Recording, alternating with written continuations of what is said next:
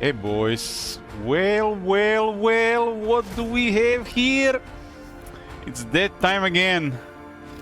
I feel bad we haven't gotten to this game earlier. Now that he's been requested by one of my generous viewers, DJ Furtive, I have no choice but to play more.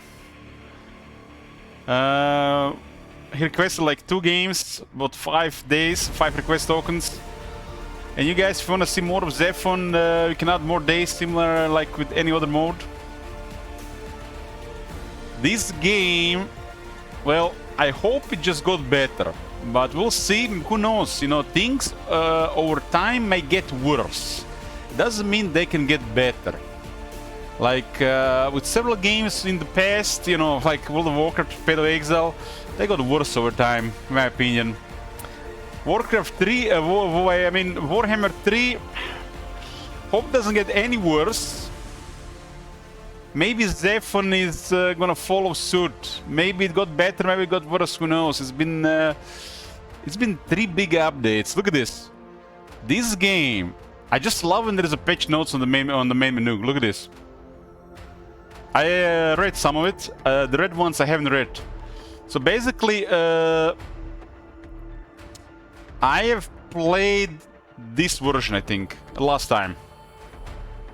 Since then, the game has received 1, 2, 3, 4, 5 hot fixes / patches, DLC, big patch, and then 1, 2, 3, 4, 5, 6, 7, 8, 9, 10, 11, 12, 13, 14, 15 updates, and then another DLC big patch, and then 1, 2, 3, 4, 5, 6, 7, 8, 9, 10, 11, 12, 13, 14, 15, 16, 17, 18, 19, 20, 1, 2, 3, 4 updates, and then another big update. And since then, it's been another 15 updates. What the fuck? Just what the fuck? Devs, what the fuck are you doing? You're making everybody else look bad. These updates are all from, you know, fixing the game, balancing, revamping stuff. DLCs. This game might have one of my favorite DLC systems. Let me just show you like one of the examples. So one of the earlier DLC was like the Twist and the Hollow. And you basically get 2 leaders, like in this case Twisted Mother and the Hollow Warlord. So one voice, one human leader.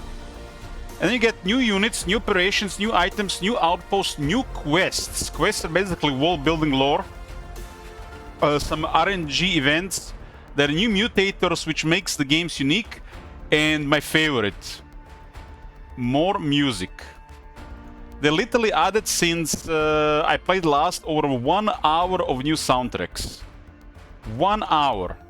Man, I would love 1 hour of new soundtracks for Warhammer 3. I think, guys, everybody can agree, more soundtracks for Warhammer 3, less repetition.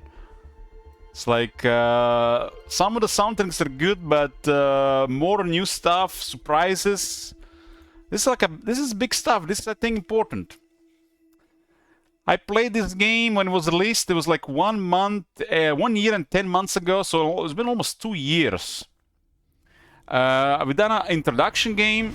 We've done 1 game with a Fallen Soldier, a human affinity faction, which was kind of OP, good, I think, starting faction. And also, I did 1 cyber faction, was the Emulated Mind, on very hard. For what I've seen, I've heard and read, the game gotten slightly harder since its release. It was needed because diplomacy was making things easier. So we'll see how it goes. We have 2 games planned. If we get more days, we can have more. But I have to show you some stuff they added. You know, I'm always yapping about campaign customization, create your own experience type settings. There are clearly, you know, critical thing that is missing in Warhammer 3. Well, these guys kept adding all this shit. These guys are the creators of Gladius, and this game is like Gladius, but everything is better. Heck, even the universe they create is amazing. I wouldn't say, you know, Warhammer 40k universe is worse than this or better.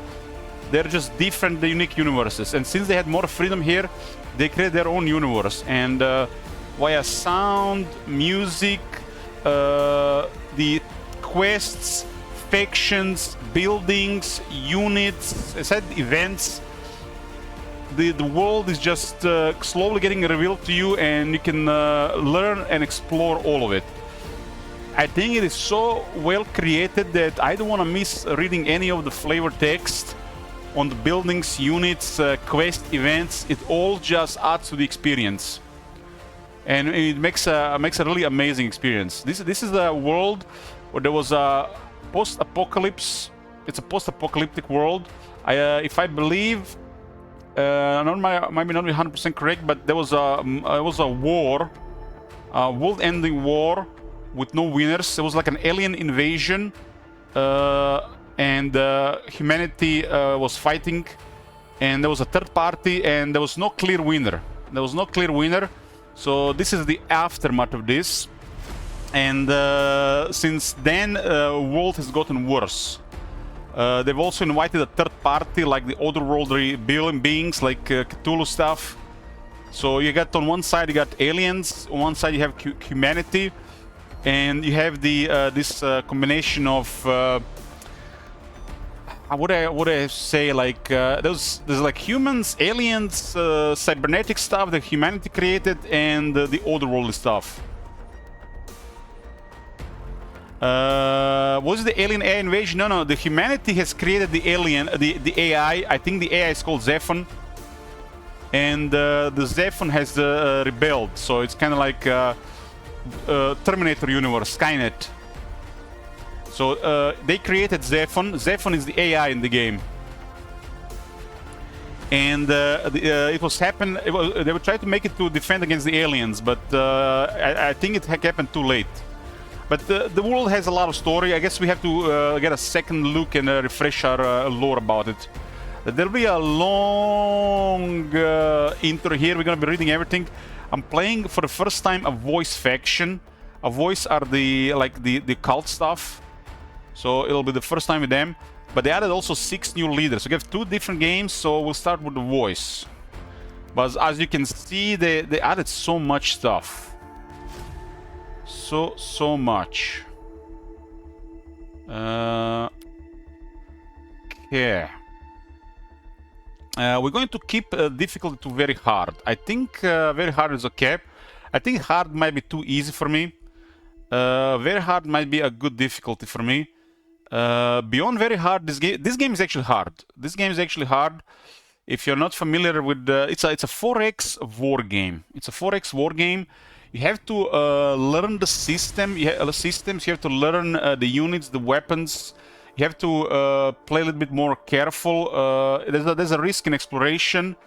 You have to use your time well in the game regarding turns. You can't lose units. You have to expand in time.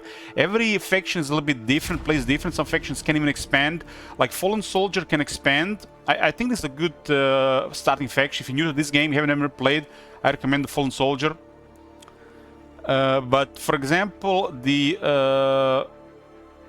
I think amazing flavor of faction was the Emulated Mind.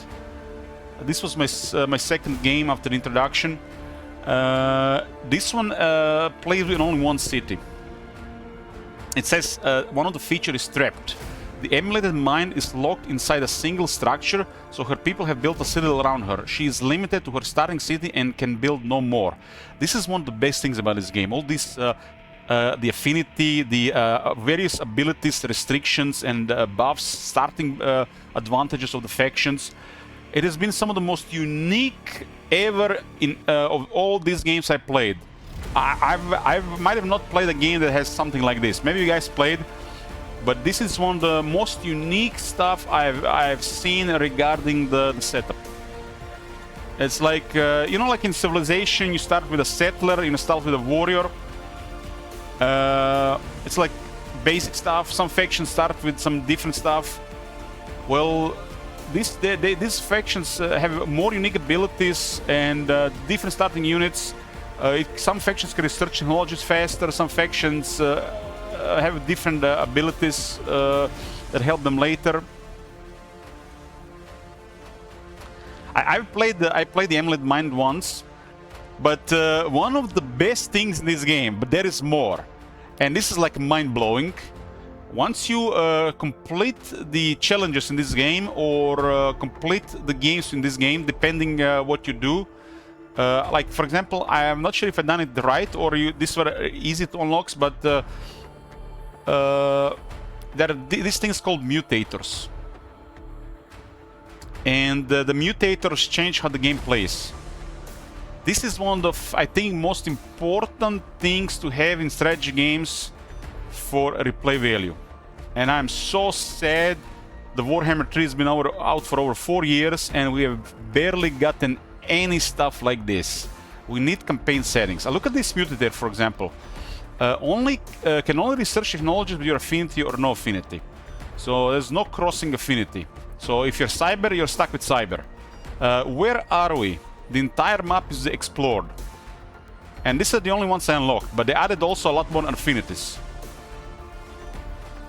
But look at this. This was the largest map. So I believe they made maps bigger than in the vanilla. So huge is more than it used to be. I think it's one of the patch notes actually. One of the patch notes. It was after this update, someone I think.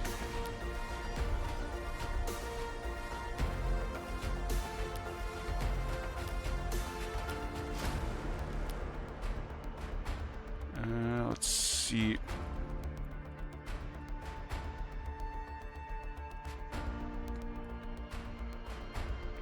was a version 1 to 221, huh?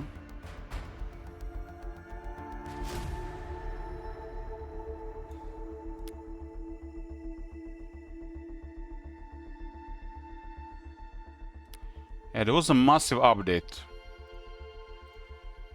This page adds fragments of the fulcrum to create new points of contention, reworks outposts to be available earlier, and expands game setup with larger maps, more players, and new advanced parameters. This is a huge update for the game. I have not played this update at all. New fragments of the fulcrum. The fulcrum pieces have crashed across Earth. These are giant blocking tiles that provide advanced resources to adjacent city tiles. We have heard you. ZEPHON is lacking points of interest to fight over. They should address it. The fragments will spawn away from player starting locations, so they are places of contention for second and third cities. So, fragments of fulcrum sound to me like relics of war. In Warhammer 4000 Gladius Relics of War, there are these relics of war which kind of sound like these fragments of fulcrum.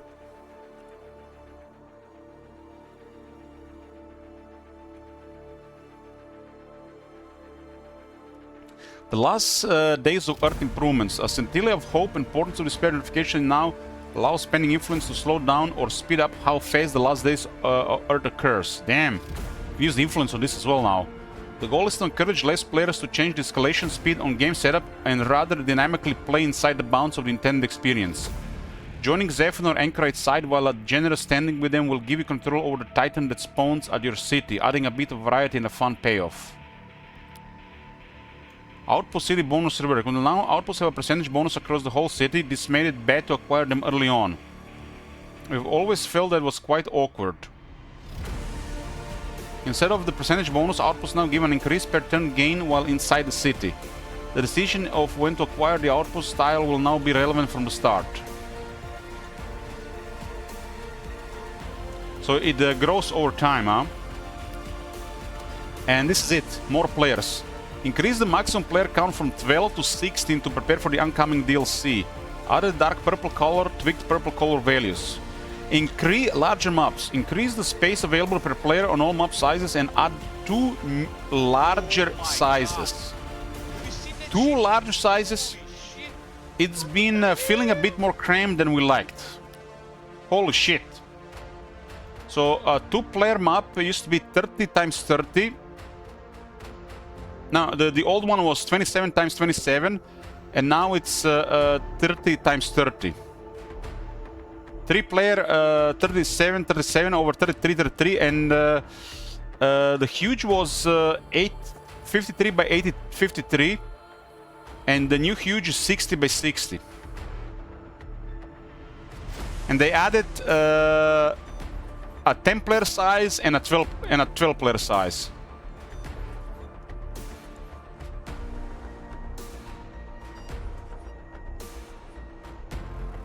So these are really big maps. More settings. Added AI aggressiveness advanced parameter to game setup. This is multiplied into individual AI aggressiveness modifiers from difficulty. Yeah, people used to complain about the AI aggressiveness not being aggressive enough. Added diplomacy advanced parameter to the game setup. Choose between standard fixed teams, standard NPCs, fixed teams, plus NPC allies, strict fixed teams. This replaces the old fixed teams parameter. Fixed teams no longer implicitly disable state again.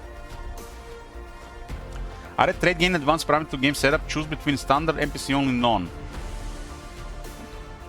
Trade is a bonus to resources provided by who you're trading with over time, huh? Game setup options now have a random option to randomize the parameter when the game starts. Added open compendium on notifications. Click under the general settings default on. Turn it off to skip opening the compendium when clicking notifications that have a related entry. Caches. Spawn from city distractions now give rewards multiple times for large cities. Production cost of all buildings in the city. Is this divided by 192?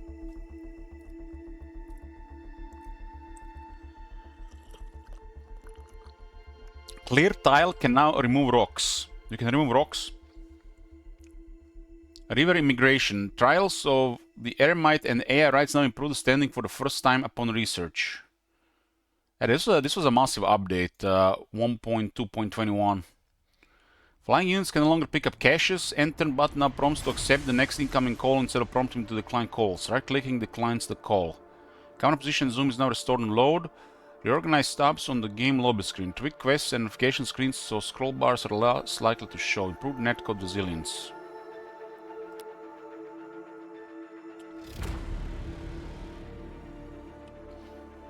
And there's some balancing stuff. I don't even remember the unit names, to be honest with you.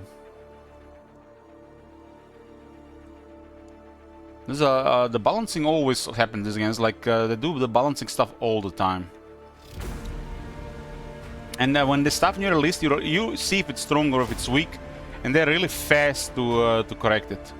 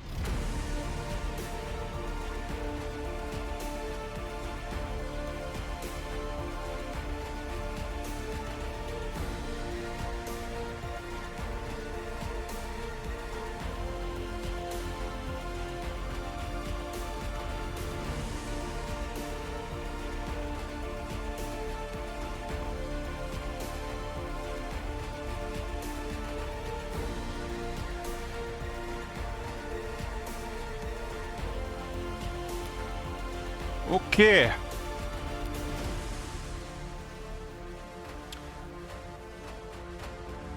So on very hard, moderate city loyalty and level and unit level advantage, as well as a moderate increase to AI diplomatic aggressiveness. So this aggressiveness now increases with difficulty as well.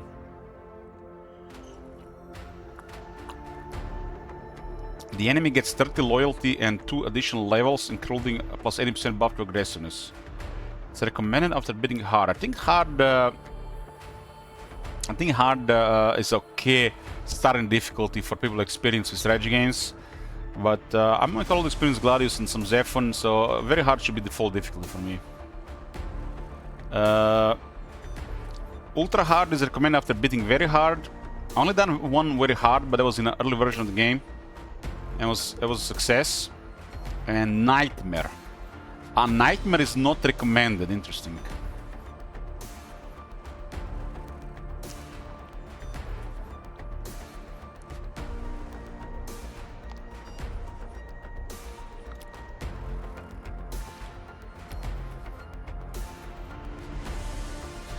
So huge used to be the largest map, now they added massive and colossal.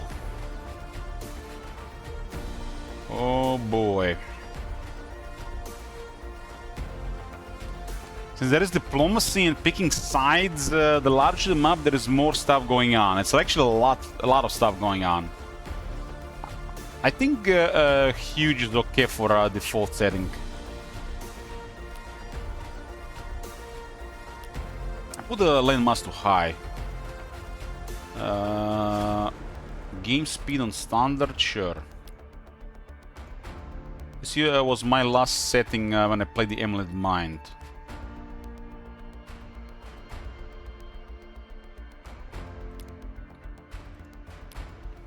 So I said I'll be playing voice this time. I want to play one of the voices from the vanilla game, pre-DLC.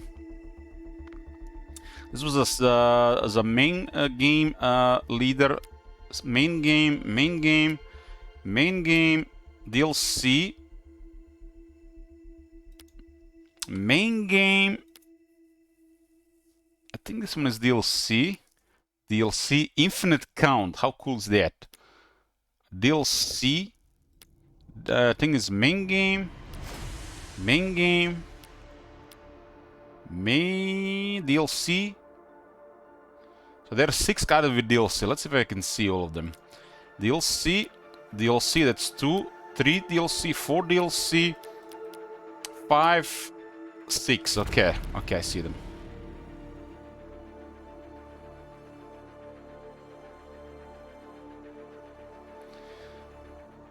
Some of the leaders are really cool. So I can pick either Untold Prophet or the Furtive Tribunal. These are the OG voice ones. I wanted to play with one of the OG voice ones. Furtive is a word that says acting secretly and quietly to avoid being noticed. There is an Untold Prophet and a Furtive Tribunal. Furtive Tribunal are the 3 women.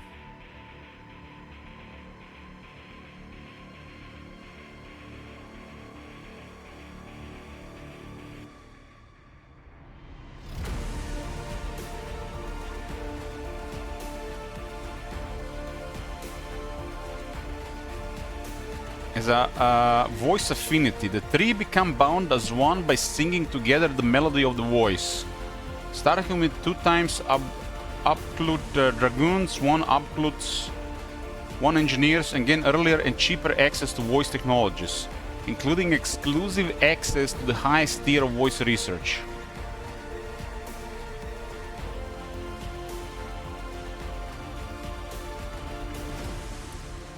Dark Omen. Their connection with the voice allows them to see past what normal mortals see. Enemy units near the Furtive Tribunal cities are revealed even when out of the regular sight range. But they can see enemies closer. Whispers of the Voice. The voice murmuring inspire impossible wisdom and capture whispers of the future. Spend influence to accelerate research. So we can speed up research with influence. So they specialize with research. So the voice research.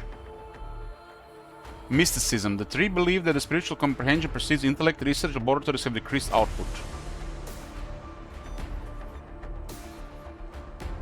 So this is kind of like a downside, but they get other upsides regarding the technology. So I guess influence instead of research. They're influencing the occult to get ahead.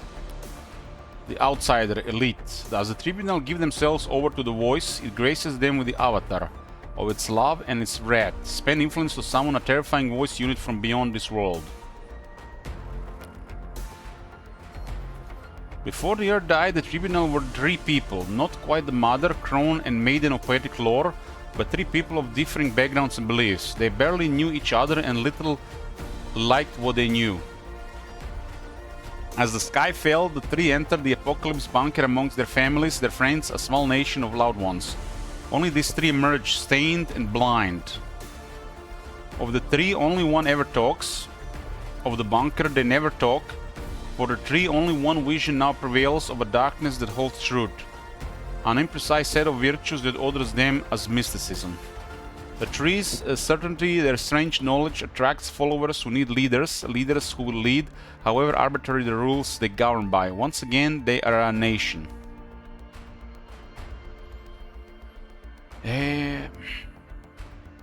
Spooky, huh?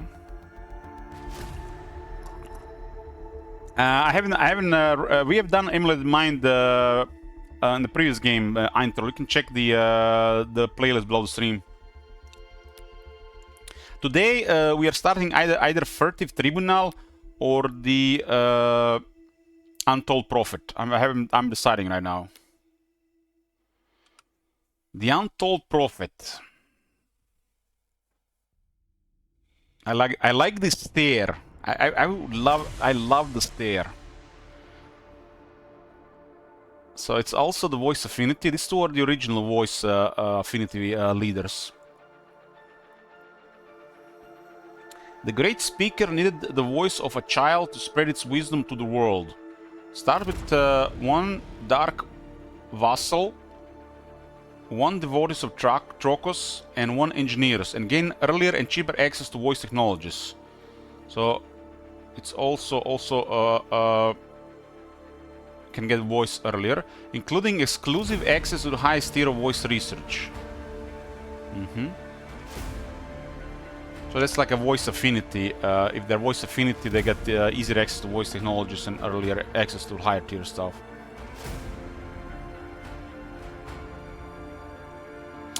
It's on a stair, but I'm dead inside. Look, I like to think that this person have seen too much, and this is the type of look. Has no time for your shit.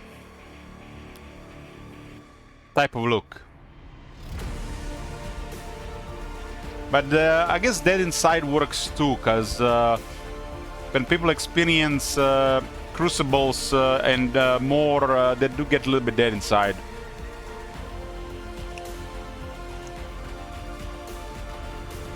Cult expansion. The Prophet's followers spread his word across the land, benefit from reduced loyalty penalty for each city. So there'll be higher, I guess, potential for more expansion. So if you play on a larger map, Untold Prophet has a little bit advantage. Words of the Prophet. All may be forgiven by the Prophet's touch. Spend influence to convert an enemy unit.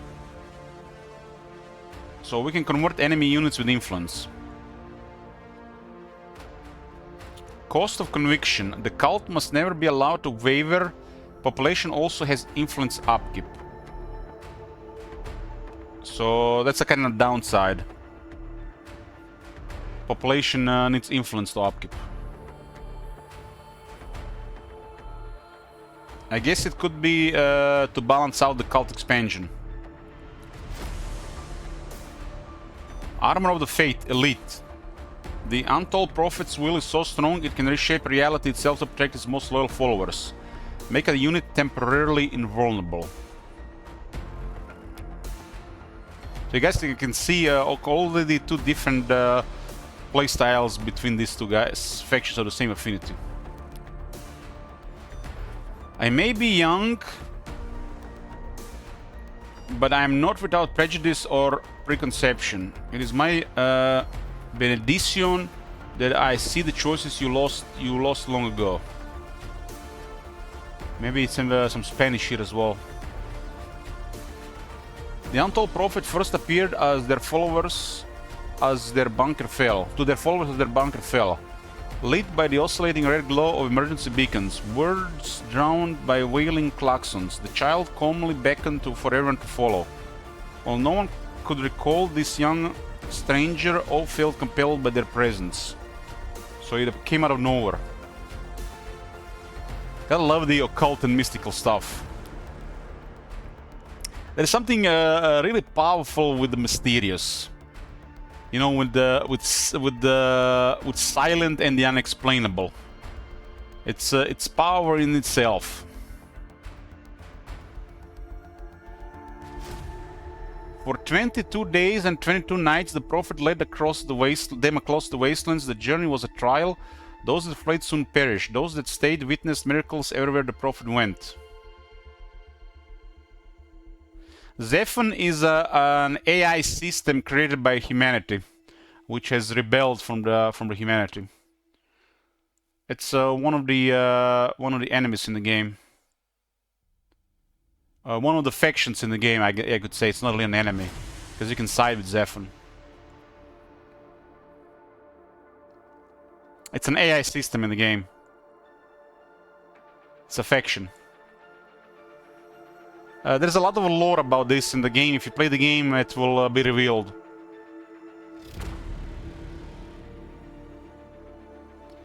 But it's basically a Skynet scenario. But this universe had an alien invasion on top.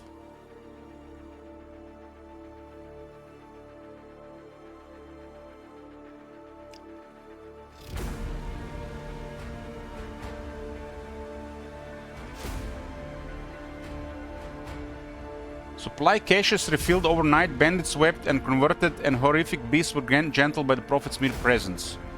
At the end of 22nd night, the Prophet stopped, looked around and sat down. There they stayed, leading meditations and giving sermons, and their followers built a camp around them. More and more people came, attracted by rumors of the wise child, and the camp grew into a town, then a city, as their numbers swelled with new faithful. If any noticed the Prophet's lack of aging or the odd way they tilt their head, as if listening to something only they can hear, none dare mention it. For despite their serenity, the child's armies are fanatical and storm across the distant pastures in the name of their prophet. Yeah, I don't think this thing is human. So I really like the character of the untold prophet. It's creepy, but I kind of like the Furtive Tribunal bonuses more. I like the outsider ability. I feel like for the first voice game, Furtive Tribunal fits more than the Prophet. I think the voice might be one of the most harder factions to get into.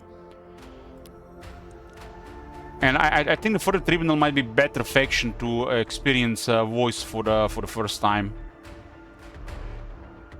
We'll play the Tribunal, the three women.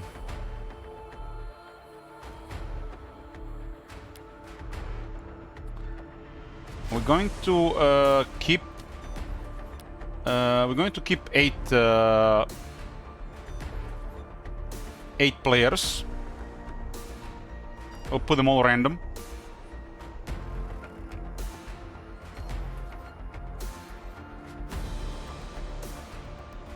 Tribunal.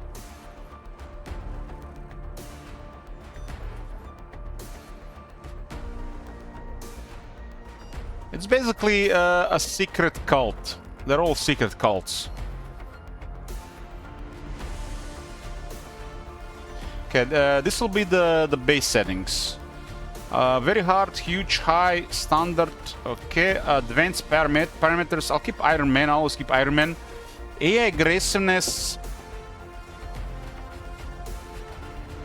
Let's keep it to standard, but I might increase this to aggressive in the future.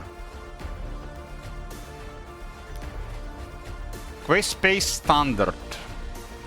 Escalation pace.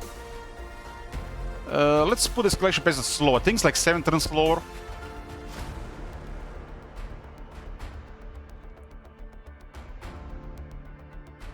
We'll keep everything standard here, except the escalation pace. We'll keep it at slow.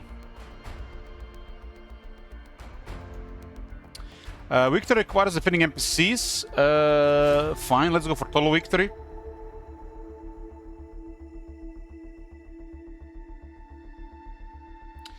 Avoid duplicate random factions like that. Simultaneous turns. Nope. Turn timer, nope. Add turn timer, nope. Starting resources, medium. Resource cost, medium. Resource upkeeps, medium. Population growth, medium. Research cost, medium. This is amazing customization options. We need stuff like this in Warhammer 3. So I can actually customize the game experience.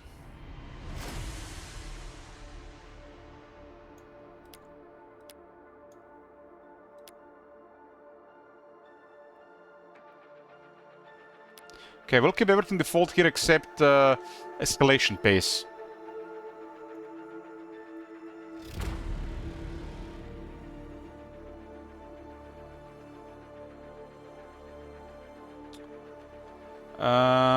This is gonna be the world seed. If somebody wants to play the same map. Density parameters, okay. I need to get more into the game before I can modify these things.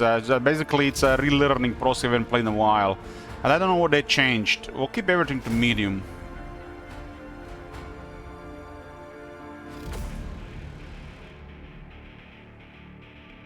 Yeah, this is all good. I have to first see how it goes. Mutators. DLC mutators. I'm thinking I'm actually gonna turn on a mutator. We'll keep things pure. Where are we makes the game totally different. Sometimes you wanna have start the diplomacy game from the start, but I think this one takes a little bit from the game. This is like for like when you really want to have a start like this. So everything is explored at the start. I think we tried that with the Emulate Mind. But I'm gonna turn on what are you? Can only research technologies with your affinity or no affinity. So no crossing into other affinities. Okay, let's go. Third game of ZEPHON starting.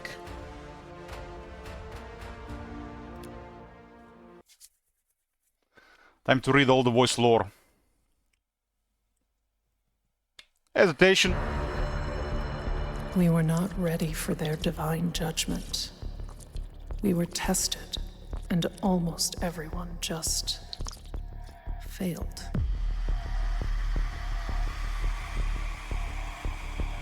Their dark mysticism shattered an era of enlightenment and ushered in the dusk of the 21st century. Did the aliens get the outworld stuff in? Billions of lives were lost in a heartbeat, turned to ash, and cast away in the wind. Our soldiers were gone, but our weapons kept fighting, driven by an enigma in the networks.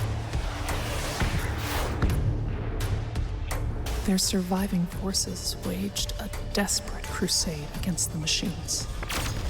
We became bystanders to a relentless war. Now our world is an ever-twisting nightmare. Hellish threats lurk in every whisper and shadow. There is no glory, only survival. Deliver us from this trial. Reclaim our world for mankind. You mean for Cthulhu? Okay. It's a huge map.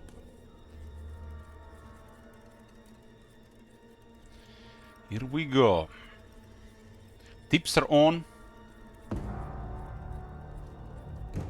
Okay. Okay, not my first rodeo. Is the camera in a good spot? Let's see. I think it's a good spot. It's just blocking other units.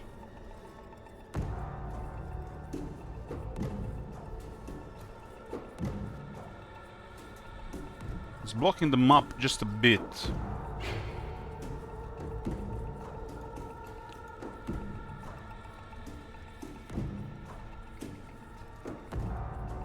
Let me see, this should be better.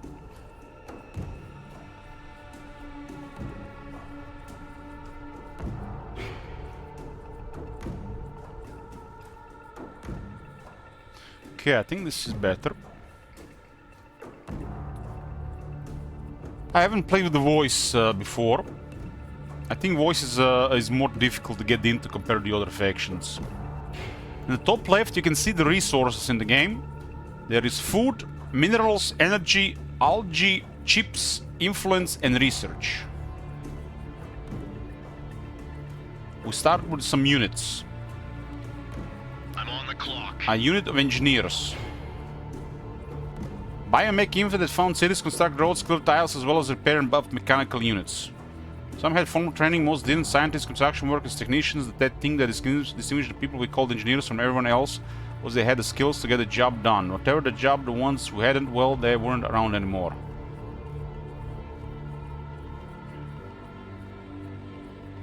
So you can see the stats on the units here, the size of the group, armor, hit points, morale, movement, and actions.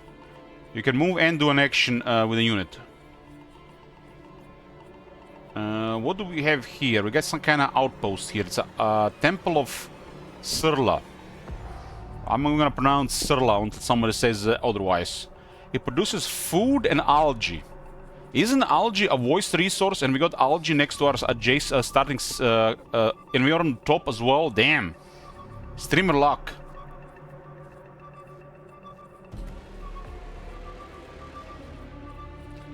Generates Madrigal of Sirla every 10 turns, plus 6 HP points on target allied unit.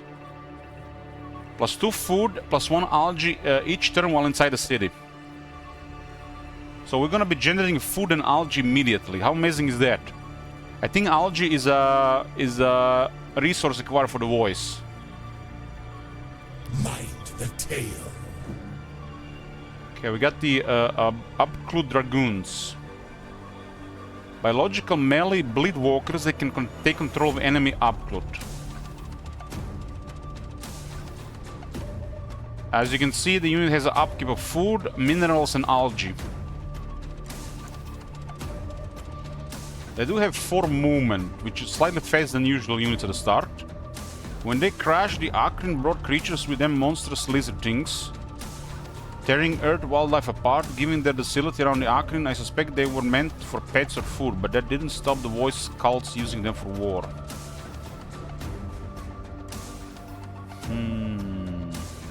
It looks like this is the edge, huh? At the start of the game, you kind of want to see what is around. We got a cyber cache, and we got actually a really good outpost here. And this is another cyber cache here. There's an arc discharge here. Arc discharge produces additional chips on the tile. Ready for the hunt. We also start with 1 Upclude. We fight as one. This is a biological melee bleed walkers that regenerate hit points each turn. This one have regeneration. Agile reduce movement cost of forest and ruins.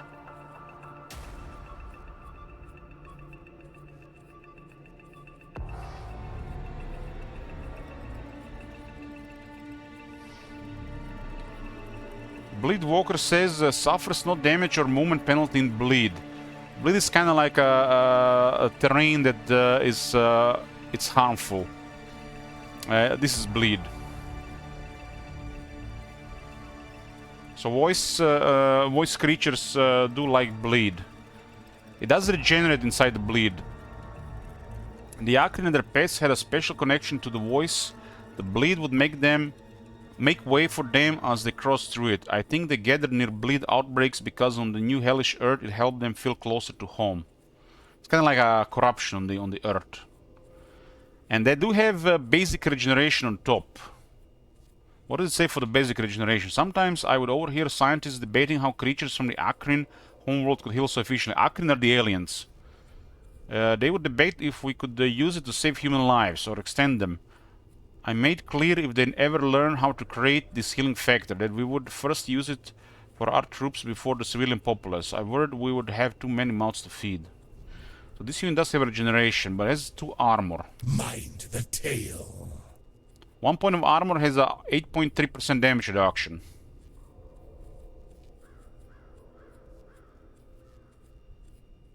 That's not very good amount of armor, because this is armor penetration weapons.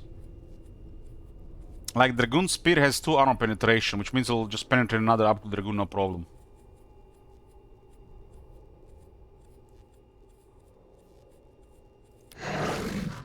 Upclude Bite. The Akrin's creatures.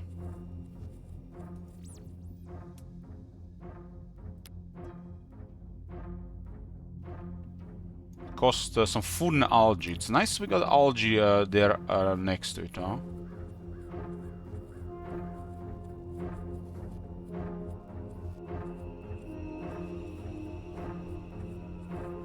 Forest. 3% chance for forest to spread in swamp terrain. Block sight from non-adjacent tiles. +1 movement cost for large ground units. +1 movement cost for non-agile ground units. +30% range cover damage reduction for non-large flying units against ranged weapons. I guess just cover damage reduction. The last day I ever thought out the forest was safe. I was cramped up by a creek, scratchy or battle plants and dirt. There was a crack of the branch. I was too slow to react. My spotter was cut down by a gunfire from the opposite bank. There was no solace in the trees other after that. Only 1,000 rustling branches that disguised the sound of enemy movement. So we actually start with 3 units. We fight as one.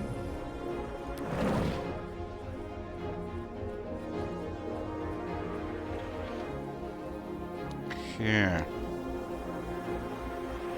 There's only 4 morale. Ready. This one has kind of low morale. Did they change any of this? The psychological state of the unit morale regenerates if unit has not taken damage the previous turn. Below 66% morale, the unit becomes shaken, decreasing attacks and increasing enemy attacks by 70%. Below 33% morale, units become broken, decreasing attacks, increasing enemy attacks by 33%. When a unit dies, the unit's allies in a 3-tile radius of the dying unit and the attacker lose morale based on the experience value of the dying unit. At the same time, the attacker's allies gain morale in the same area. So it's same like in Gladius. This unit has kind of low morale, but the morale will improve with level of the unit. Experience level of unit, every level above the first increases the unit's hit points and damage by 5%, and as well as morale by 10%. So it's same as before. When a unit dies, the attacker and their allies gain experience in a 3-tile radius as the dying unit. The attacker always gains experience regardless of distance. If there is no attacker when a unit dies, all enemies of the dying unit gain experience in a 3-tile radius.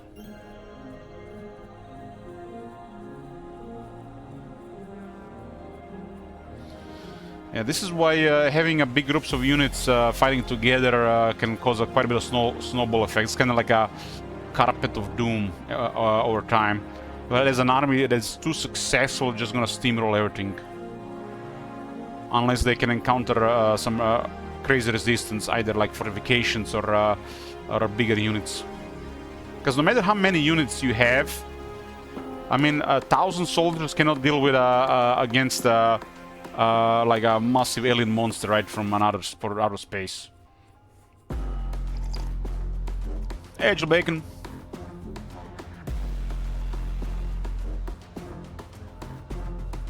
So this unit heavy regeneration is pretty good. We fight as one. The dragoons don't have the regeneration. I guess this is a type of creature, but it's not the same creature. Mind the tail.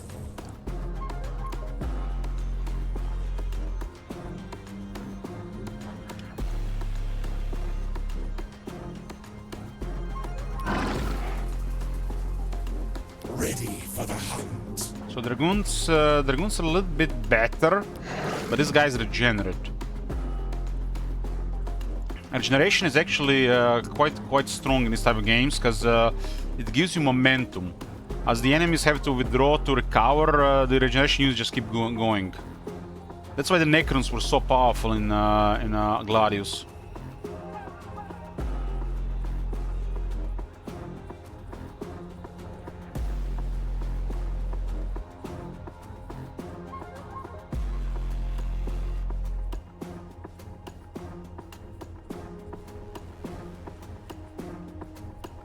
You can still see the first scar an upclute gave me. Its jaws clamped hard on my arm and left me with 4 straight lines with a perfect indent of its jagged teeth. I didn't let the medics repair the cosmetic damage. I didn't want to forget what an alien could do to me.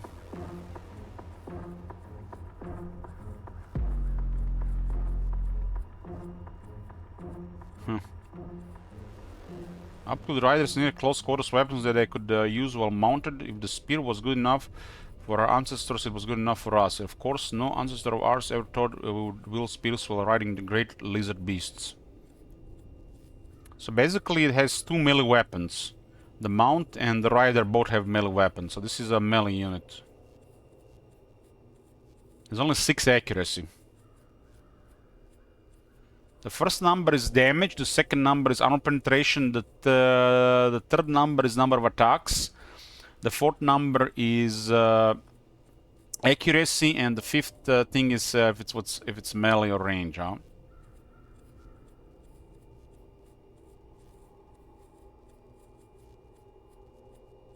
So agile and bleed walker is special thing on this unit. It's biological.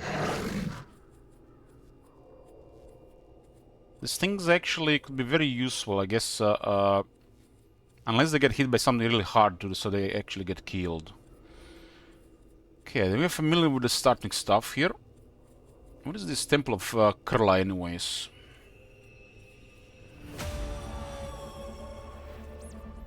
Cultists walking the path of Kurla could smell these places from a mile away. They said their god blessed them with gifts here, provided food, algae, and healing for his very flock. I wasn't convinced. No other voice cultist spoke of such kindness. Let's call it Sirla. I think it's Sirla. We don't know how it's pronounced. I'll just call it Sirla. Sirla wouldn't be the one to demand anything other than pain. Sirla. Kurla. Sirla. Sirla. I think Sirla. It's okay to pronounce Sirla. Srila. Sirla. Ready for the hunt. Okay, let's see. Let's put this guy in the bleed here. Okay, we discovered a human cache, and there is a survivor's bazaar. It produces influence.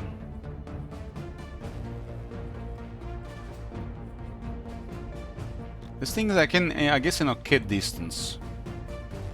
But the environment is not that good. There's no food. There's not much food. What's the adjacency to this thing? It actually provides food. This is unfortunate. We got an outpost that buffs food in an adjacent area, food and algae, but the terrain does not provide any food. So we got kind of bad starting terrain. The outpost makes it bearable. Mind the tale. The terrain will decide what do we do at the beginning.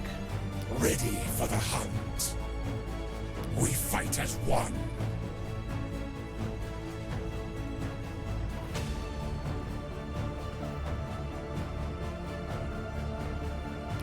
There's a bunch of forests here. Yeah, don't like this terrain at all. This thing next to food stuff would have been amazing. But sometimes, you know, this is just part of the game. You gotta deal with what you get. I'm on the clock.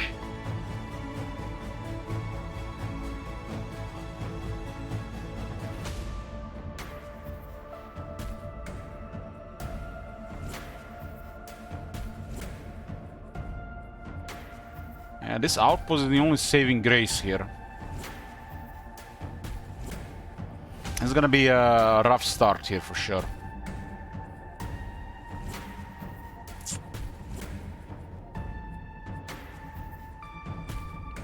The outpost is the only thing that's gonna be adding some advantage here.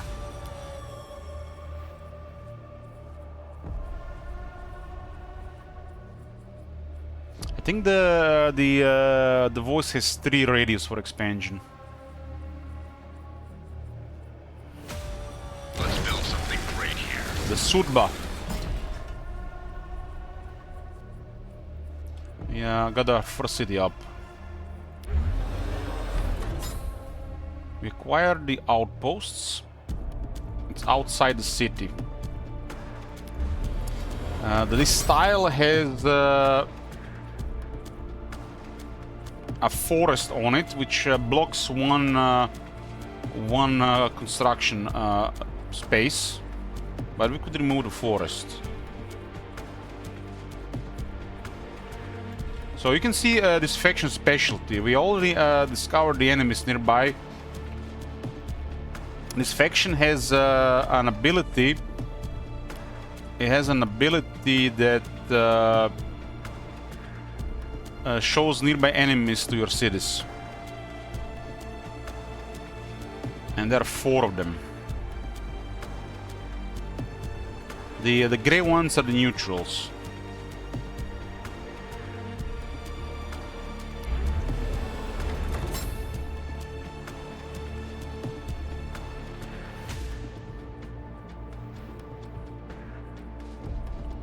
Construction yard is a building that produces buildings, and the headquarters is the base building that every city gets, which gives you starting resources like production, population capacity, loyalty, food, minerals, energy, influence, and research.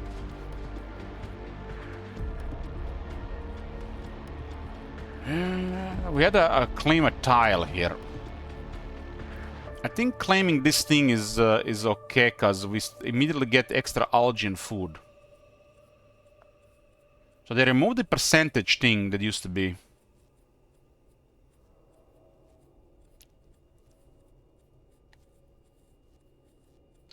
What would be your general rule to go in war with somebody if you don't share the same ideals, basically?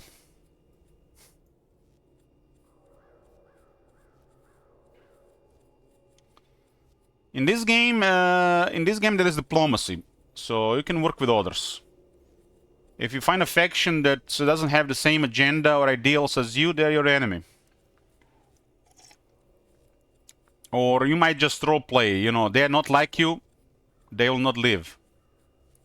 Just some, you know, good old prejudice. Racial prejudice.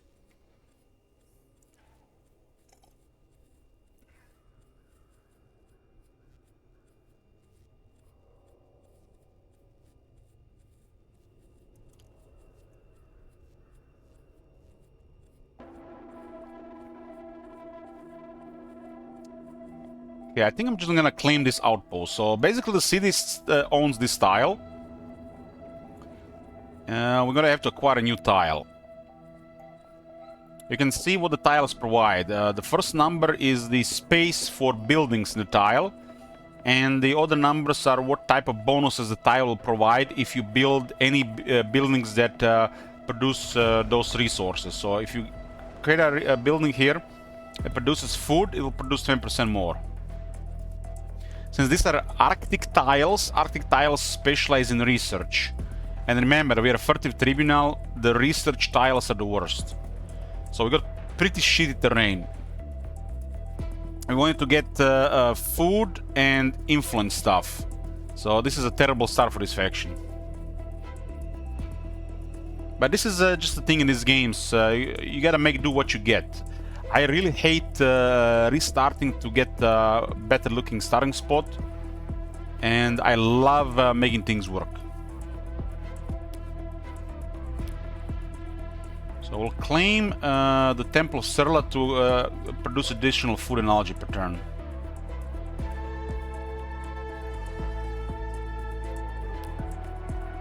Mind the tail. There's an enemy here. What is this enemy here? I think this is a kind of transport. Large mechanical hover transfer from which units can disembark further.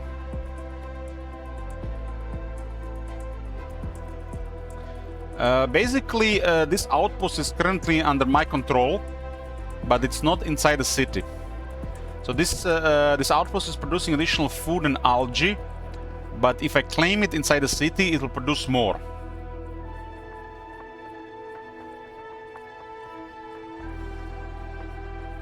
To claim the outpost, you need to enter its tile, but the city can take control over the tile to generate more resources. This thing has 6 armor. I guess it's a vehicle. 12 morale.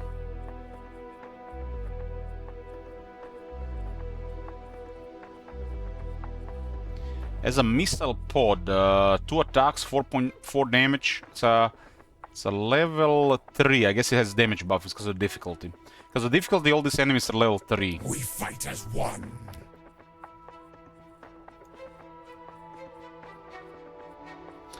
This type of enemies are a problem because they got good morale and armor, and they are one group size, which makes them a little bit tougher to deal unless you have some proper stuff.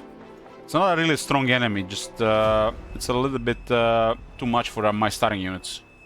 So even if I attack it and kill it, hit a couple of times, there's no guarantee I can destroy it because it has what do you call it, hovering and 4 movement. So you can easily disengage.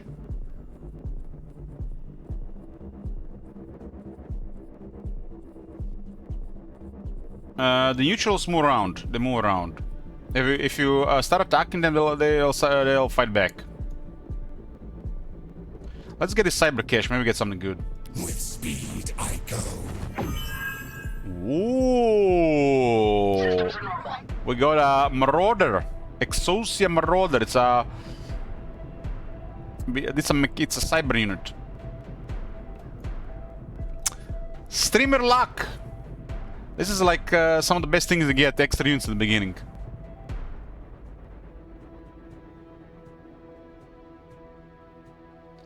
It's damaged. I have to repair it. Before the Akin arrived, I swear I saw these on TV. Giant hovercrafts used for rapid transport or salvaging oil rigs and broken down tankers, I think. From the sea now, though, I don't think they had a missile battery back then either. There's a missile pod. I need to repair it. There's only 12 hit points right now. Has a minus 30% accuracy while below 50% hit points. I landed a lucky shot on the eye of the stalker that had pinned me down. I kept firing as it moved and finished off, but every shot went wide. Was it screaming as it approached? Taking away the only purpose it had, to kill with precision. It died spraying laser fire everywhere. Hitting nothing, its worst nightmare. So damaged units lose accuracy, and units with low morale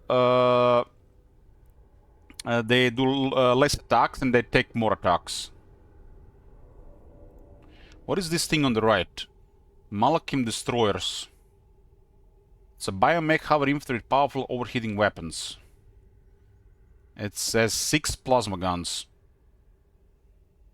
It's a low accuracy,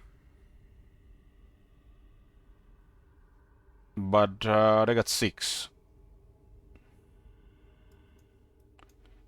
And the Dark Vassal, large biological creature with a horrifying attack that reduces enemy morale.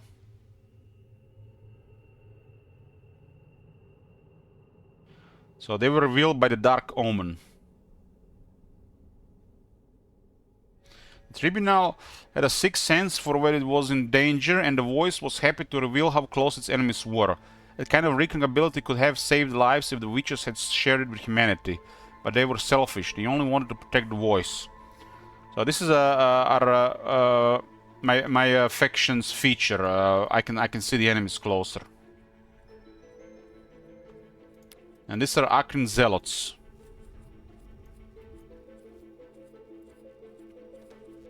They got 2 melee weapons. There are 6 of them.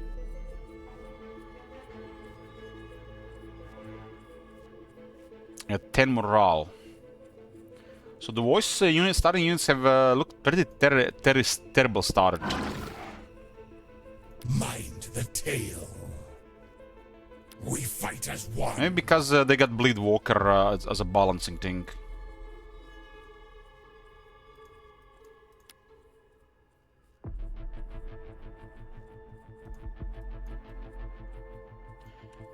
Okay, let's choose some research.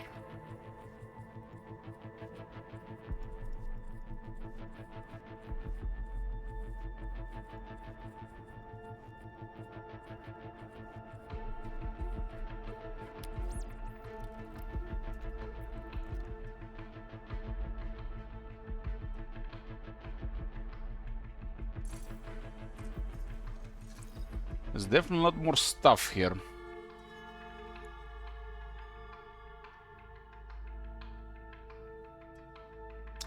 Modifier for Dark Omen. So if the units are close to me, I get more attacks against them. That's unique for this faction, I think.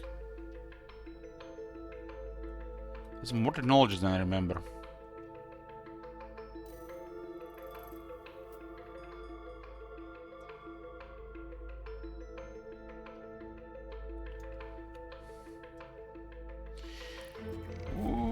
Okay. So we got Arctic, and our faction gets less research. We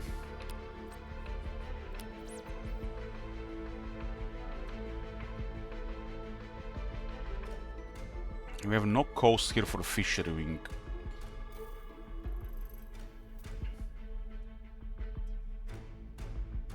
What kind of building are we even gonna open after this? Midnight Chorus produces voice infinity as well as increases loyalty and generates algae. So we get production building for voice infantry. It adds 2 loyalty and 1 algae per turn. Costs 36 production and 40 minerals. Has an upkeep of 2 energy. We can only add 4 energy surplus. My scouts found a chorus building once. It was like a natural arena and amplifier. They talked to me as they approached, as they fell apart under its song. As they walked themselves into its portal, I listened to the song and I wanted to go with them too. I was miles away. I never saw them again, but the voice had new soldiers the next day. I'm not sure about all these early voice units, but we kind of get some kind of summon later on, and I guess the heroes are always good.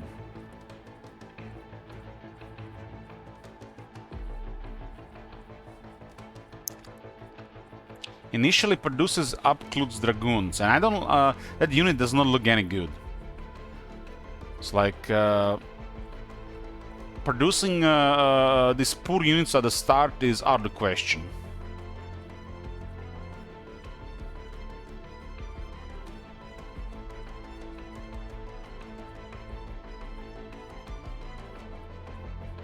Greenhouse Farm produces food. 6 food, and we do have plus 20% because of the this thing here. Could be easily with 40% buff. Our first harvest didn't account for the mutated soil that cost dirt so many lives. We never took food for granted again after that. Every edible scrap would be accounted for as long as we had power. No one would go hungry. Of course, our enemies were all too happy to see us starve. So this is basically the default buildings.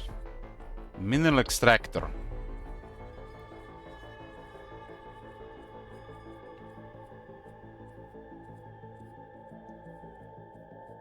There's rocks here which buffs 20% mineral production. Tiles will cost 1 influence. Every tile we control costs 1 influence.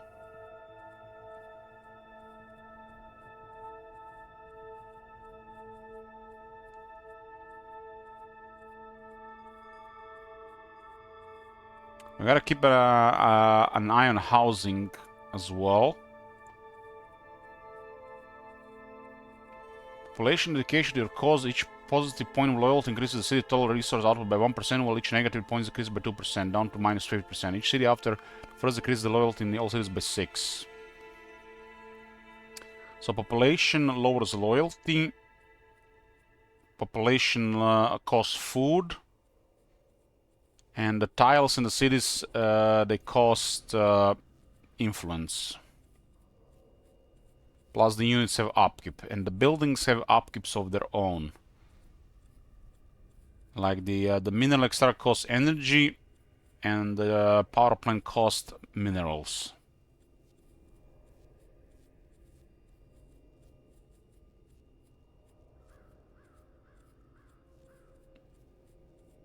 And pretty much all buildings to construct cost minerals.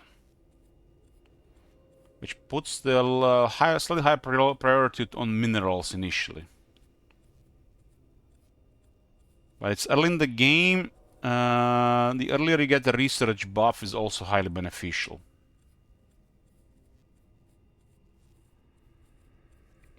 The first time we got the lights back on was a miracle. We couldn't wage war with salvaged gasoline and shitty generators. Some civilians grumbled at the idea of burning coal and gas, two elements that once nearly doomed our planet. But our planet was already doomed. We were on the brink of taking it back. This wasn't the time for such dissent.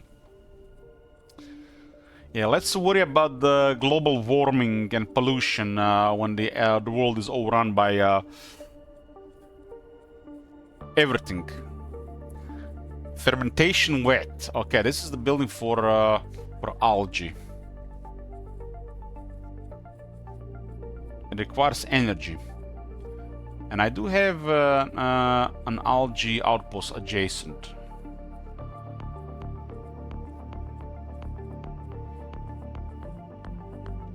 It's all Arctic. Have you ever smelled a mycoprotein wat? It's worse than the barracks toilet on Shellfish Day. And that's just for making edible sludge. Stuff that's bred in the farm wats, the road will send you on a trip that nobody comes back from. We called it algae, but that's just a convenient word for something that doesn't share even a fundamental biology with us. And the voice called eat it.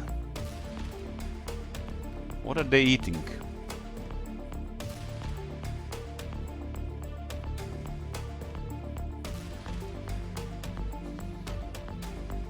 Okay. Can be worse than fast food. At least fast food is made appealing with the smell and taste, right? Even if it's like flawed.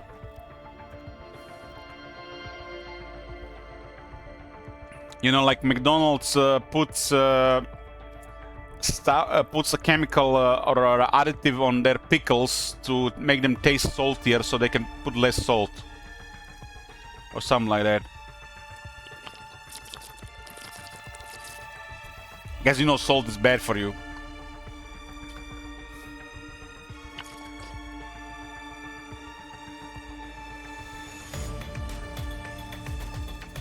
This is the thing unique to this faction.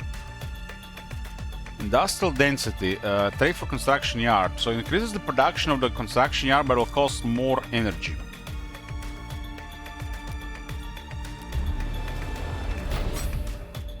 Construction yard already costs. I don't remember this soundtrack. This must be one of the new ones. This already costs 2 energy and produces 2 influence and 2 minerals. So mysticism makes a research laboratory cost -2 research.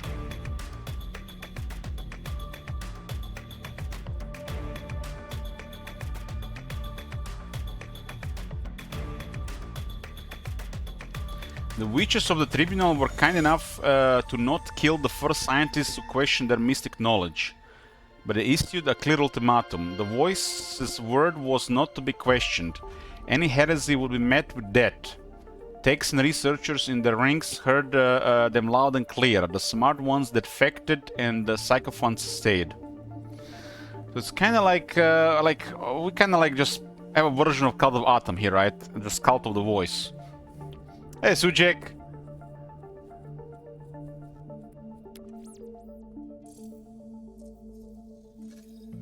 What would be the most beneficial technology? To get the next tier, we need 3 techs, huh? Whispers of the Voice will produce the additional 20 research, huh? Not even sure how that works yet. So there is no research laboratory open on the buildings, which kind of slow down things. This just makes this is a voice technology, and it's also just makes the headquarters produce extra algae. Headquarters currently produce no algae.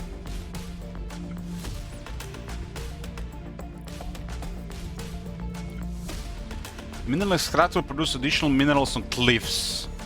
Cliff is has to be adjacent to this orange line.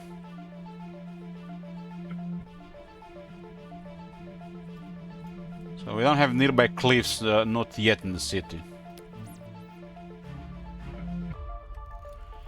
Power plant would produce more energy inside an Arctic and swamp terrain. Oh, that's beneficial, because we are in an Arctic terrain. So we'll have more power.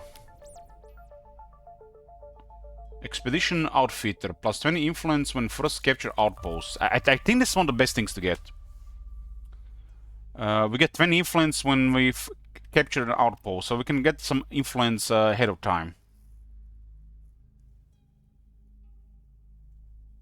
Specimen Containment, plus 3 research per experience gained when killing an initial unit. I really like the Expedition Outfitter and Specimen Containment. It's a huge map. These have a lot of value. Food on the coast. Blessed Infestation. Trade for fermentation vat, plus 0.5 algae for each greenhouse farm in the city. So greenhouse farms produce algae. Canticle of Dusk. Produces voice creatures as well as generates food and algae. Starts with a Dark Vassal. This is a creature building. The Voice of Trokos. Voice unit for Midnight Chorus. Midnight Chorus. What do you mean Midnight Chorus?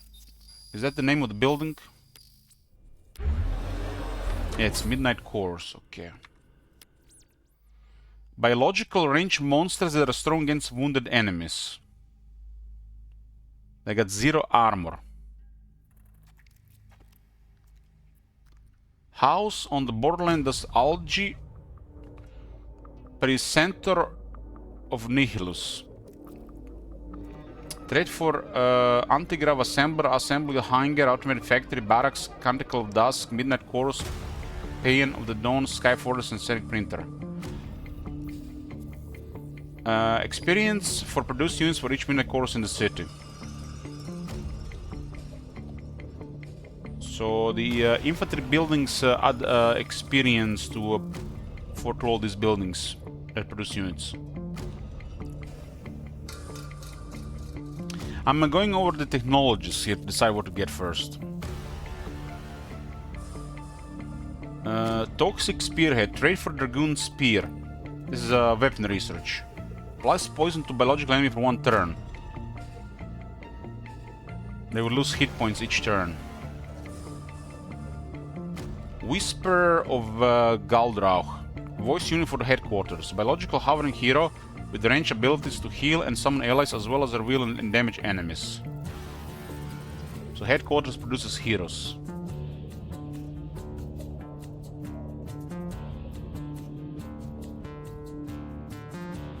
And yet, since we'll be capturing outposts and we don't want to delay this for more than a couple of turns, I think we start with the Expedition Outfitter. It's a huge map. We get plus 20 influence when first to capture outposts. I feel like this is a no-brain open technology. We don't want to delay this too long, because we don't want to delay capturing of outposts for too long. Because there's only an outpost here I can capture next turn, and I'm going to delay it for a couple of turns just to get additional 20 influence. Mind the tale. We're using a mutator which disables other pets. So we can only use the neutral and voice tech as the voice faction. Okay, end of turn 1. So this is the thingy here we have, huh? The voice might have been amused by our desperate attempts to research its presence. It strung along the Tribunal with whispers of different futures, possibilities that humanity hadn't considered. Maybe this is what it did for the Acrine, maybe that's why they came to kill our world. So for 40 influence I can get 40 research. It's a 5-turn cooldown.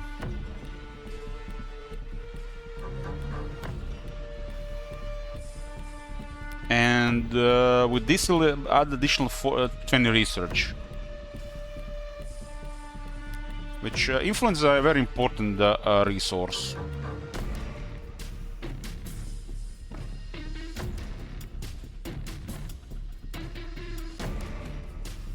I believe so. It's applied to all factions, Anyara.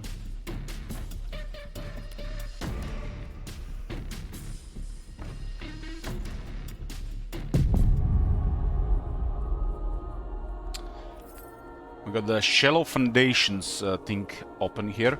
One set of eyes watches the builders setting up your first city. Your past-facing eyes look to the outside, to the machines, aliens, horrors, dirt, and the third looks to the future, to the stars.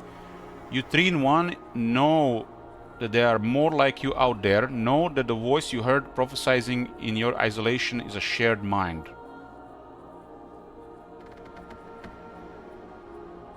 You realize the gate guards are waiting for your signal. You shake yourselves, focus all your eyes on the present, on bringing humanity to the end of time.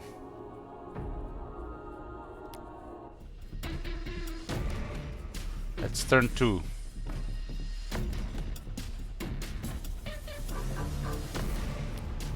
I got missile teams here.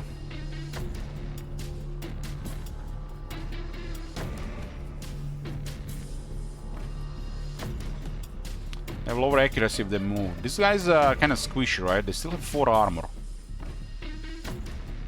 I'm gonna delay this anyways. I'm waiting for the tech first, right? Remember, if I capture this as the first faction to capture it, I get additional influence.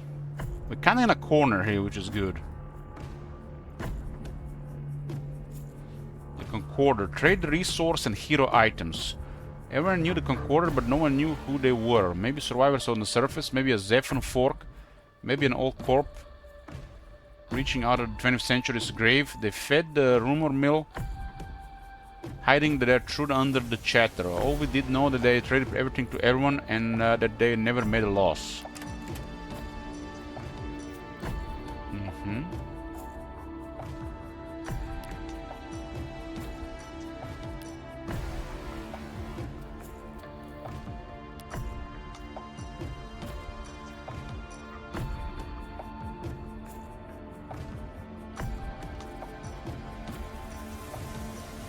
I can sell 5 food for 2.5 influence. I can buy 5 food for 10 influence.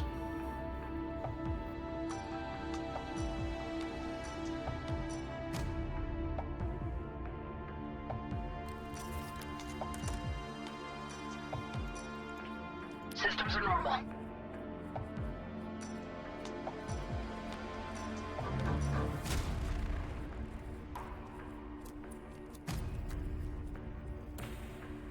This thing does need repair. I can just keep it here to start repairing immediately. It will repair a little bit faster here. If I do whole position healed, it will heal in 6 turns here. It does get blocked by the forest, so it's not perfect here.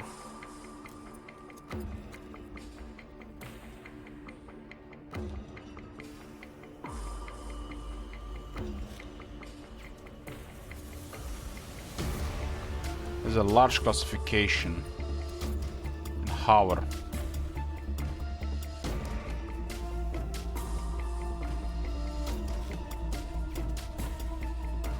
So I can move over water, unaffected by rivers, bleed, and tiles on fire. Assault transport. Allows the transportation of non-large units. Disembarking units can move normally. Embarked units die when the transport is destroyed. It can transport how many? 2 non-large units.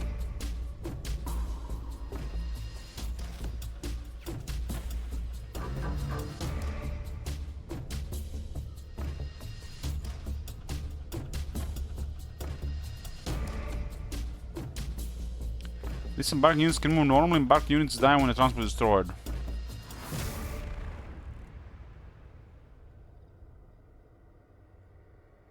I think we can heal my way faster here. We need to heal this thing. That is a calculated position. Yeah, it will heal faster here. I will watch the horizon. We should probably turn off the Overwatch. If it overwatches, it will get healed for a turn and might piss off somebody nearby. Sometimes an Overwatch is what is gonna start the fight with neutrals. You know, sometimes you don't want to attack the neutrals, especially if you can't kill them. If you don't fight back, they ignore you.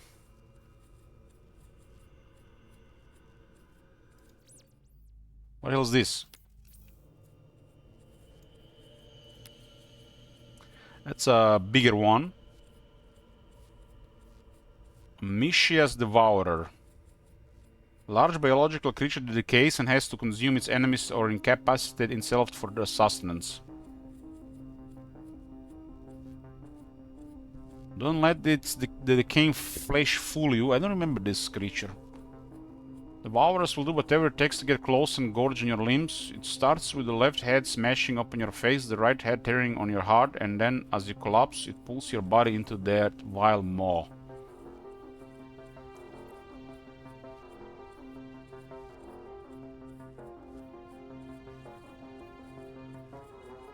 It loses 4 hit points per turn. But it has a lot of health. Some creatures were not meant to linger in this world, lived just long enough to drag someone back to the grave with them. Flesh would slow off their body and drip to the ground with every step they took across the wasteland, like melting cheese. They got a strong attack and they have lifesteal. So yeah, this is a no-no. Ignore that. Ignore that. No. This one needs firepower from a couple of units to bring down. We have no firepower right now. We just have basic attacks, and our units are kind of squishy and low morale. Mind the tail. There's a cyber cache here. Might get something good. I've got the scent. I got 17 research. 16.7 research. We also discovered deserts.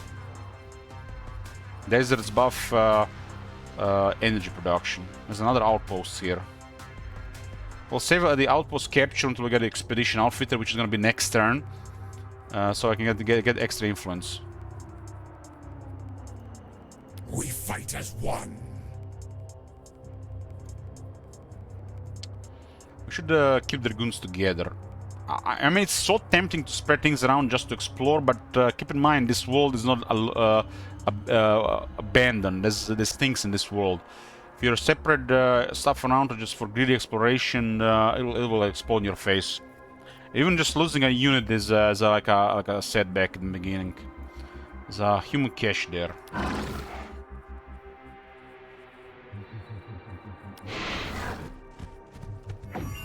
$19.5 minerals. Mind the tail.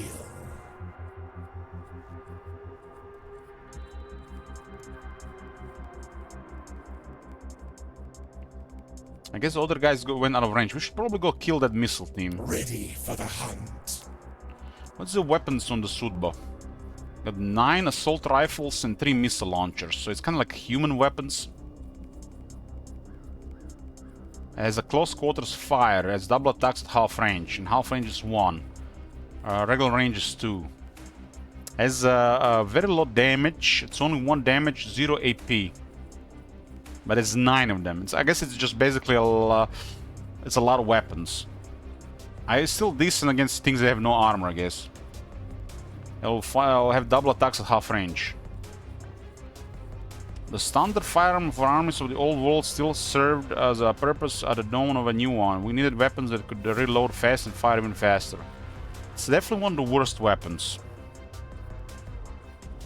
Missile launcher does have 6 damage and 5 AP.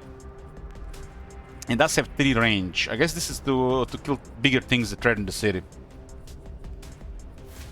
In schools, they taught us about a parable of the broken window, something about a glassmakers paying kids to break windows so they could charge to fix them, I think.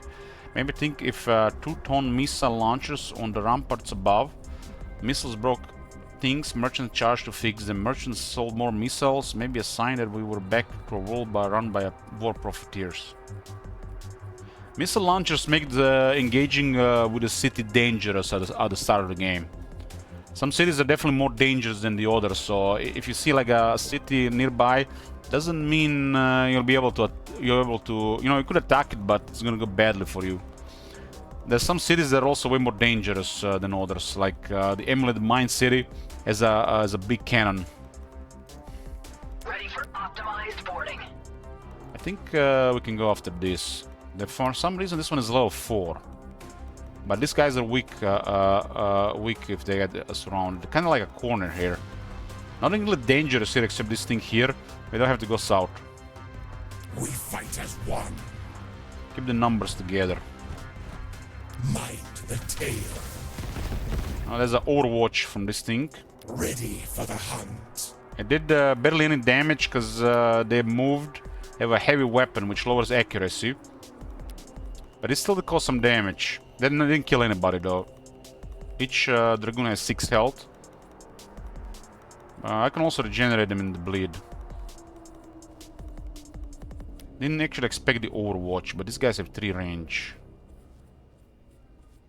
Miniature walking missile platforms made it easy for eggheads who couldn't carry anti-tank weapons to help out on the battlefield. My friend treated their bot like a sacred weapon. They wax poetic about how standing still while it aimed drew power from the earth itself. They died out in the open field exposed to a sniper bullet. I mean, these are pretty good weapons, got the good damage in AP. But it's not really ideal against units like this. It has only 1 attack.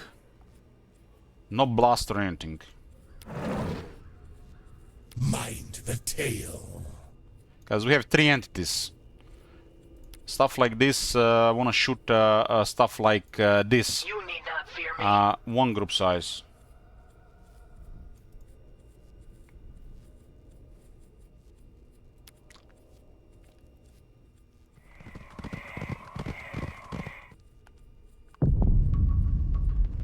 Okay, we got the expedition outfitter. It's our first technology. I'm gonna get me a coffee. It's like I feel like it's gonna be a long day here. Let's put a be right back here. Lots of reading, Thirsty Elich. We back. Made a large coffee. So we got our first tech called Expedition Outfitter. Scouts will come back to camp with stories of strange buildings now out in the waste. Stories that would get out of civilians and troops defending the home base. We worried they would spread fear, but instead we got curiosity. People wanted to know about this brand new world. They wanted to find a place in it. So it's a modifier for an unexplored outpost. So if we get to an unexplored outpost first, we get 20 influence. And I think Expedition Outfitter and Spaceman Containment is amazing to open with, especially on large mobs. One grants more influence when first to capture outposts, and one grants research per experience when killing a neutral unit. And I feel like this one is even better than this one. Yes, Pinocchio. I'm great, thanks. ZEPHON is back on the menu, and ZEPHON is good. +3 research per experience gain when killing a neutral unit. It'll be next. It's an exploration tech. Sudba has claimed a tile. You need not fear me. I guess this is +50% healing if it's an outpost, and it's double if it's a city tile. Get those Malakim destroyers that they wanna definitely try to hit this. I don't have anything in range of the city. This will take 2 turns to get more population.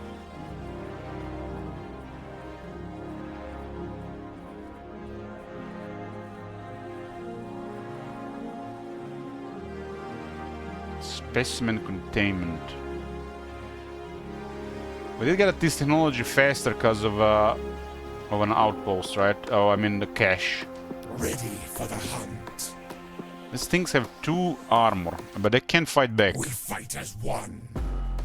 Mind the tale.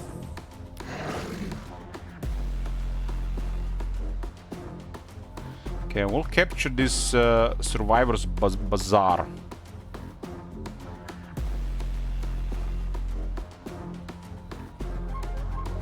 So we'll get +2 influence, +10% trade, and we'll get 20 influence if we are the first to capture it.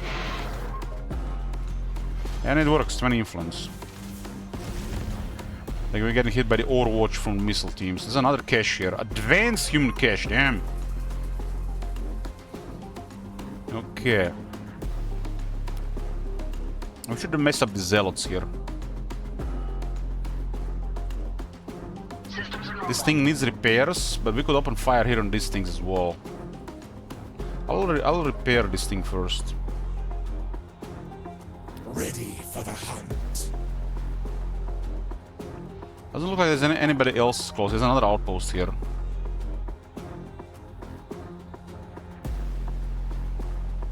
We fight as one.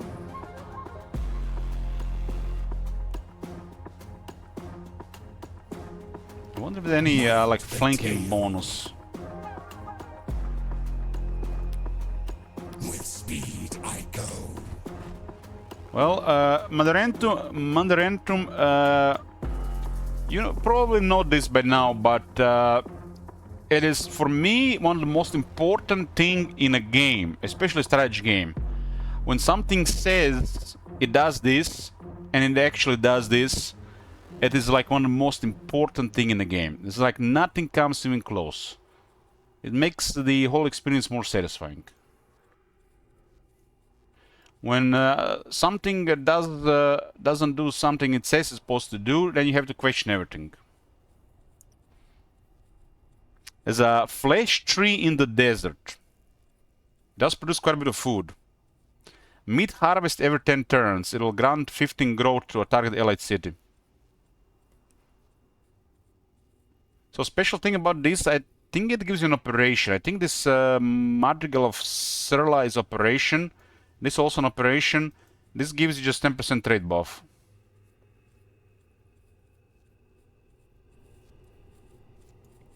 What does it say for this flesh tree? I nearly walked away the day we decided to use this as a food source. But one smart logistics officer pinned me down with the mat. If we camped by one of these trees, we could feed our people for a month. I asked them not to tell me if it turned out to be a human meat. I mean, it's all protein, right? When it's a war on this scale, it's all protein, right? Mind the tail. You have to worry about this in any way.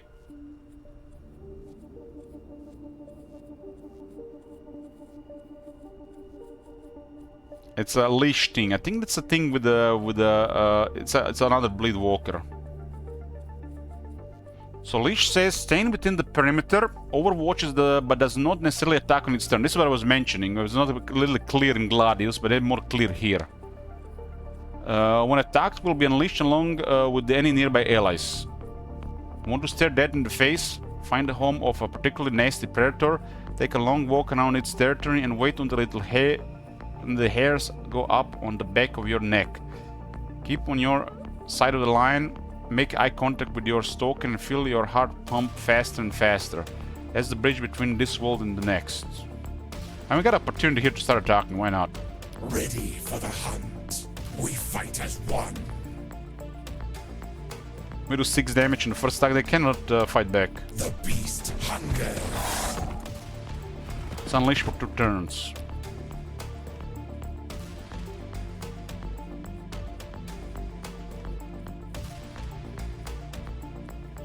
Mind the Yeah, tail. we may create 3 casualties. They won't escape. This unit is kinda like handicapped now, they have to fall back, otherwise they're gonna get killed. And why is this beneficial? We currently don't have the specimen containment, but destroying enemies gives me more free roam. Because like one guy this isn't much, but when there's another guy comes and then it's all of a sudden we're in a stalemate, we can explore properly.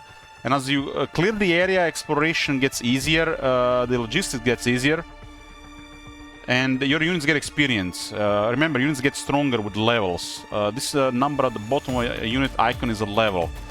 For every level above 1, they get 5% more HP and damage and 10% more morale. And it makes all the difference for the levels. Like it's a really big experience in this game.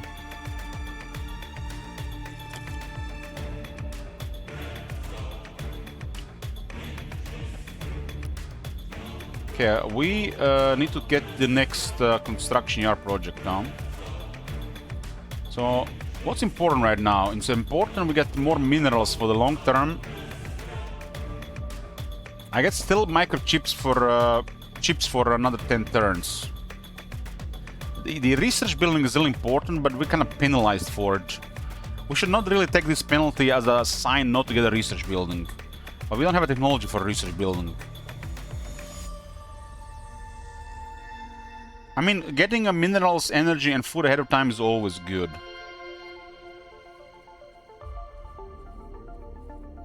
What is a good tile here? Preferably one with 3 slots. Food is currently at 7, so we don't have to worry about food right now. We do get additional food from Temple of Sirla. What is this? Construct terrain, huh? So Arctic and construct terrain. We definitely have gotten possibly one of the worst possible terrain for our faction. The outpost is just a little bit saving grace.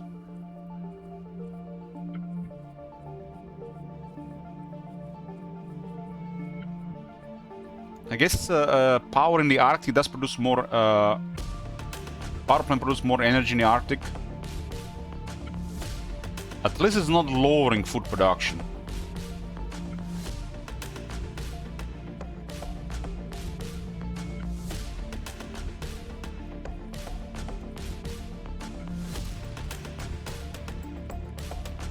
In this game, research building does require technology. I guess they balance it over Gladius, because in Gladius the best opening is a research building. I think map exploration thing and into research building is fine as well. I guess I'll just get minerals for the future. There are rocks here. And we could just get the 20% more minerals.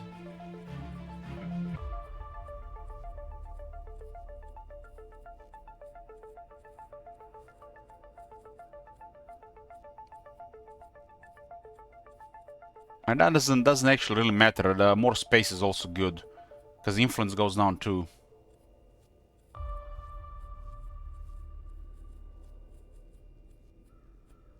The rocks have to be removed. I think the space might be more important than 20% more minerals in this regard. Arctic and rocks. Just get the tile here with 3 construction slots.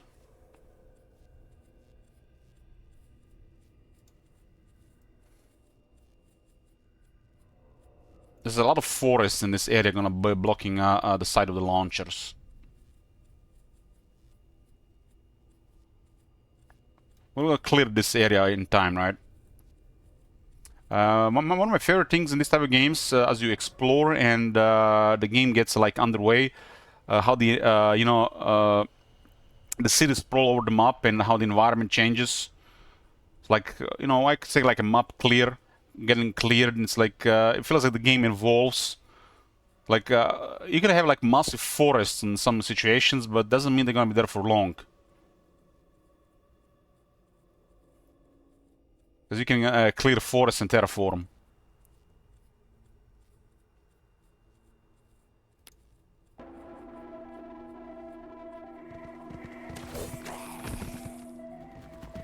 Okay, they're fighting back, so we can kill them. Discover the watchtower.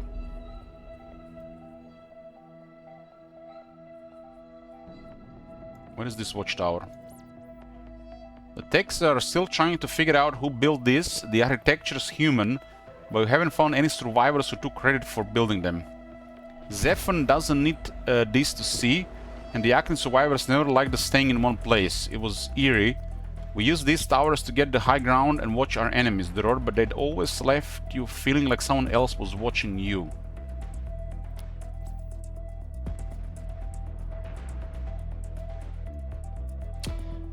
This thing is coming from the Dark Omen. The Furtive Tribunal has ability to see enemies nearby.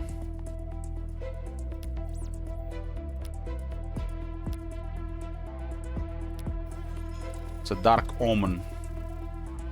So Dark Omen grants me vision close to my cities.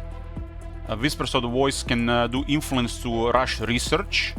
Mysticism gives me penalty to laboratories. And the Outsider can create some kind of strong unit. I'm not sure when though. I guess later on.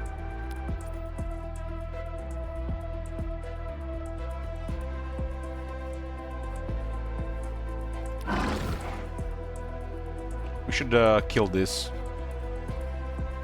1, 2, 3. This one is on the range to get experience. Mind the tale. I've been focusing this one and they caused a casualty. Ready for the hunt.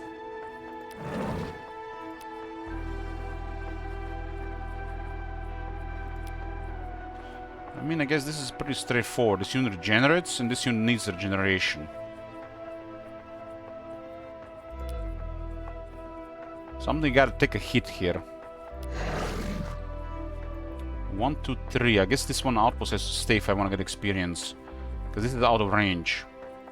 How does grid look in this game? I think it's ugly, so I don't use it. I mean, it's not horrible. But you can see the grid even without it. It does make adds a little bit more to the game. I wonder if there's an option for the grid to show sometimes.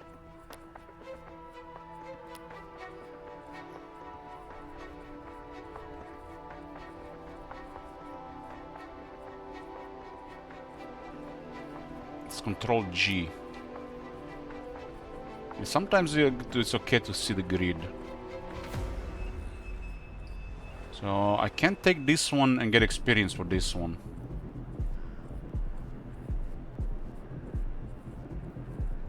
I gotta heal this unit as well. Hopefully there's no more hostiles nearby.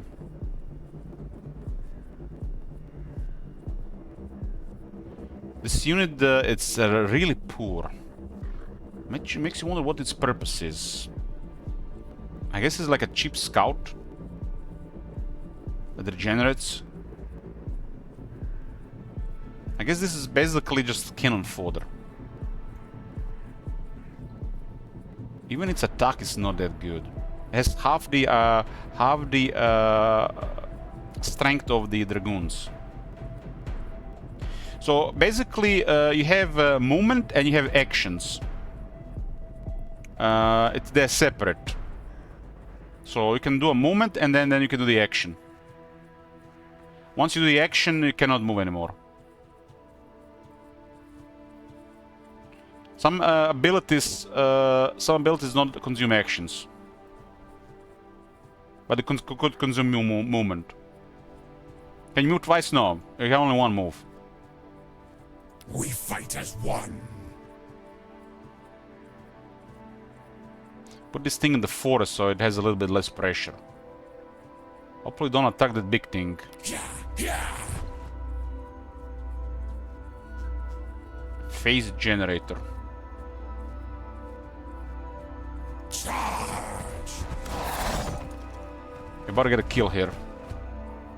No, there's gonna be no extra research. Mind the tale. So we're getting blocked by the cliff here. We can't move because we got the crippled. This thing has a cripple. What's causing cripple? It's called the Sika is causing cripple. Applies cripple to non-Titan enemy for 1 turn. Minus 67% movement.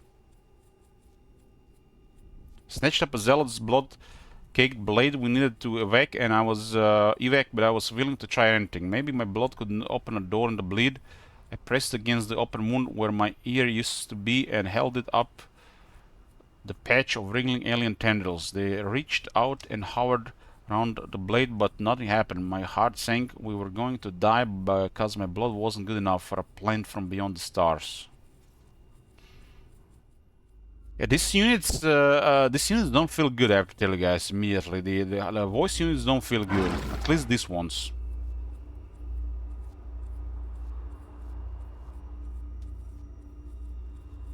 I'm gonna get experience here. This unit is probably not even worth getting experience. I think this is just a nuisance unit. Up close, they're just a nuisance unit. Just because they got regeneration, possible double regeneration to bleed.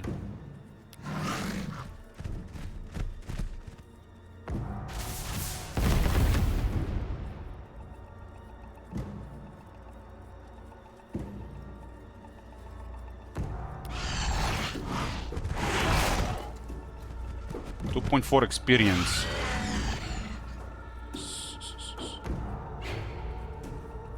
So we will gain over 6 research for that kill. Well, actually pretty nice. Mind the tail. I'm gonna heal this one. Although it's only 1.8 healing, in the bleed it's 2. So it's better to just put in the bleed. Yeah, there's a missile team here. They have Overwatch. But these units are leashed, so they're not gonna keep attacking unless I attack them back. Ready for the hunt. This unit has regeneration, so like I said, they are just nuisance. We fight as one. Bleed applies. It's actually terrain blocks sight from non-adjacent tiles. It doubles the movement cost and deals damage each turn. But the Bleed Walker thrives in this terrain. This is actually a real bad terrain, but if you have a Bleed Walker, you thrive in this terrain. And I think a lot of these units are balanced around the Bleed Walker, because outside the effects of the Bleed Walker, these are kind of poor units. The voice tendrils bled out from one reality and into our own, prying open a door to madness. This should not have plagued our earth. Their sickly, slimy extremities reached out in search for flesh or metal to a snare. I can't even escape the sight of them in my sleep. Some nights, often on a full moon, I wake sweating, still feeling the phantom pull of them dragging me to the earth. I assumed this was all in my head, but I've heard the whispers in the mess hall. Others dream of being crushed too. So it's messing up reality for the living people, huh? This thing has regeneration, plus Bleed Walker. These things are just Bleed Walkers, no regeneration. And when they're in the bleed, they regenerate. So this is why this unit was better to move into the bleed than try to hold position till healed. So it was weaker. These are pretty weak units, so we gotta use them together to get some progress. This one has to be avoided at all costs. This one probably as well. This one possibly too. So we do have some exploration, minimal clearing until we get more stuff or group them up. Even if you group up a couple of weaker units, it's still okay. These guys are actually firing here. Why they take damage?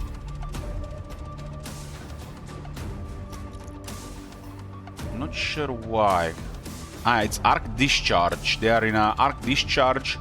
It's causing self-damage, but it's buffing their damage. It's a terrain feature. It's this like some kind of lightning on the ground. Do you know what this was? ZEPHON's wiring ran under everything. Everywhere, miles and miles of raw copper. These arcs were a fraction of a fraction of ZEPHON's power lashing out at you. You could take advantage of that power if you wanted, but your enemies could too. It's kind of like turning weapons into like have a plasma debuff.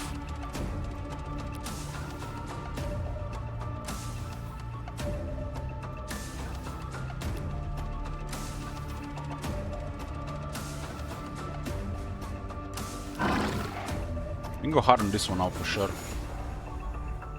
Ready for the hunt. Construct phase generator. This thing is slowly gonna get dying.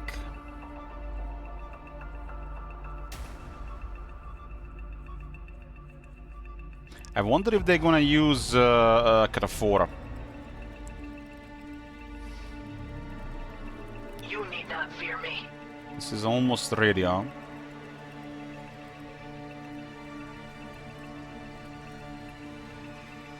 Block sight from non-adjacent tiles. 0.7 movement cost. 30% cover damage reduction. Non-large units. 30% city damage reduction for allied units.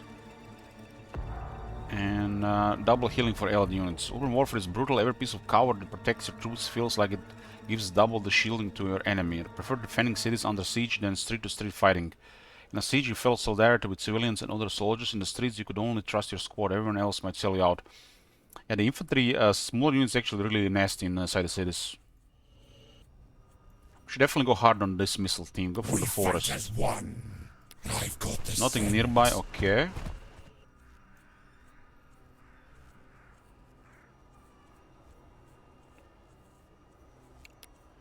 This is quite a vulnerable unit here, huh? Mind the tail. Mind the tail. They won't escape. Wonder what we're gonna get from the advanced human cache. I guess it's a bigger one.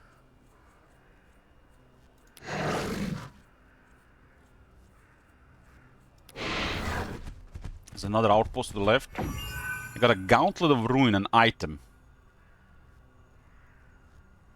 Removes mines, bleed, ruins, forests, and rocks from target tile one at a time. Frees up building slot from target tile. It's basically an item that gives you a way to terraform, right? We can terraform this. So you can get a terraform action here. We dug this one out of an old government lab. Thinking about that place still sent chills down my spine. Someone in the old world was playing with death like it was a toy, and this weapon that targeted any kind of growth was all that was left of their work. Okay. We should kill the weapon team here. Mind the tail. If we can. They do have 4 armor. We need more Fight attacks. as one.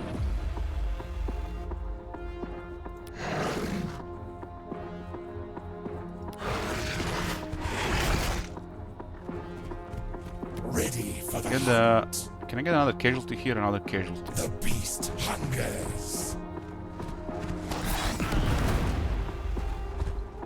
It's almost dead.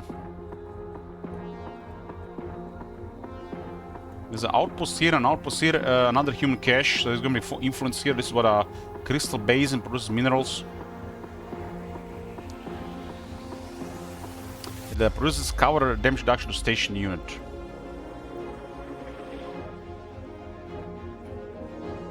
So we claim the tile here. So now it's to decide what we get here. There is no laboratory available. We could get this to get more dragoons. I don't feel like it's worth investing in dragoons. We're at 4 energy right now. They're getting okay minerals. I guess we can start producing energy with the power plant here. I mean, we always gonna need energy. And this is Arctic with this technology makes this produce more energy later. I think any is a good option out of this until we get a research building available as well. But then again, this is kind of better than a research building.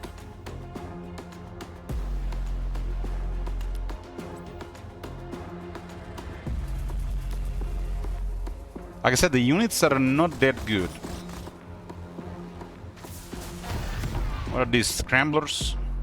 I'm not sure I remember this unit. See, this thing is regenerating. Scramble. Biomech bikers that excel at weaving in and out of combat. They got 5 movement. Got miniguns.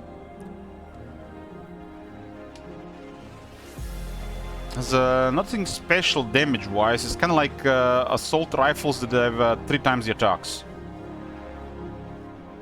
But they don't have what is called rapid fire. You need not fear me. It's kind of like assault rifles without the close quarters fire. Just have more attacks. They have some AP. Yeah, they got 1 AP, so it's actually better than assault rifles. Big long barrel of a minigun will make any hot-blooded sergeant at arms excited, but all that enthusiasm goes away when you have to oil and clean every single damn barrel. Miniguns are a weapon for the patient, the caring, and the ones who will put work to spray 10,000 cartridges or 2,000 rounds per minute. I got 4 armor. Why does everybody have armor, man? Our AP sucks.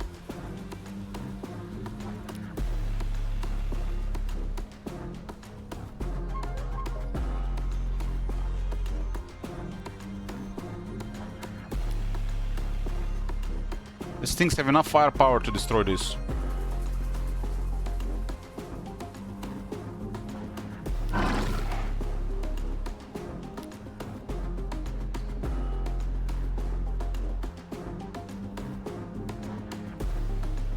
Guess I'll use the high health one and disengage to do the rest. Mind the tail. Avoid the Overwatch. It has 2 range. Ready for the hunt. This is a full health one. Can we actually get this thing closer for experience? Not really. But we can join the fighting now. Stand by. I require velocity. Let's get a little bit more firepower. This is a missile pod. This is not a combat unit, it's a transport. We fight as one.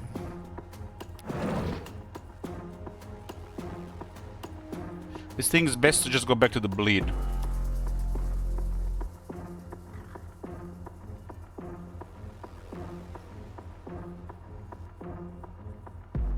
I've got the scent. We need to kill this. I'm gonna miss some more research. We could have gotten some okay research already, but can't get everything early on. Oh, we got level up. The creature's bloodlust is There's actually a sound for level up. but mine isn't. They all 3 got levels up. A little bit more damage, a little bit more health. Makes them a little bit tougher, right? Well, this thing still gets murdered by this. I need to put him into the bleed to regenerate. Mind the tail. I think I put them both in the bleed. I'll take outpost later. We fight as one. Yeah, yeah.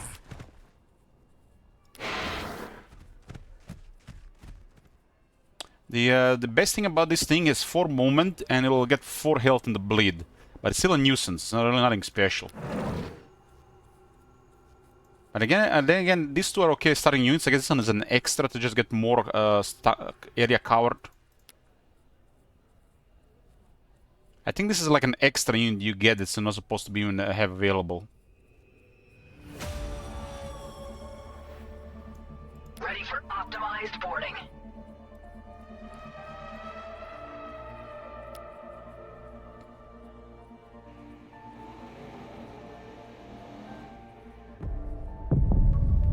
Specimen containment, our second technology. It's another neutral technology. We once had an upload container in a prototype specimen container at a field outposts. It was pacing the confined space, slamming itself into the walls at random intervals. I thought it was trying to escape until a pack of uploads swarmed our camp. Devouring a group of helpless techs, it had been signaling to its pack. We soundproofed the containers after that. It's a trait for Furtive Tribunal.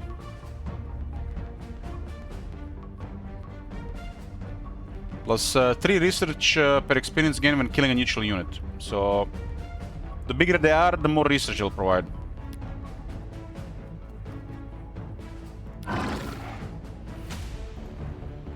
Systems are normal. Systems are normal. Let's capture this for influence. There's a pretty good amount of influence already. That is a calculated position. What is this?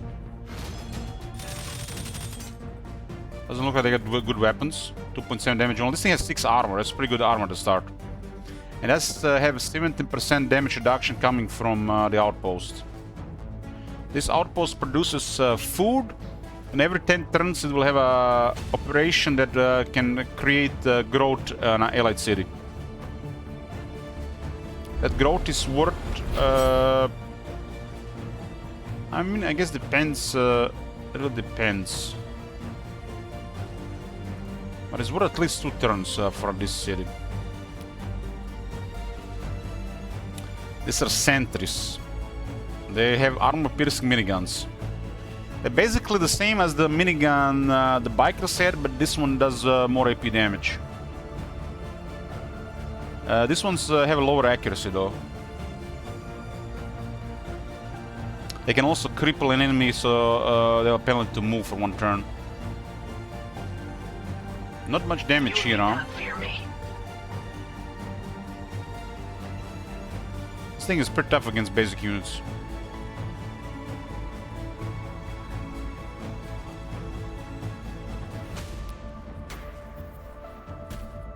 Spraying health and more pressing bullets was bad enough, but this piece of hardware crippled infantry and recon. Once you press load, you could just shoot them up until there was nothing left.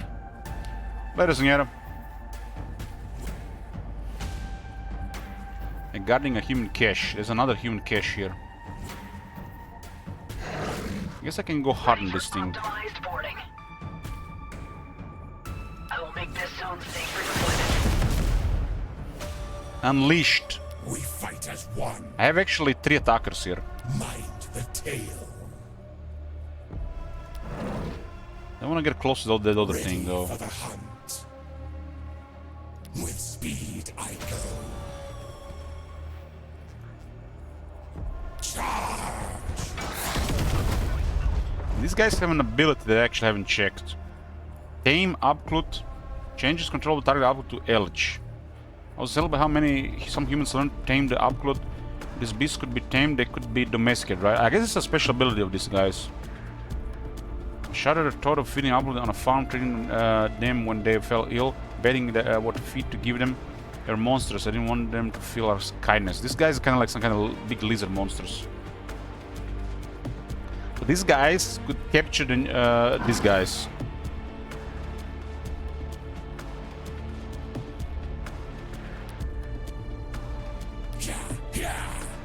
I think I can kill this. They won't escape. Everybody's gonna get experience here, we're gonna get research. This thing has 4 movement.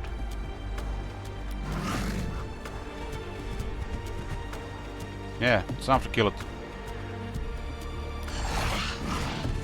Got 5 research for that because of technology.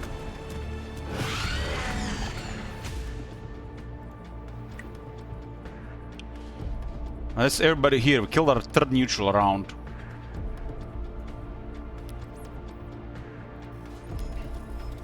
The next research will open tier 2. Get something that actually matters.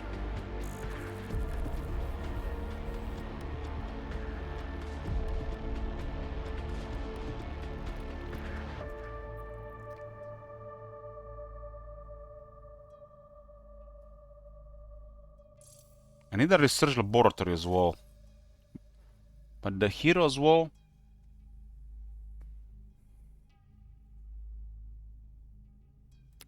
This thing will be built in 2 turns, huh?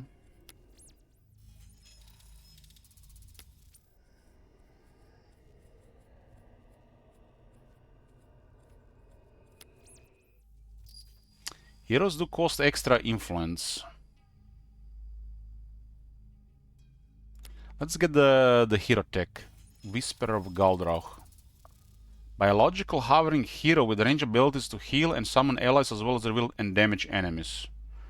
I do only have an item that can help with the terrain control.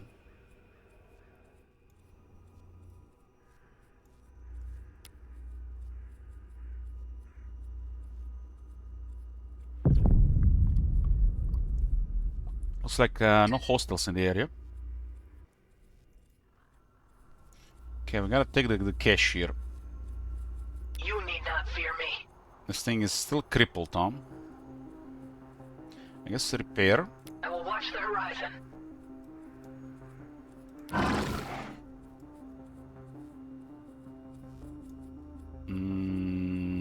I guess a nuisance job here.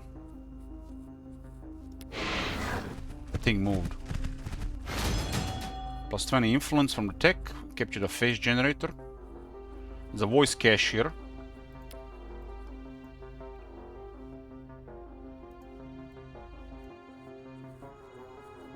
This thing also kind of needs to heal.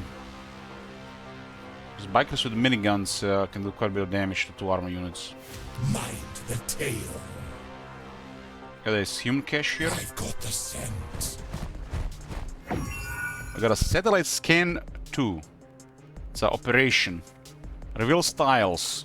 It actually has upkeep 1 minerals. What?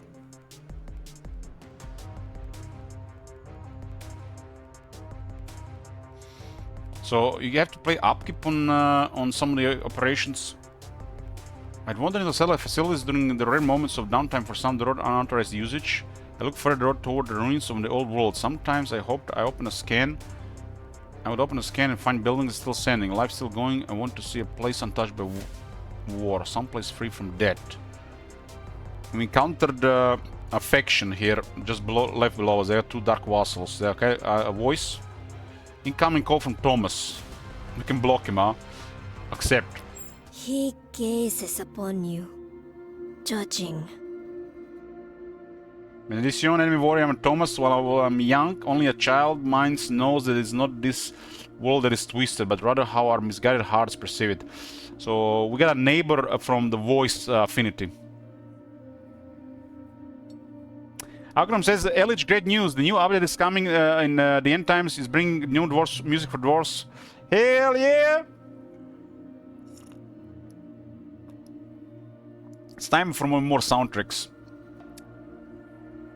Indeed, I'm but a simple herald for the great speaker. I tell my people what the universe desires, and they chose to listen, so our empire grows. Okay. Ambivalent.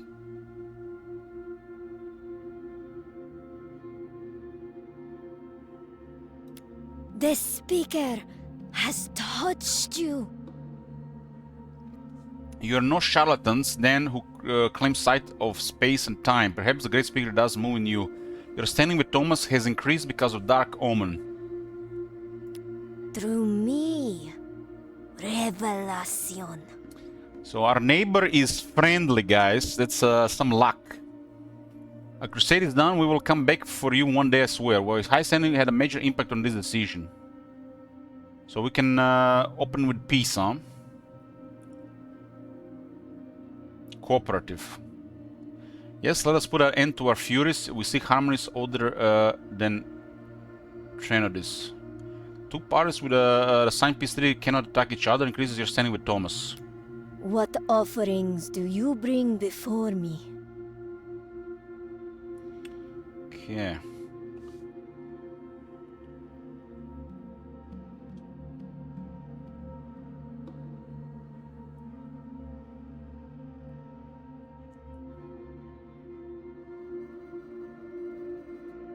Cooperative, huh?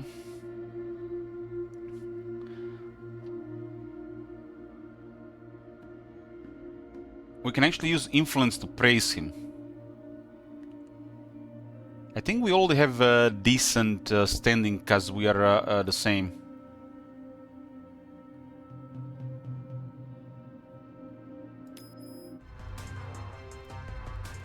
Okay. Nobody captured this one yet, huh?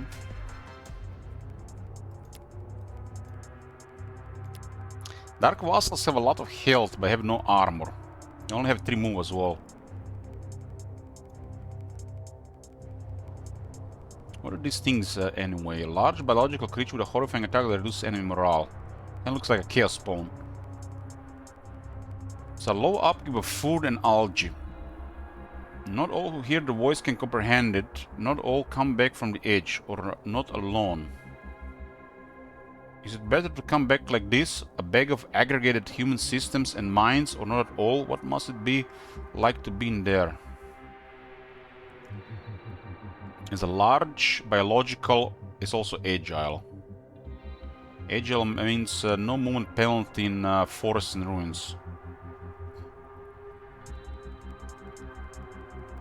And has a weapon called Larvae Cannon, so it's a range attacker.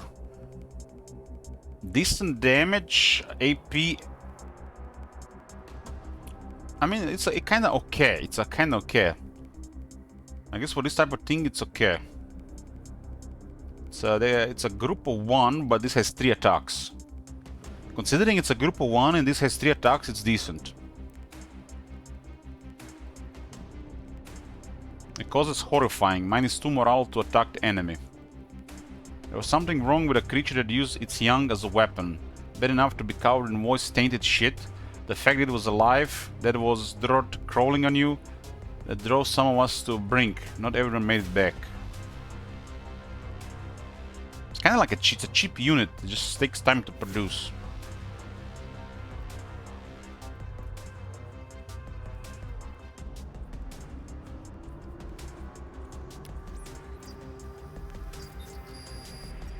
So I guess he has the Canticle of Dusk, or maybe he starts with those 2. The Dark Vassal is the first thing to produce in this thing. I would have probably went for that if I didn't get the Ecosia Marauder from the cache. This kind of gives me a little bit more options. I have 2 satellite scans which consume minerals. Should probably use them. How does it reveal tiles?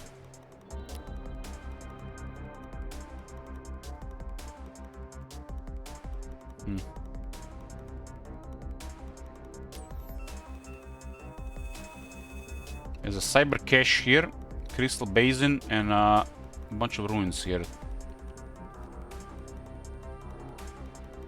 Okay.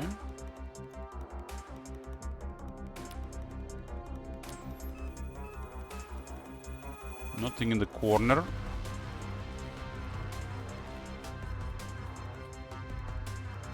I got that from a human cache. We fight as one. Now we have the communications.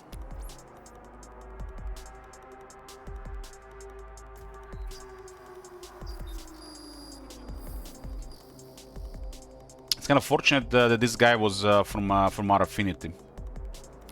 So Dark Omen gave us points with him.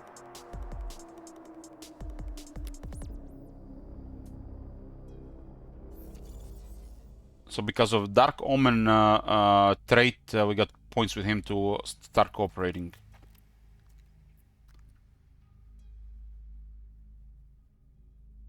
It doesn't say it does this, but it helps with him in diplomacy. It's to see the enemies that's even closer. Like we see these enemies here because of Dark Omen, and it's like 1, 2, 3, 4, 5. So we see enemies within 6 tiles of our cities because Dark Omen. They're kind of like in this area, huh?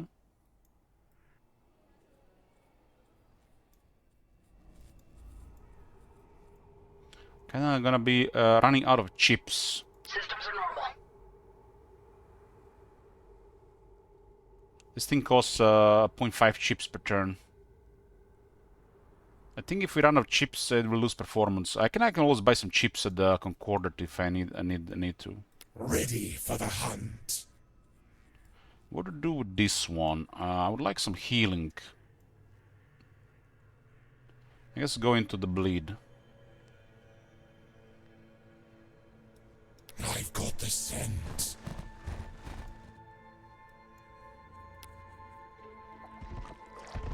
Damn, they claimed the outpost. Influence and research. It's a pretty decent outpost. I don't think we can claim it unless we are at war. Sudba has created a power plant. You can see it here.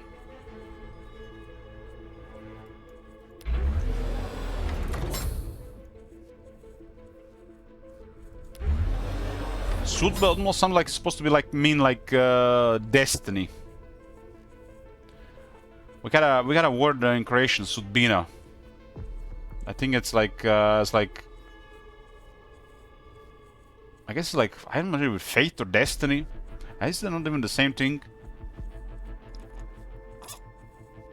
Maybe it's more like fate.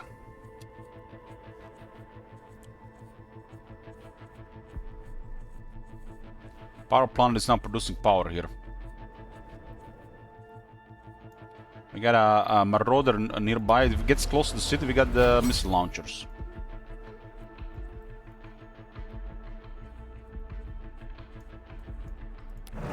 Send our nuisance to get his voice cache. We got a Candle of Glory. It's an item. A candle lit from the fate of a hanged man will paralyze all who behold it. It's an old myth, but a voice knew how to bring it to life. How it was been whispering in our ears for centuries. What does this even do? It's a free action that once every 10 turns can cripple a unit for 2 turns. It's an item for a hero.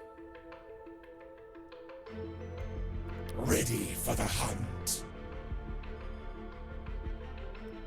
With speed I go. Okay, that might be his city here. Kind of want to see what we're dealing with here. So this area might actually be in his zone of influence. We fight as one. I've got the scent. Oh, this is gonna hurt. But not actually that much. This provides extra protection, right? Just captured Crystal Basin. Produces minerals each turn, and we also gain 20 influence because we were the first to capture. This also provides extra cover for the station unit. This is actually like a really tough cover. So this thing actually grants 50% damage reduction to this unit. This one is kind of a stronger version of my unit. Mind the tail. But the outpost gives me the edge. They won't escape. You need not fear me.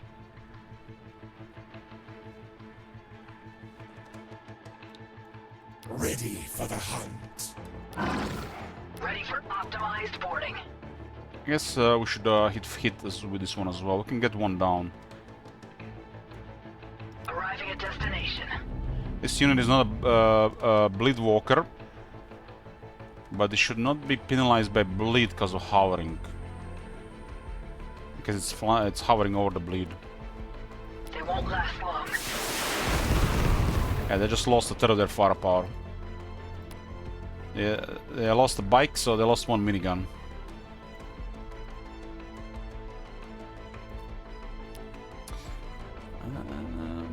The resources are going slowly up. We're gonna have plenty of energy for a while. Might as well secure minerals long term. I don't really care about Midnight Chorus for now. And one mineral building and one energy building feels like no-brainer in the start. And a mineral extractor here.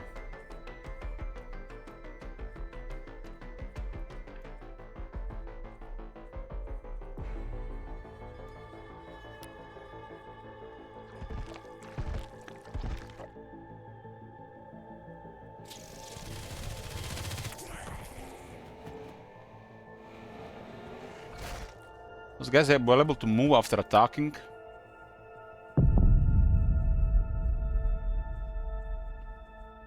So as hit and run, it does not consume movement for actions.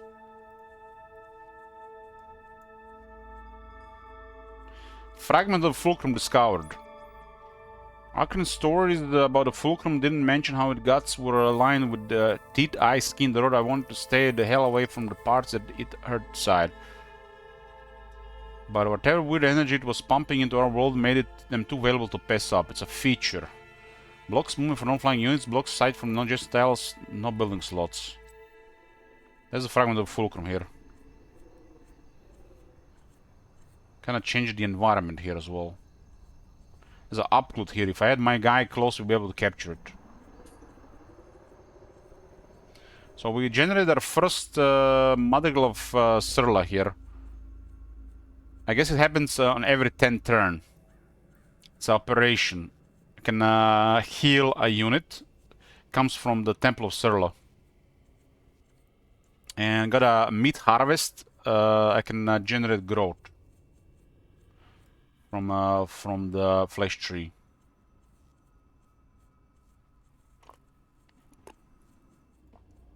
This thing it does uses its action. Damn, they made the AI smarter.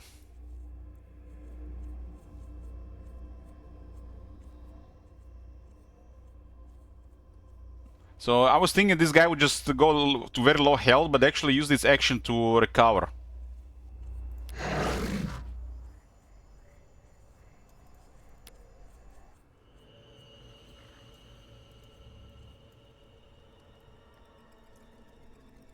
We should clear those bikers. We fight as one.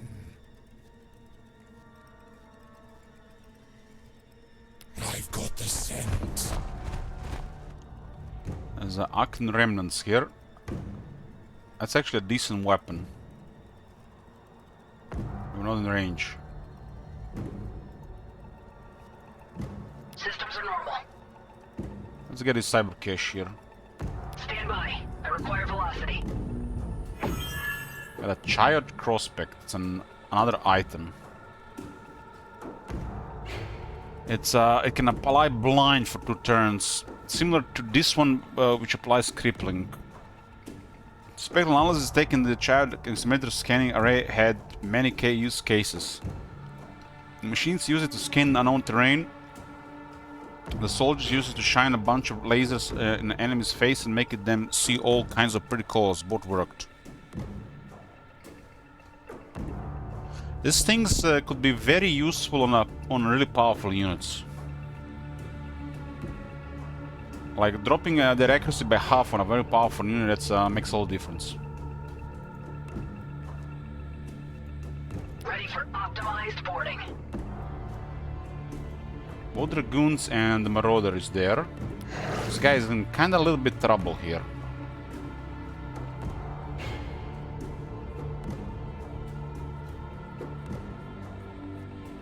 What is the movement of this thing? 3.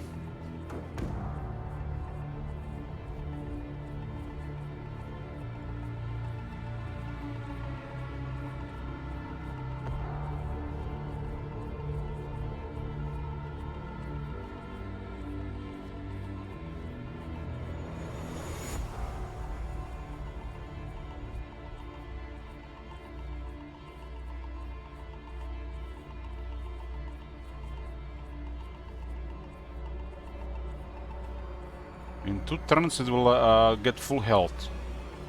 Was there an update for this game? So many updates. And 3 DLC.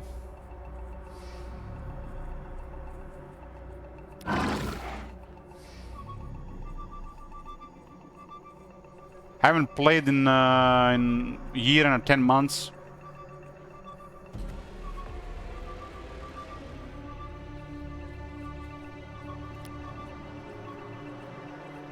I guess I'll try to avoid it from this position. On the Chiefess, huh? Should we just block Chiefess? That'll go make her mad. What she wants. It's you. It's one of the neutral factions.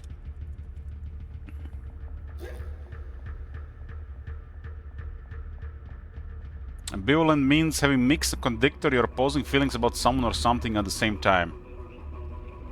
If you're ambivalent, you feel pulled in 2 different directions and cannot decide how you truly feel. She's undecided about me. Can we do things to her? I wish.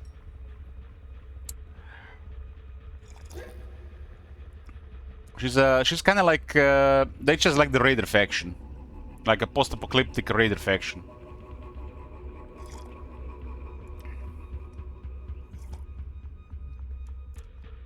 Good day, dead meat. Enjoying fighting my boys. I haven't seen her boys yet.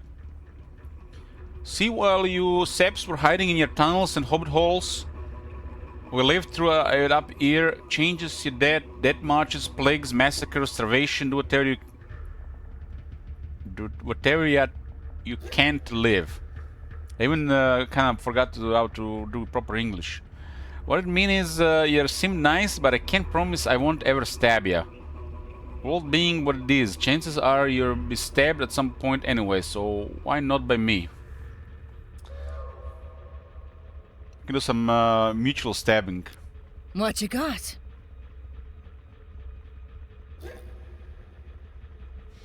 We definitely don't want a war with her.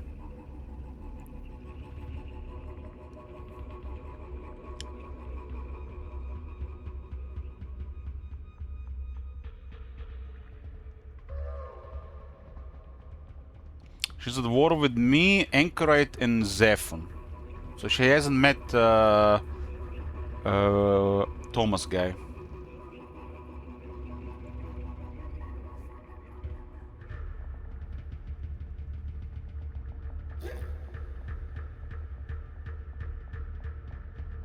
Let's see if she wants peace. War with the other faction right now is just out of the question. We have barely resources to deal with the neutrals.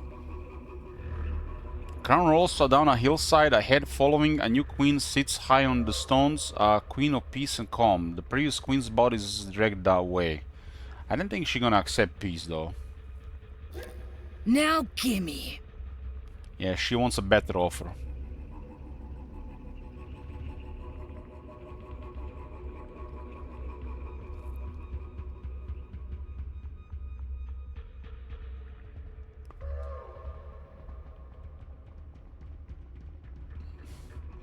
Yeah, now I'm gonna need a better offer.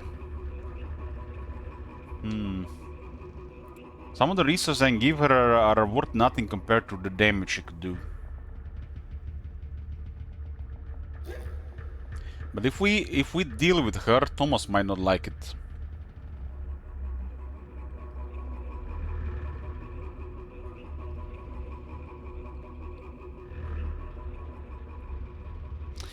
I guess we're just gonna keep her hostile.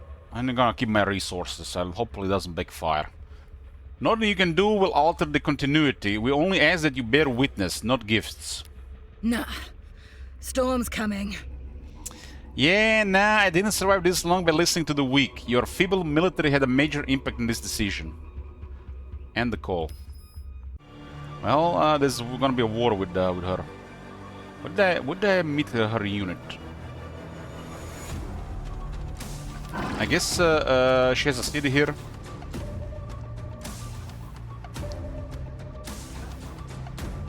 That's pretty far.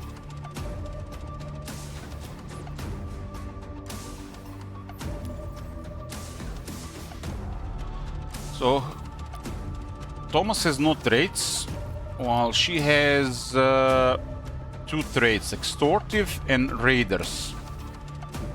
Frequently demands tribute. The chiefess wasn't stupid. She knew that most leaders wouldn't give her a cent when she came calling, but she liked rattling her saber on the fences, looking for those who grew complacent at her demands. When they kept ignoring her, she knew they were vulnerable for a strike. Raiders starts river raids. Had the bad luck to be held prisoner in a river camp once. I watched them gather like flies around a corpse, fighting for scraps and even killing each other as the camp grew too crowded. When everyone seemed ready for mass murder, that's when the chiefess sent them out on a hunt.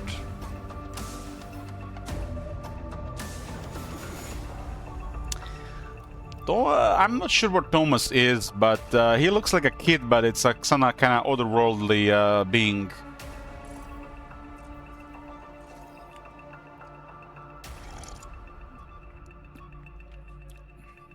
Both Thomas and the Tribunal are from the same affinity. We are the occult. So I got lucky that I'm here and Thomas is here. So this corner might be okay for a while at least.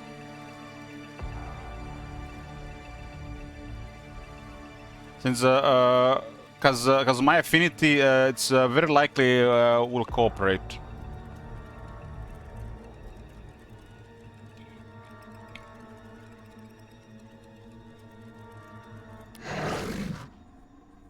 Get some research. 3.6 research. Okay.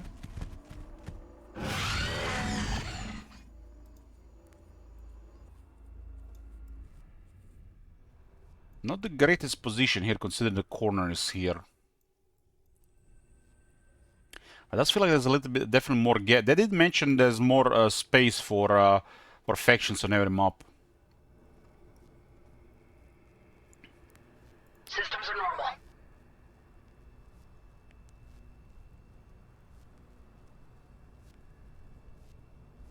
An excellent choice of target.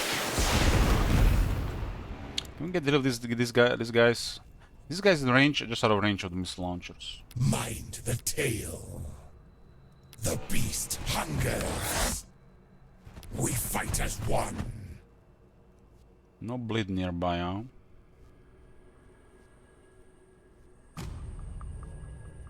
I only saw this unit here. And this unit is here, so it's unlikely there's something here. I should not risk it, maybe they just block me here. With speed I go.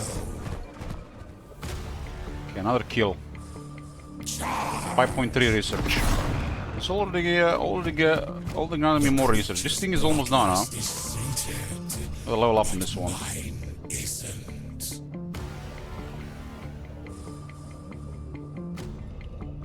Ready for the hunt.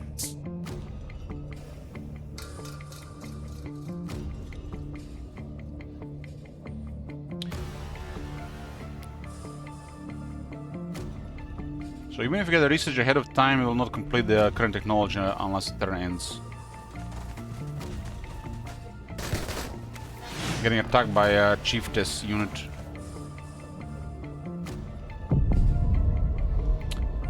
Whisper of Goldrauch. There were rumors of a woman who bound her ears, covered her eyes, and the rod, well, what she did to her skin, the rod, she wanted to feel nothing, only the voice. She was the closest any human came to understanding the Akrin. She wrapped their pain up in herself and carved out a new purpose. Don't get in her way.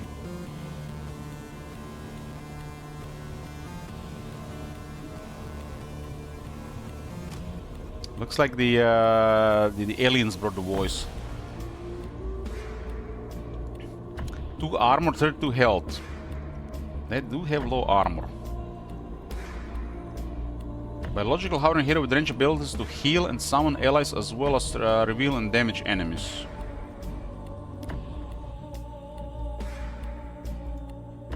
Getting attacked by reavers here. How strong are the reavers? Reavers kinda look like the boys.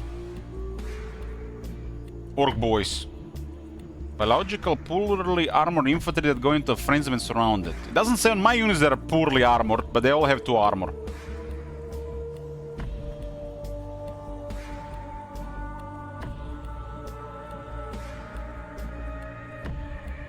They got pistols and machetes. Pistol and machetes, huh? Using a pistol was like pulling up with a schoolyard bully. When your target is weak and helpless, they made you feel powerful. But the second you fought something with teeth, you realize what a shitty friend you made.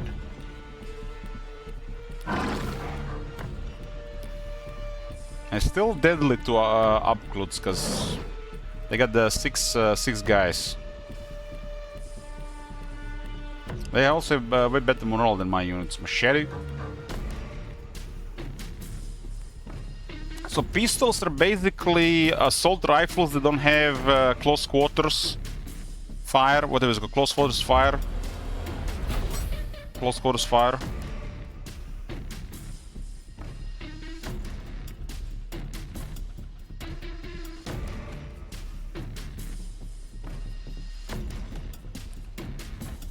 So at 2 range, it also has only 1 range. I guess the assault rifle has 2 range.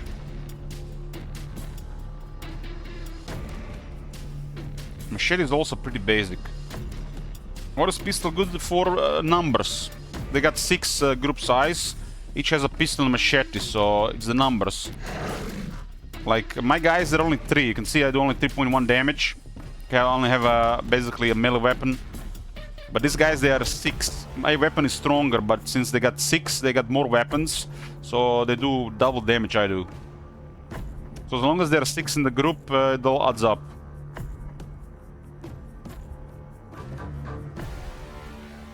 Because the units have a group size. So I have stronger weapons, but because I only have 3 guys, I can't deal with this. Until these guys take damage. This is just a nuisance unit.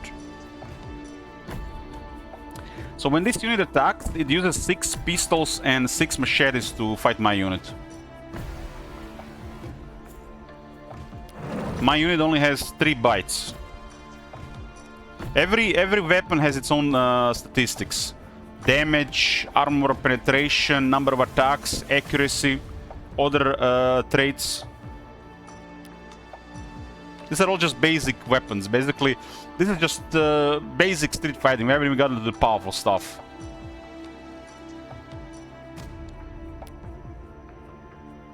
Like, this is the most powerful attacker we've seen so far. This Devourer. It has one attack, but it's a really powerful attack.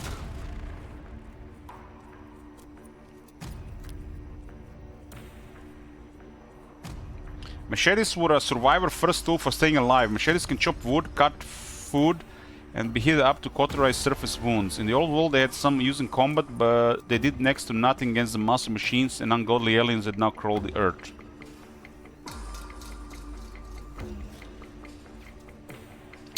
So Reavers can hijack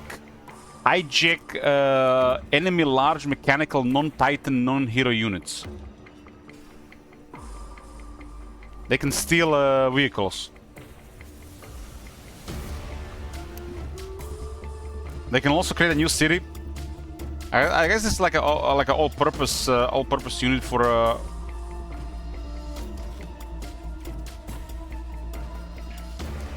They have frenzy as well. They can get double attacks for one turn.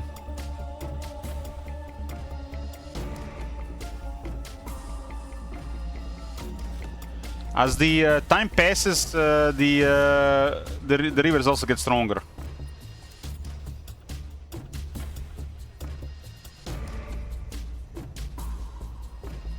There's this advancement thing. It applies to the Acrine, Reavers, and ZEPHON.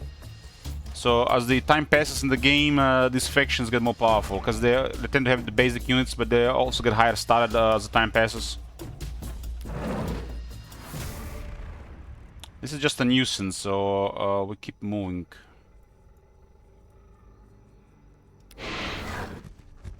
There's a cyber cache here. So adjacency to the fulcrum grants plus 10% bonuses. What is that last bonus? I'm not even sure what that is.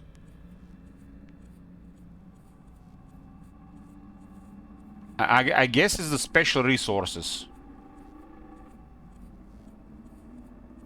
If you build a city next to this thing, you can generate advanced resources.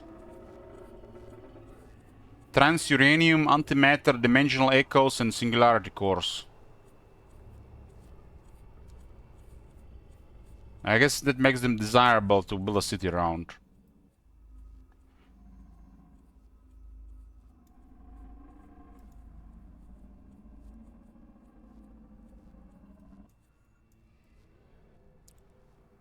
I should clear this area so it's safe to travel around.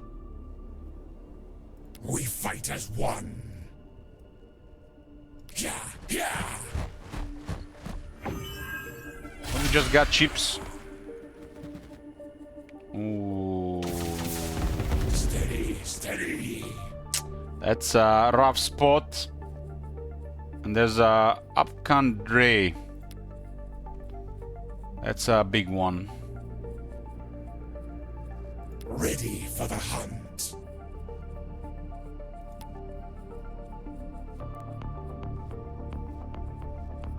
It's called an Upcan, huh? I think it's just called like a dragon or something. This one might be dead. There's a remnant and team already waiting here. So this part of this corner was not good to move.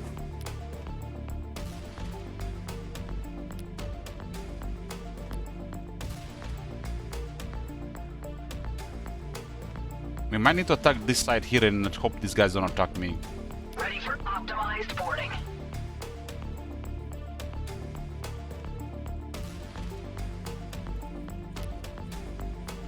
This thing has a lot of damage. Only one attack though.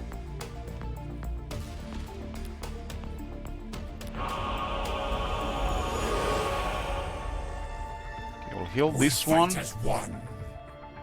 Might just attack these guys. You need not fear me. Which one was the unit before here? I think it just went up.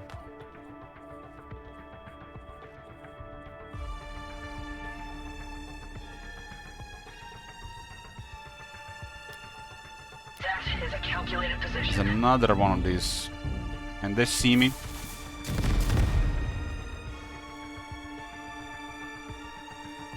This is a type of fight that we don't want to be in. ready for the hunt. Guess it was better to put this guy in the forest because these guys have guns. Mind the tail. I've got the scent. We'll try to disengage next turn, but something might get killed. This units feel incredibly weak, even against neutrals. And we have a downtime at the same time without a bleed.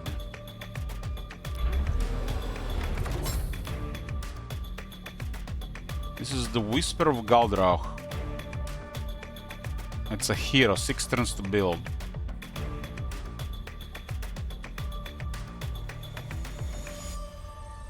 Have an upkeep of 1 4.5 algae and 2 influence. Growth is slowing down, we run out of space, huh?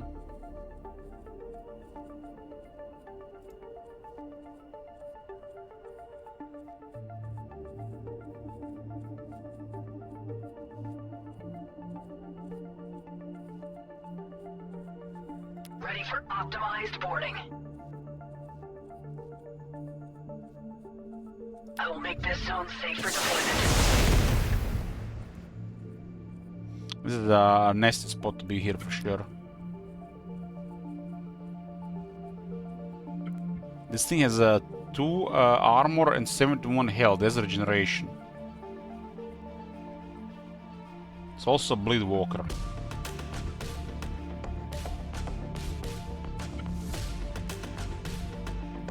These things do respawn. This is their building, right? This is where they nest.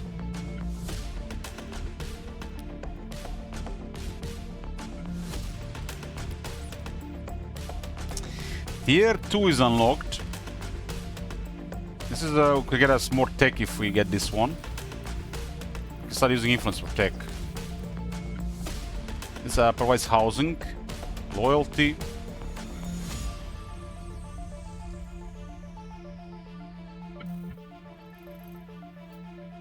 Bleed Cultivation. Removes negative effects on bleed in your cities, allows building and replacement on bleed in your cities, allows construction yard to create bleed. Up to Dragoons get 2 armor. And about one might just get killed before we get this, huh?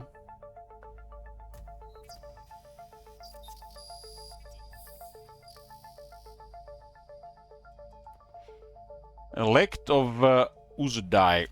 It's a large biological melee hero summoned to teleport across the battlefield and castages enemies at the front lines. 4 armor, 48 health.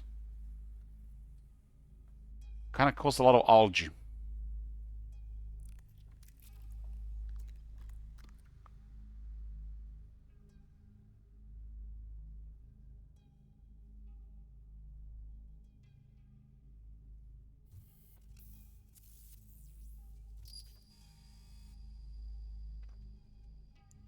I mean, 2 more armor for the Dragoons is good, but they don't have much damage.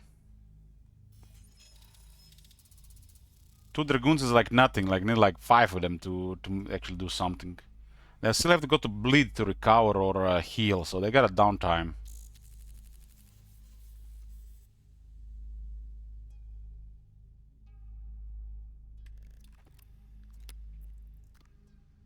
So how's the influence looking? 125, and I got 7 pair. This costs 80. And I can get 40 research, 60 if I get this.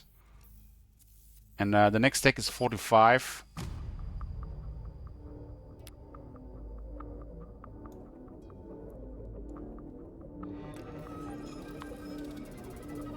So the Devourer thing is a voice unit.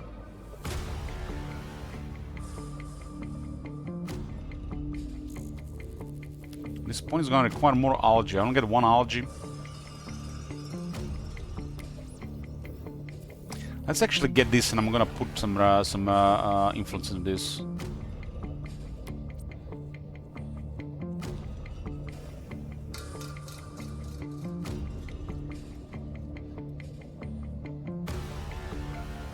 I have to say, none of these units feel good. If If I was building more of this, I would just build a little bit more, but they will still probably be in harm's way just to progress. Need something that can progress better.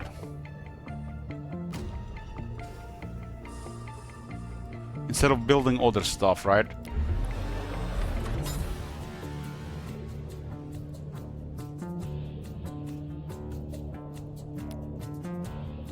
Leave! Leave!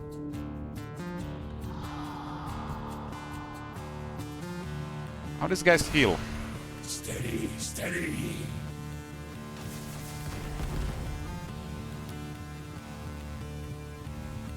They have a chant of harmony, a free action to heal.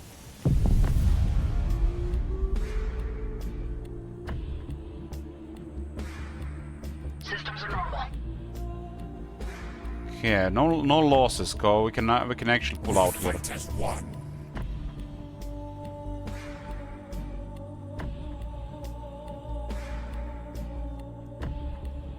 Yeah, yeah. It would be horrible to lose some of the military, considering this military barely works. With speed I go.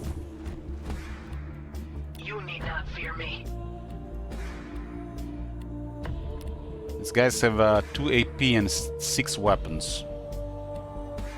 Ready for optimized boarding.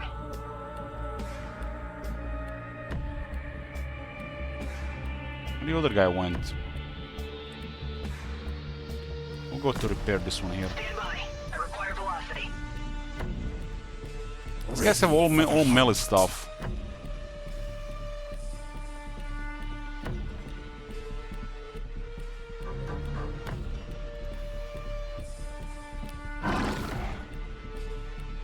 Getting followed by one of these marauders. Definitely a menace for these uploads. I need these guys to actually harass the with the guys. This guy's ideal to just be a nuisance.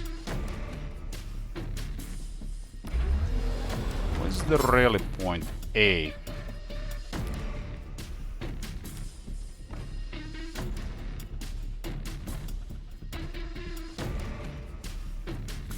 Also technologies. I think it's a tier 3 engineers. Yeah. This is why we need to work on tier 2 to get the early engineers for another city. Because the city starts with headquarters, which provides food, minerals, energy, research, and influence. It's like no brain to get a second city as early as possible. There's gonna be influence here, so it's even better.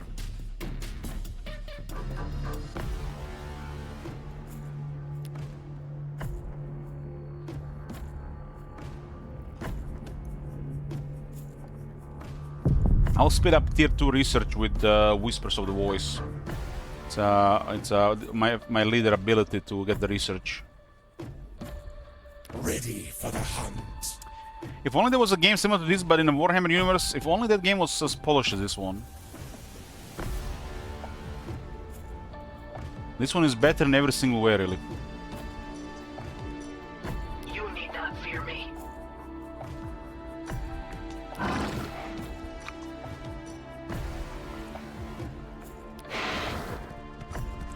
Your people will starve. Sectario.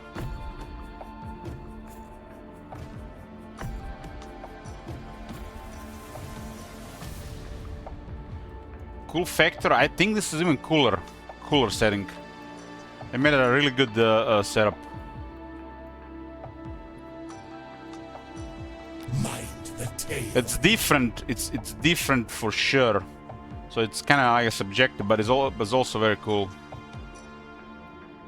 Ready for optimized boarding. Don't be biased because the other one is Warhammer Cervantes. They put so much work into world building here.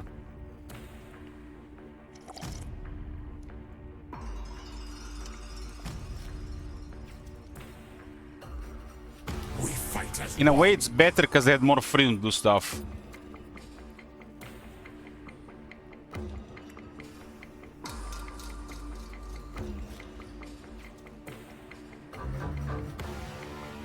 How much will this hit me? 4.4. Ready for the hunt. And I do need to restore the third guy here.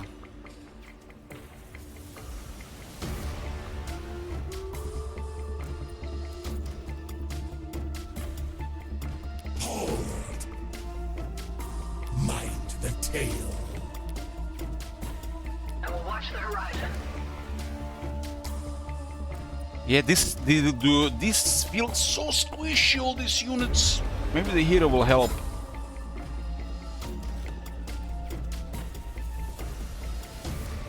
Maybe I need more dragoons. Just hit with more stuff. How's the cost of this unit? It's kind of cheap, right? I'm gonna need to get more algae at some point as well. We fight as one.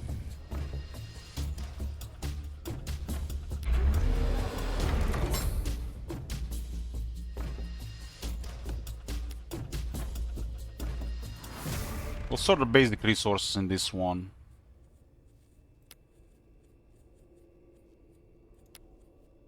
And then only acquire this tile next. Actually, acquire this tile first. We'll mix things around.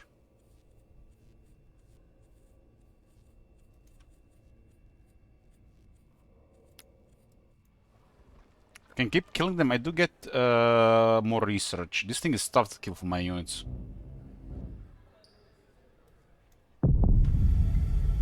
Alien intelligence. We got I think it's a quest.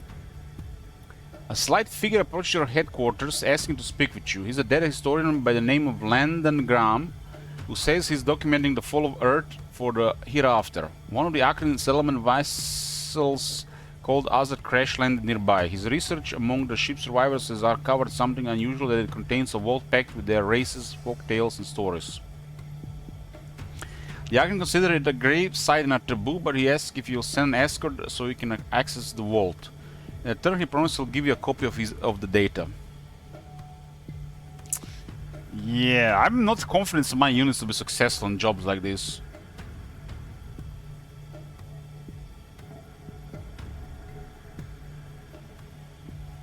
Distant locations.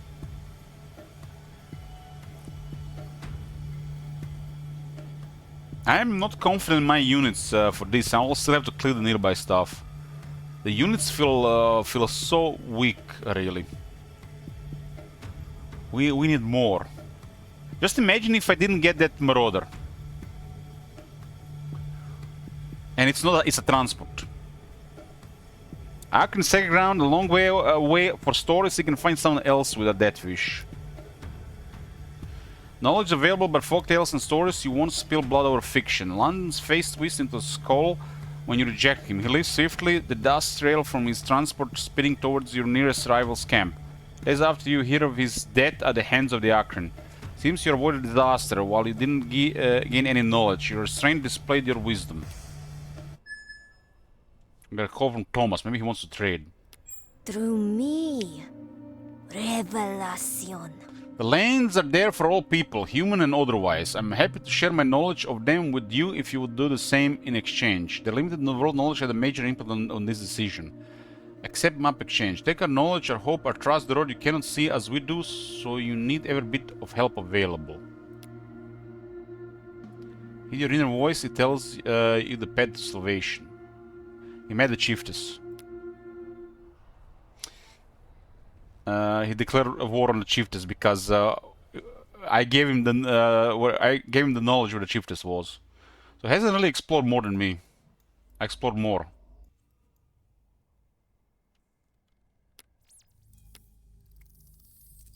He gazes upon you, judging. Offer trade agreement. We have cooperatives, it might happen. A 4-tusked elephant, a gold-toothed idol, a tree bearing its 7 emblems, hearts, the signs do not lie. If we trade caravans, then all our fortunes will increase. I am his instrument. He accepted, and we are friendly now. What my neighbor gives me, I shall repay double, so may our union remain ever fruitful. Your high standing had a major impact on this decision. You've entered a trade agreement and your standing with Thomas has increased.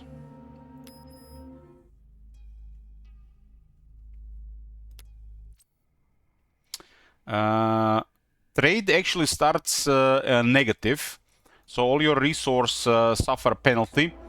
But over time, as you keep relations with this faction, the trade will grow. So you can see we have minus 0.3 food from trade, but trade over time is a positive thing.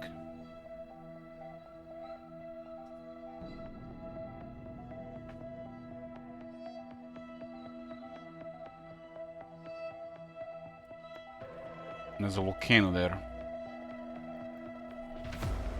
You gotta start somewhere, right? It's not immediately beneficial.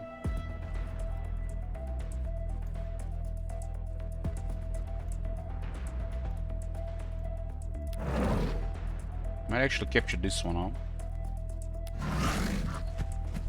It hasn't been explored, huh? Okay.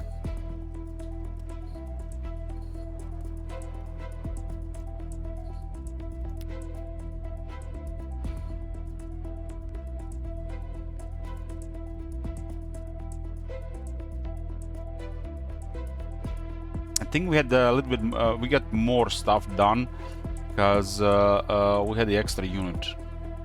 Yeah, also might have lost a unit, huh?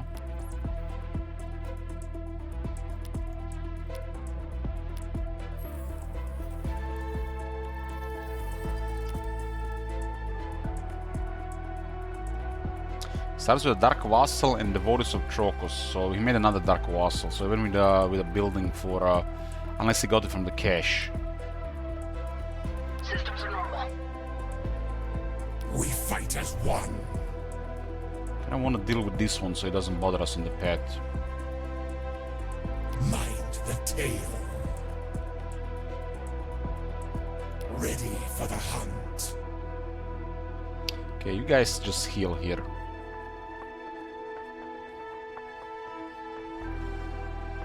I think I got some chips because I have to pay for the Marauder. I'll have a rush research next turn. Trade will eventually be a positive.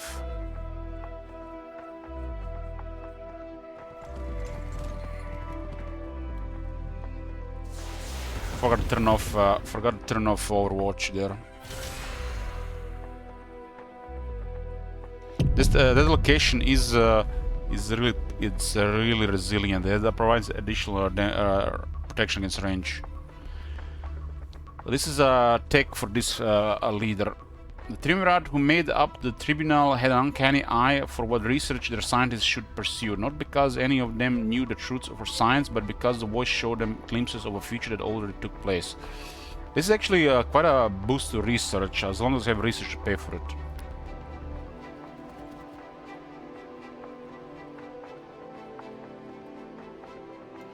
Okay, I'm gonna make a short break here. See you guys when I get back.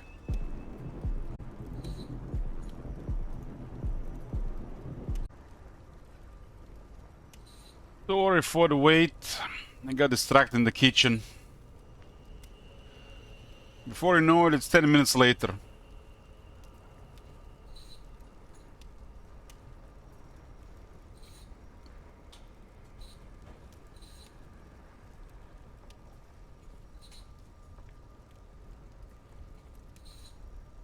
Hey, Jump Troop. Oh Thank you for 6 months. Yoo-hoo. You seen that shit? Holy shit. What the hell? These guys have a volcano nearby, huh?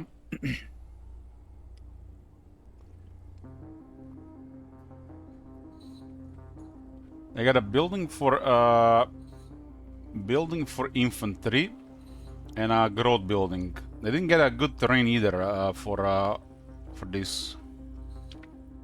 But this is just what's amazing. This game just make things work. Must have gotten one of those things from a cache. Microchip fabricator. Ooh, that's nice.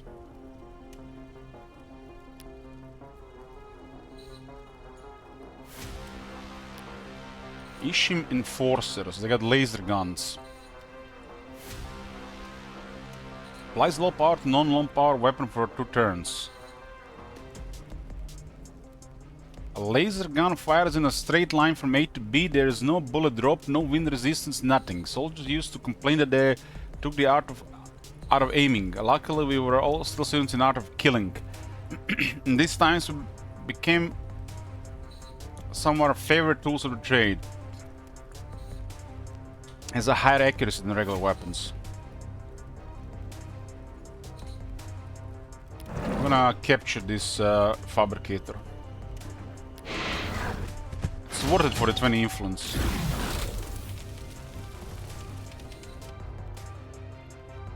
And I get some chips. I can sell them on at the Concordate.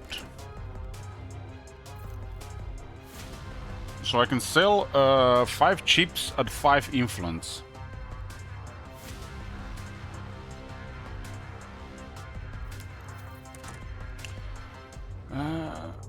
Gonna be a couple of turns before the trade becomes positive with Thomas.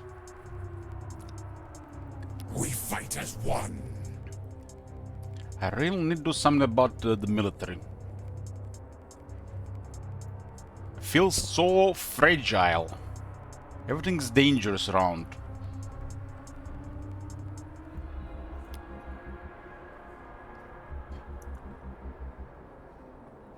Mind the tale.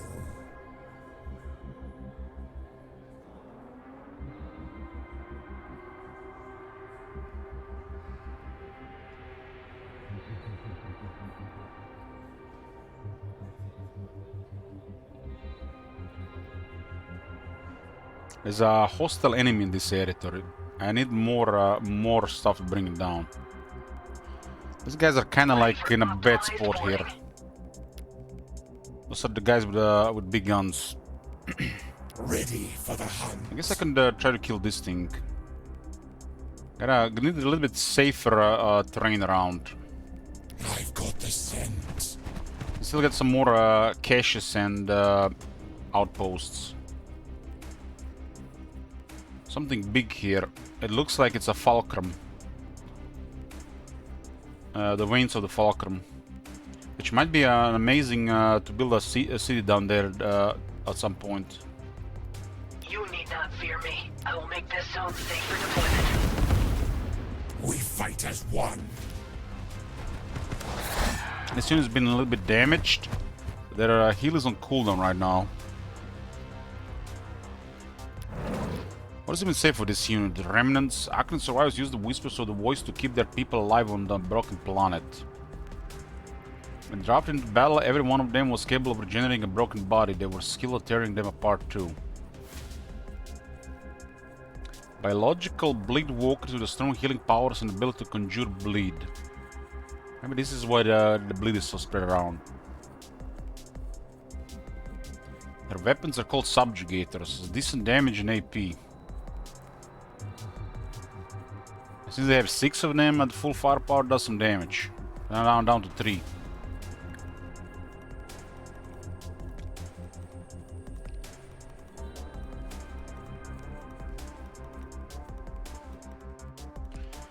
Conjure Bleed has a 10 turn cooldown on self. And Chant of Harmony is a free action that heals and restores morale. The voice knew dark secrets of rebinding flesh and metal. Those who heard its whispers could make the most of them and more easily draw thinking creatures in under its influence. What does anyone want other than the promise that they will be safe? The voice could make that promise even if it knew it was a lie. So what was here? I got a tile here and I'm gonna put the first greenhouse farm.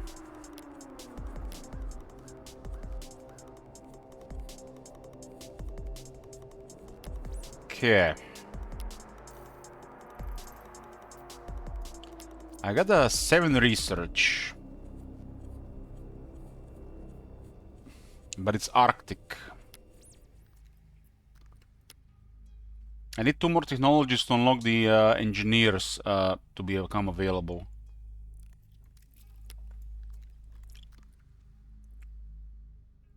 This thing costs 30 algae.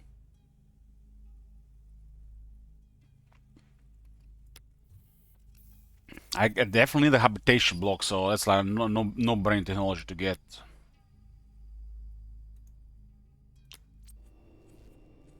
I can get... This is a 5-turn cooldown, 80 influence, huh? I'm actually get this tech and get a little bit of overflow.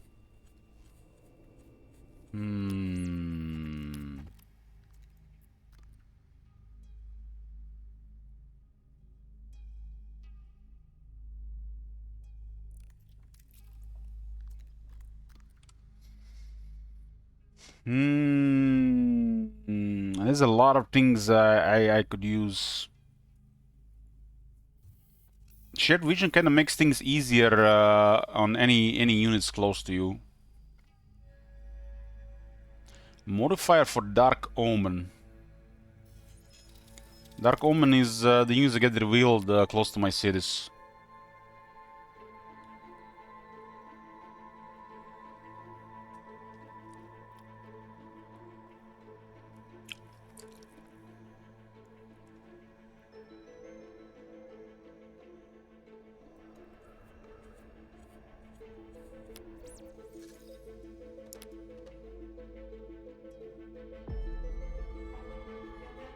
I mean, there's several things I can get in the Dragoons, including armor and another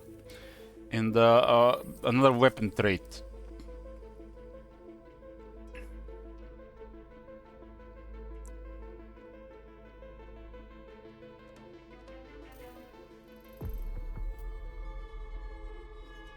I enjoyed it, but did it take practice to voice your inner thought process when the chat is quiet? Not really, not really. When I started streaming, the chat was pretty much dead. I was streaming to like 5 viewers for a while. As Total War streams were also quiet for a while until, you know, the chat started being more active when people actually started using it.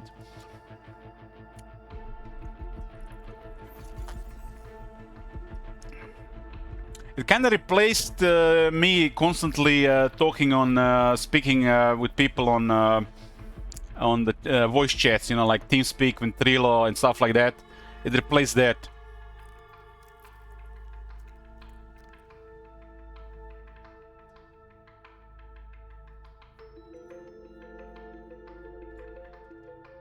Compared to Gladius, there's a lot of this text that are just like semi-useful, which feel like they're there because they might have just like put the... I guess this just made the game a little bit slower in the beginning. I need the algae, and I'm losing 1.5 algae per turn here without this tech. I'm gonna get a House of the Borderland. I need the research laboratory as well. I need a habitation block. I guess it's time to start using the whispers of the voice. I just got a research to make it stronger. This is a special operation available to my leader, which uses influence to get the research. But we all had another trait called mysticism, which makes the research laboratories weaker. So the standard way to get the research is weakened for this faction. But you get a operation. This is an ability type operation which creates research out of influence. And I did go for quite a bit of influence because of you start to generate extra influence at the start. And it's one of the resources that goes up faster, and as you get outposts, you get a little bit piled more. So give me that like second, give me that jump into tier 2 and 3 that would usually be acquired by getting a early research building. I think early the research building will still be good because I have Arctic and I still need more research. So I'll queue House on the Borderland. It's basically just technology that grants algae production on headquarters. Will just generate algae, and algae is a resource acquired for the voice stuff. And I'm actually don't even have to get basic units anymore, so I guess it's perfect time to get now. This created an 80 research.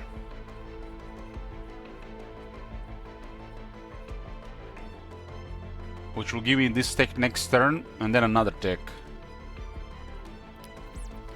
How do you queue techs? Can you actually queue techs? Is it like maybe a little shift? Maybe you can queue techs. Did I ever eat algae? I guess in a way I did brutality. I was consuming chlorella and spirulina for a while. Chlorella is kind of like an algae. It's green algae, and spirulina is like a bacteria from the algae. I consumed it in the form of pills.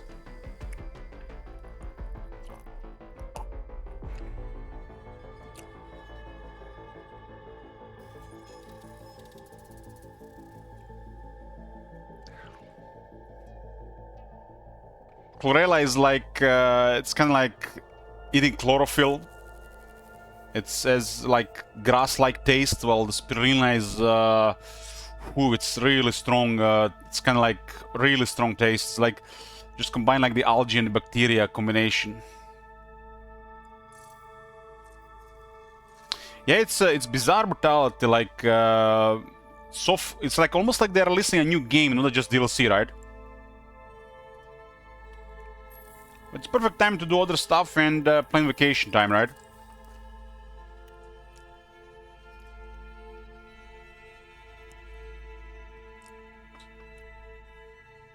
Hey, mate.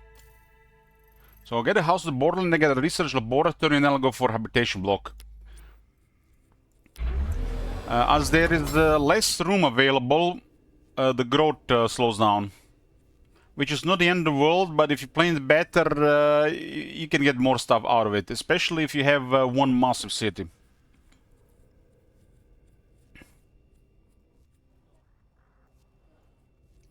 Our leader definitely wants more cities, but there is a faction that actually has only one city, so losing growth is terrible.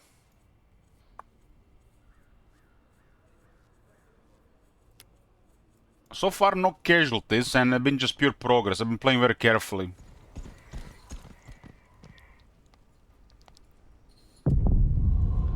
House on the borderland. It's another technology for the voice. In the cellars underneath our headquarters, we found a cabin, sitting in a dank, empty chamber. If you follow the voice cultist inside, you would find a single room furnished with the forgotten belongings of an old man. Oh damn, we found the Marconis' chamber. The cultists would dig at the cracks in the floor where algae grew alongside the mold. And if you looked out the window, you saw not the walls of a cellar, but the color-shifting sky of another world. And it produces algae in the headquarters, which will also affect trade, and at some point we'll start generating resources. Trade is almost reaching zero at some stuff, but at some point we'll go positive. Trade starts as a negative, but over time it becomes a positive.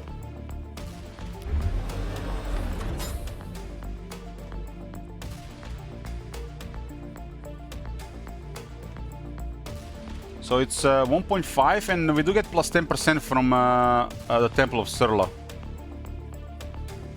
This is an important resource for me, so I started going positive. I'm gonna get the greenhouse farm, and then I'm gonna get a fermentation vat.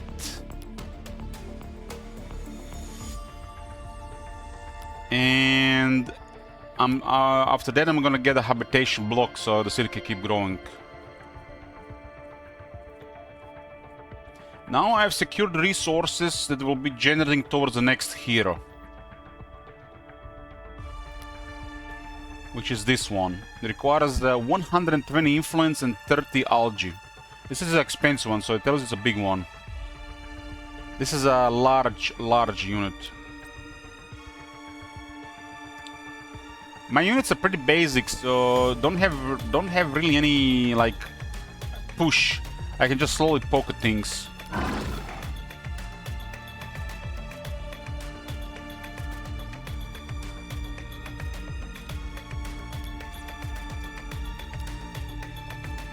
The speaker blesses you.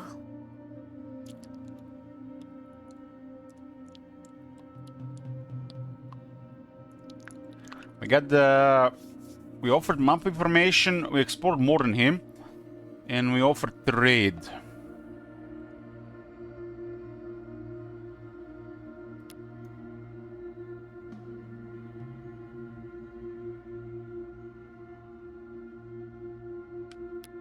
We work, we kind of like part of the same affinity, so we ideal to be close.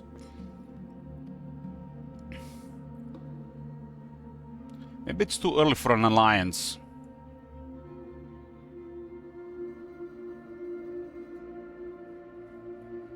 Allied players share vision and ability buffs as well as can set tile markers to signal target. If all remaining players are allied with each other, the game ends with an allied victory.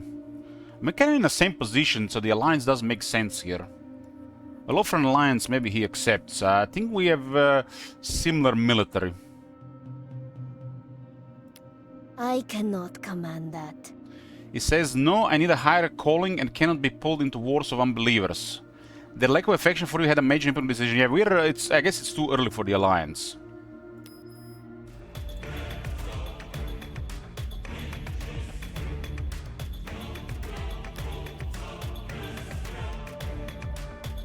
The trade is still not producing any benefits, but it'll get there.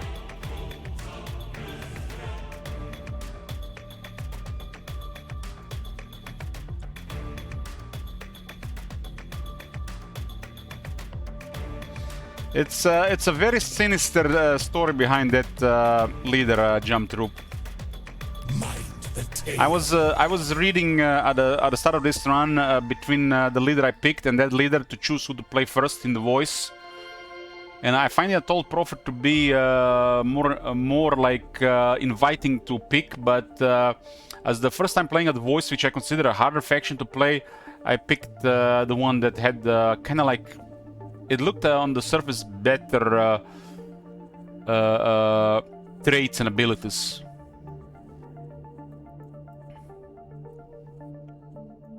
We fight as one.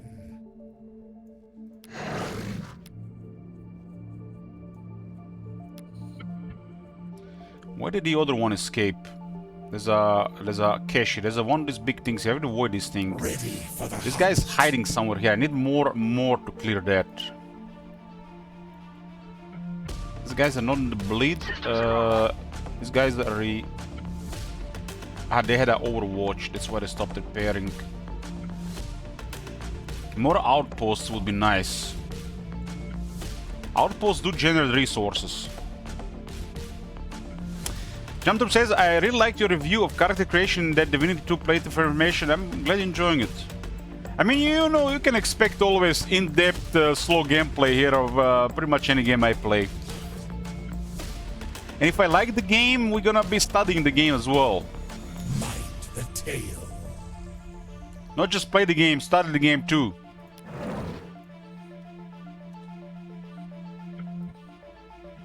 There's an outpost down here. Maybe I can get away with it. Okay, blocked here.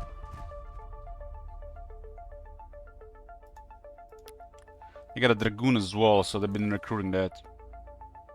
Outposts are really important because they generate resources. I mean, it doesn't seem much, +2 food each turn, but it adds up every turn. Every turn 2 food. 5 outposts, it all adds up. Ready for the hunt. Kinda wanna clear that area. Optimized boarding. We fight as one. With speed. I'm gonna send everybody here. These guys are at 3 in the group. I think I can stay in the bleed here, even if this thing will shoot at me. I think it's somewhere here. Remember, clearing neutrals does provide research and experience. I'm getting the hero next turn. It looks like a support hero. Okay, what was next? Research laboratory. I did rush a couple of... it's cheap technology going to be rushed as well. The bleed is basically a corrupted environment. My faction thrives in the bleed.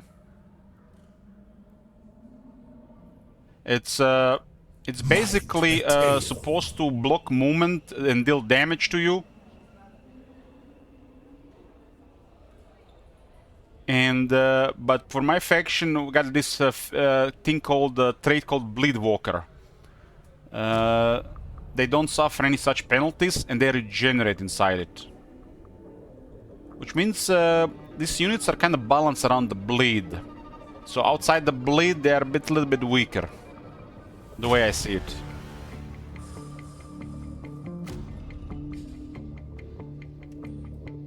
You need not fear me.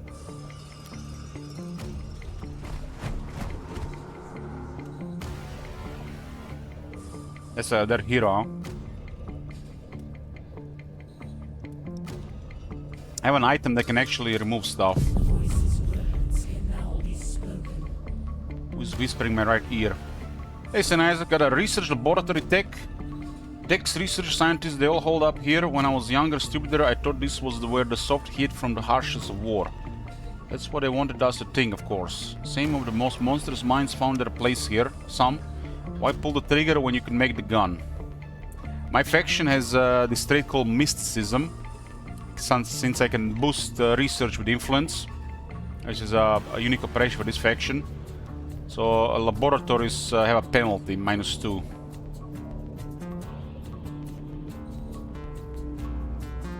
Since we get the research from beyond. It's called the Whispers of the Voice. I think it's pretty good, you just need to have more influence. There is danger ahead.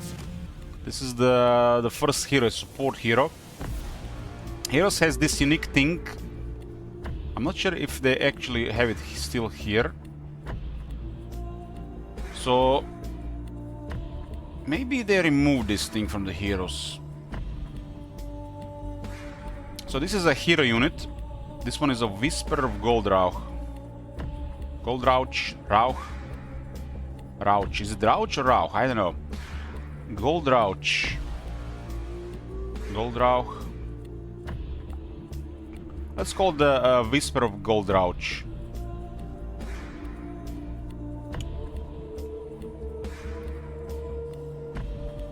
Some kind of woman who crippled herself to just hear the voice. The heroes are expensive units. So what does she have?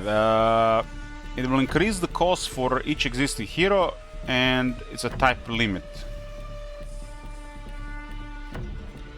Good generals knew the danger of letting anyone stand out from the crowd. Our soldiers needed to be faceless, so they could die and we would feel little. But some soldiers defied logic. They rose from the muck to become key pieces on the battlefield. Losing them always hurt the most. Has 2 armor.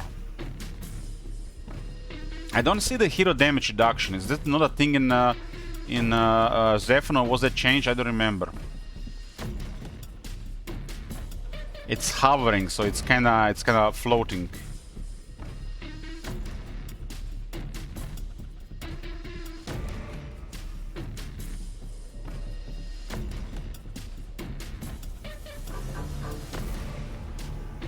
This is a pretty good health. Only 2 armor though, so armor is one of the most valuable stats to increase here.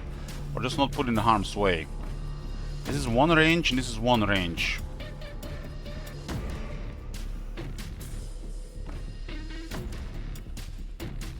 Let's equip the Gauntlet of Ruin. Well, it takes 1 turn to become active once you transfer it. I can also sell these 2 other Concorder, I think. Yeah, I can sell its 40 influence. I could use more armor here. The Dynamis plate. It provides 1 armor. It's 40 influence. I kind of actually need more influence. In 3 turns I'll get the new operations from the outposts.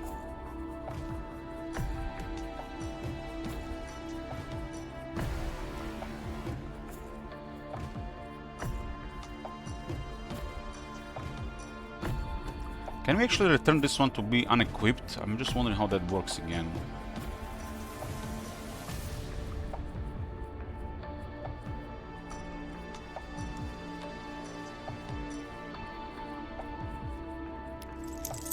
I guess it's useful. These things are useful because cripple the unit to take lower damage for 2 turns and actually cripple a unit so that they can escape.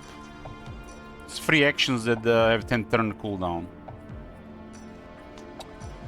So heroes have a set of skills. This one is just special thing is hovering and has a horse of space attack. Causes horrifying. Has a higher accuracy, 2 damage, 3 AP, 3 attacks at 2 range. Not the most amazing attack, but I guess it's still okay. When the Whisper took the field, she went out, after the mind and the body. Smart of her. 1,000,000 wars have been won just by scaring the enemy into running away. But the Whisperer didn't think like that. She just wanted to share the voice with the world. And the heroes have skills. The first skill is Echoes from Beyond. Can be used every 3 turns anywhere on the map. 1 radius, I think. Free action. It reveals tiles. So basically for map control. The voice knew things, impossible things. Was it petty to simply use its premonitions to see our enemies, or was that how the voice drew people in? They showed them knowledge, promise power, then offer more. The Whisperer knew, she didn't ever say. Abilities like this are pretty cool to have.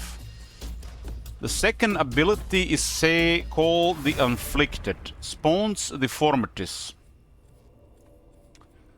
It'll create an allied unit. Biological melee monsters that create deformities by killing, but lose hit points each turn. It costs 10 algae. I'm currently low on algae, so I can't use this. I guess this is one way to get a little bit edge, but it does cost algae. Also, it's a 3 turn cooldown. The voice granted the Whisperer a gift, a power to create life. Not true life though, just a mockery of it. But is a deformity any different than a mayfly? Maybe we deserve to be laughed at for thinking our lives meant anything. Third ability is Cry of Contrition. It will damage itself to heal a damaged biological unit. Allied biological unit. It does 2 damage to itself and it heals 6. I mean, that's a pretty good trade-off. It's 2 range and it's not a bleed walker, huh? That's a shame. This one is not a bleed walker, so why is this one not a bleed walker? That's a shame. So we can't stay in the bleed and support.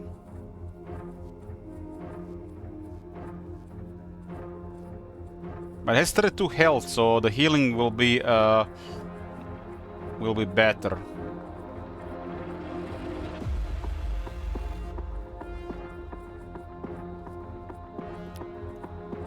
What say you?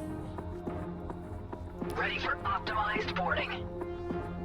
Ready for the I mean, it's 20% healing like it's gonna sit, right? ahead.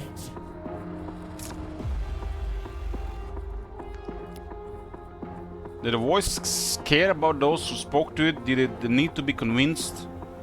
Thought to empathize with living beings? It didn't think such entity would find value in saving lives. Maybe it had a bigger vision in mind. Or maybe it did feel some kind of mercy.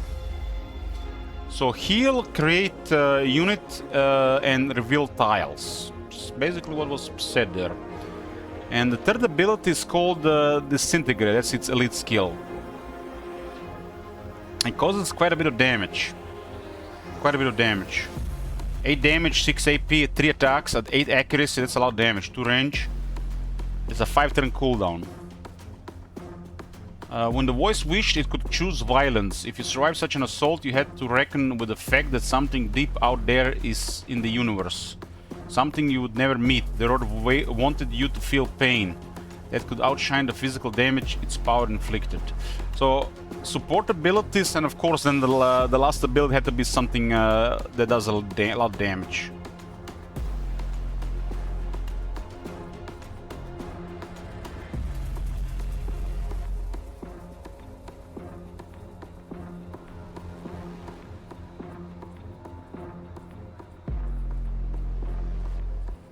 I'm definitely not taking Colony of Fleet until I get more algae. I have no algae right now.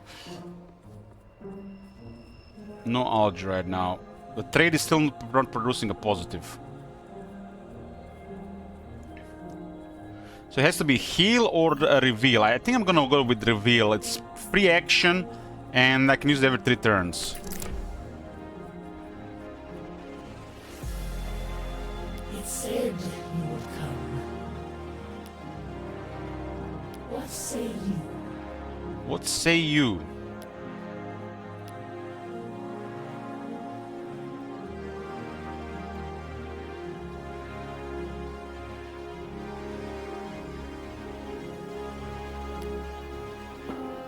There is danger ahead.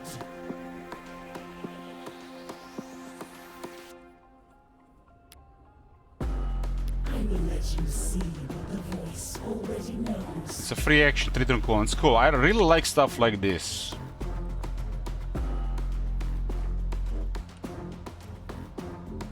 There's nobody else here. This thing is alone here. We fight as one.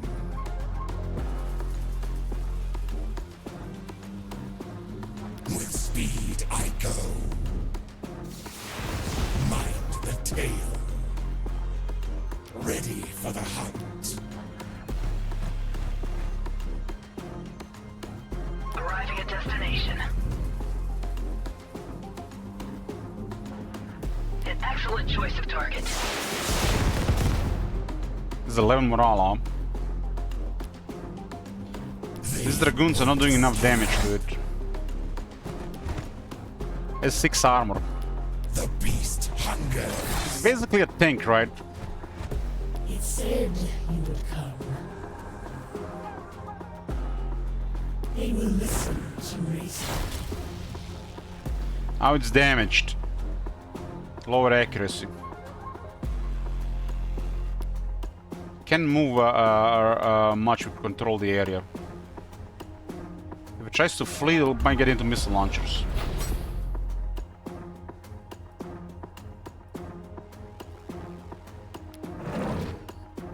Trying to get some more outposts here. There's an outpost somewhere down here. I haven't captured it yet. It's causes it creates food and research, hydroponic farm. This is the deformity unit.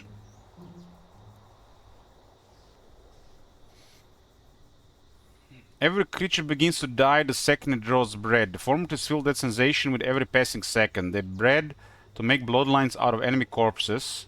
When the killing stops, entire generations of these creatures will simply cease to exist. It's a pretty cheap unit. Group has a 5, no armor, 3 movement. Their weapon is a rake, no AP. They do have double the attacks. Don't let the deformities kill you. Your death won't be quick. Your body will fall and rise again, dragging your consciousness along for one final hellish ride. So they create more deformities as they kill units. They lose 4 health per each turn. Spawns deformities when killing a non-deforming biological unit.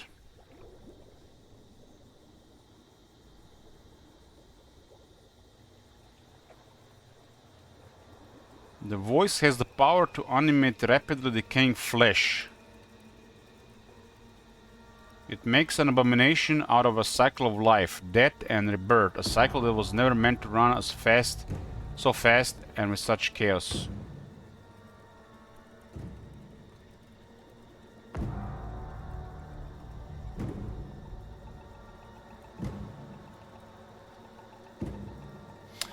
Hey Karas, long time following you and seeing your streams since Warhammer 1. I would like to ask you if you don't mind why you stopped playing ZEPHON, Might and Magic or other strategy game and always stick with Warhammer 1, 2, 3. Just because of views. I must admit I'm tried to see you looking HMM, but I don't understand the game at all when even playing it myself. Looking it for me it's a bit boring. Not being copy paste, I just wonder because I would like to stick like you with one game for years and I can't. Well, the main reason, Karos, cause it pays the bills. And I can always find things to do in Total War.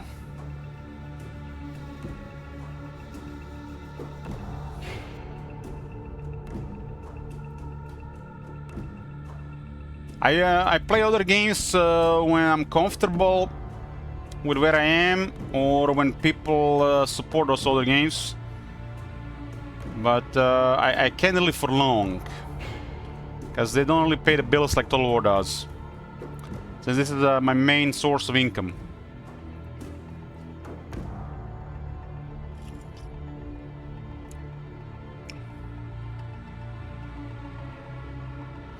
I stopped playing ZEPHON because I just couldn't find the time to play it. There was always something else, and I regret that I haven't come back to it sooner. I'm glad the viewer has requested it. This is why we got the request token support program thing on the stream going. Heroes, it's people have lost interest in watching, so and I have to pay the bills. Do people even watch Warhammer 3? Yes, a lot of people watch Warhammer 3. I get several times more viewers every day, even if they're not all here at the same time watching, playing Warhammer and Total War than any other game. For example, one stream of Warhammer 3 literally is worth more than 3 streams of this game or the, for example, Heroes Old Era.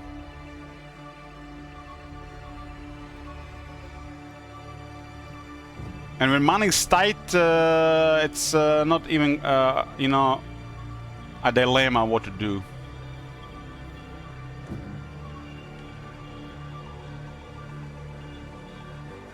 I would still play a lot of Total War, even if it was a different situation. But I would play other games more if I had, you know, the choice. That's why I have the support program. If people support the stream, more so than just by watching, they get to pick the program. This is my way of, you know, selling out.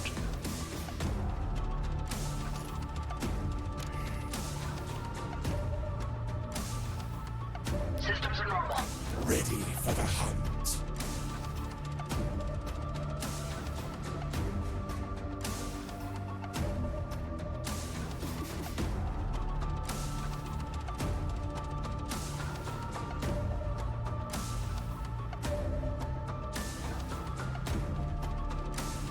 Tomorrow, Cal continues on Saturday, Crazy Tourist. We'll have another Sabaton stream. I think Saturday's Sabatons will be now a thing, since my Sundays are off.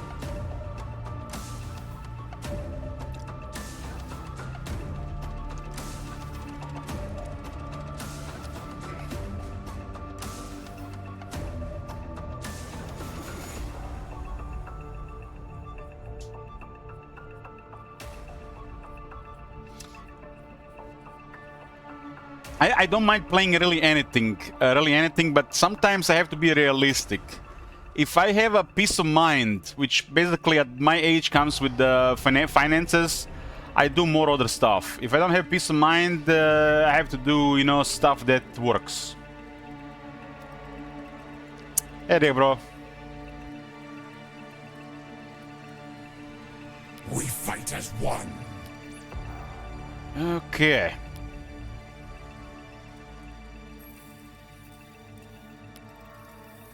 So I did the technology rush, and I got the research laboratory and the house on the borderland. I get a little bit extra research as well, like the overflow. I think the next most important thing is to unlock the engineers, and at some point we're gonna run out of space in the capital, so I need a habitation block. How long before that happens? I guess not that quickly, but I'm losing growth right now. But I don't really have to worry about the growth that much because I'm getting the mid-harvest.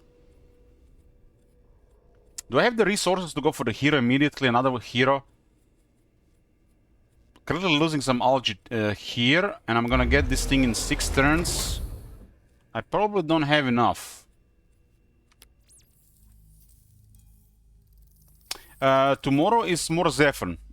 ZEPHON will be now on the stream as long as I have days for it.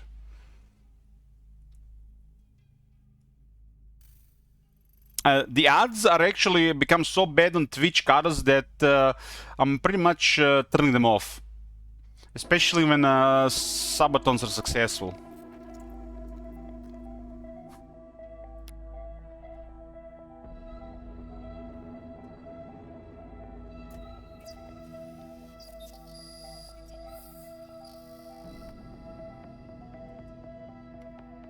Sponsor game. The only people that want to sponsor stuff here are those less known games, which are usually via third party that already takes the money but gives the streamers just the access. So no, this channel is not at that stage where you can make money from sponsors. It's very rare, and I've never done any sponsor games. I had the opportunity to do it like 2 or 3 times, but I didn't do them at the time. Money was very good at the time, so I didn't do it.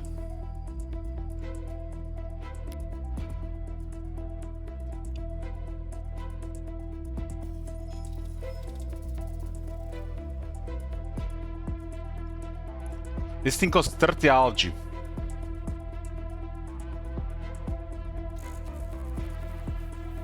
The main way this stream is currently still hanging around is due to a dozen really generous viewers, which are unbelievably generous, like Diagbro, for example.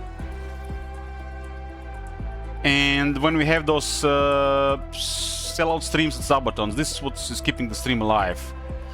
The daily other stuff is not doing much anymore. It's just here to, just stay for the sake of consistency and not to stagnate or lose viewers over time.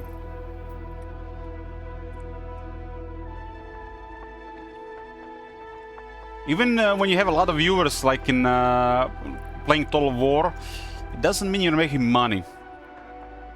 People still have to subscribe and do other ways to support the stream to generate income. Just having viewers doesn't really do that much. In theory, it works, it helps, but that alone is not the factor, that will just work. There are larger streams than mine that probably make next to no money. It's always down to generous dozen viewers and sellout streams and stuff like that.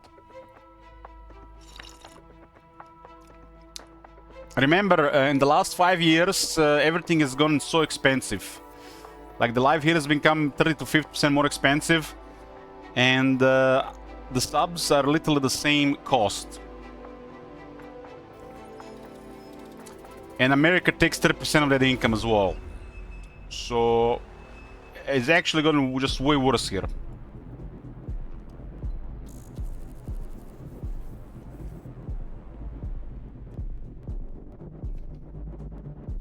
Anyways, enough talking about this. Where we at? I don't think I can get this and build it immediately. That's cost quite a bit of resources, this one.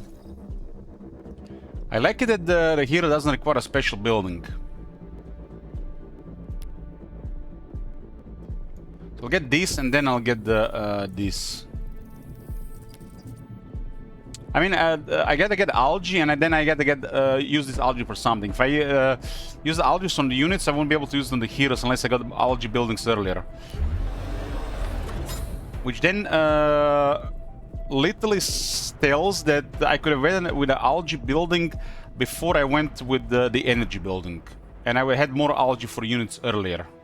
which was probably a better thing to do. So building the fermentation vat was better to than getting an early power plant.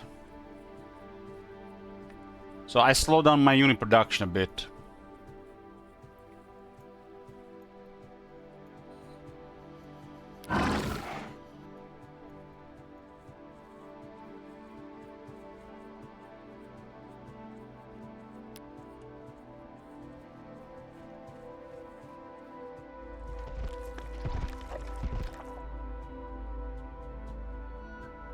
This is a huge map, eight factions.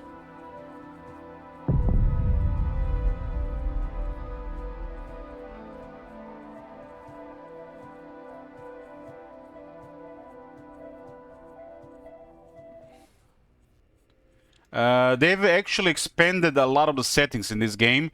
You now have a massive and colossal maps as well. If we get enough days for this game, we might actually play one of them larger maps. Because they can take several days to just get going. Yeah, Eintroll. The map is pretty big. They made the huge map even bigger. And you have two more maps larger than this one. I'm kind of looking forward to see those, but those would be so time consuming.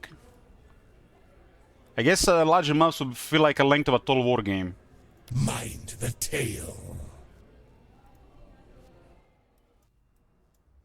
They haven't occupied the hydroponic farm, so I'll take it for myself. And this is perfect because in 2 turns it will generate natural stimulants, which will give a unit a movement buff for 3 turns. And nice, this was first capture.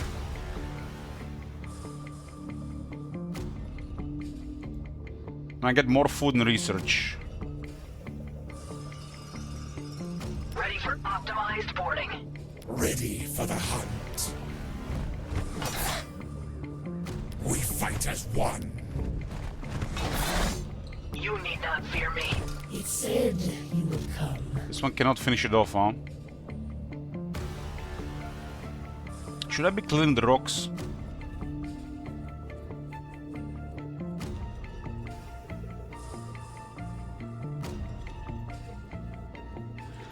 The map stuff is mostly the same. Mostly the same. I can't really tell you 100% this answer. It's mostly the same. There's more features on the map, you know, like this arc discharge.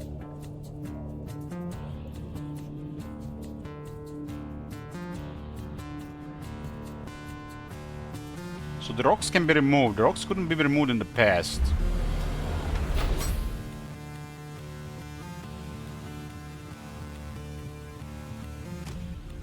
Rocks take a spot in the tile, but they produce more minerals. There is danger. This one has what? 2 range. I can remove the forest, huh? I do want to remove forests. I remove the forest and we get a call from ZEPHON. Oh no! Is ZEPHON the green guys? Why is ZEPHON calling me? Hi there. What do you want to discuss?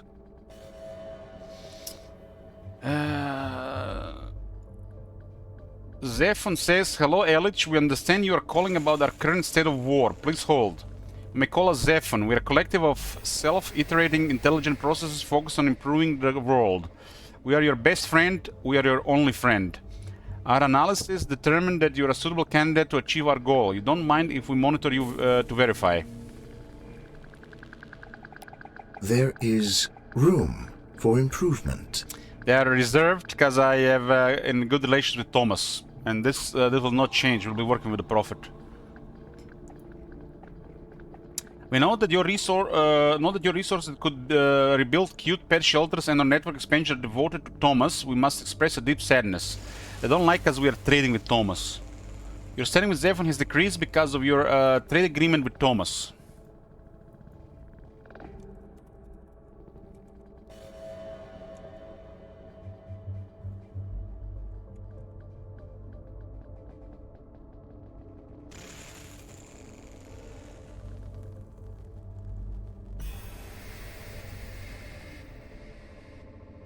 The trade with Thomas will eventually be very nice, but right now he's taking resources.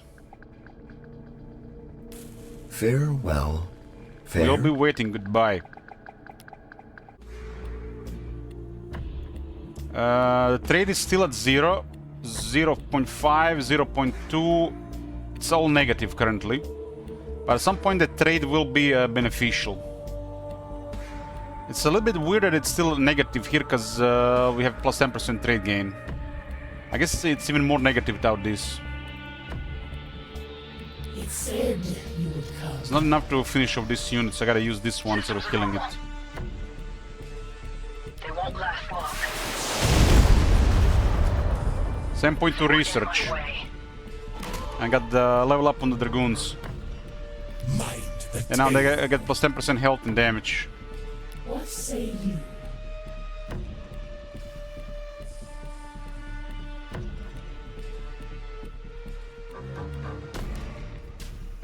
We should continue clearing this corner here. I will bring a voice to new disciples.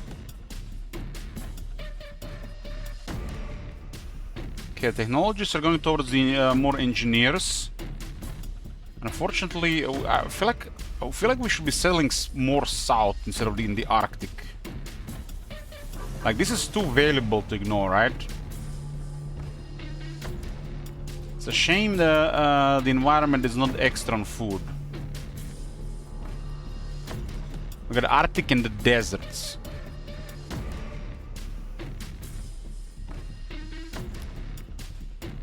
I feel like the Arctic is possibly the worst worst terrain for our leader.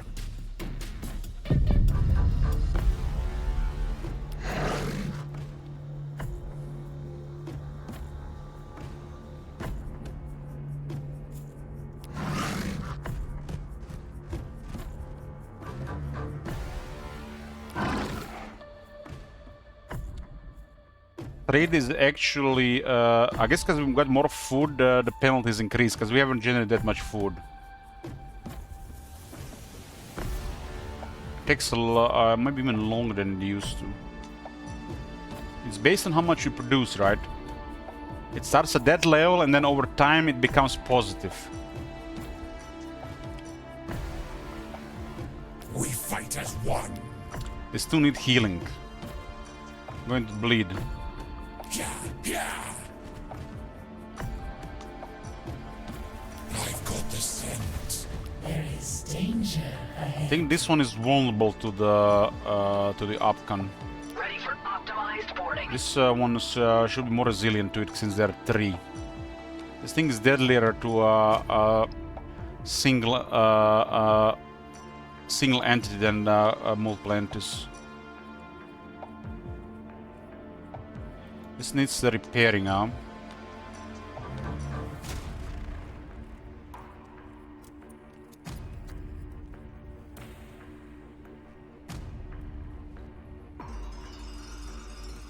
It's fastest to repair inside the city. I will watch the horizon. It said you would come. So this thing will actually be hurt in the bleed. It's strange.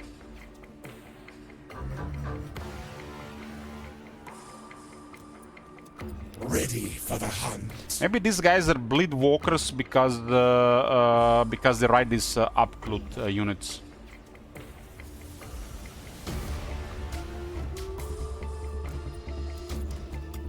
I mean, these are the Arcane, right? What say you? This is some kind of freak human. Yoo-hoo. Yeah, this one, I guess it's hovering, so it's not gonna take bleed, yeah. Yeah.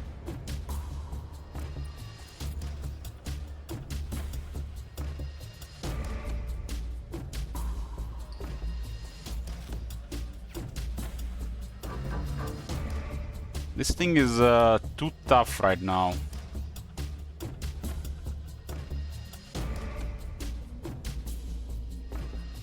Even has this frostbite has a large splash.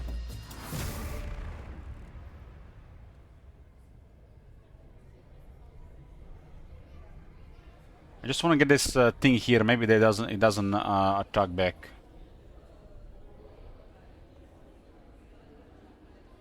There is danger ahead. The voice concurs.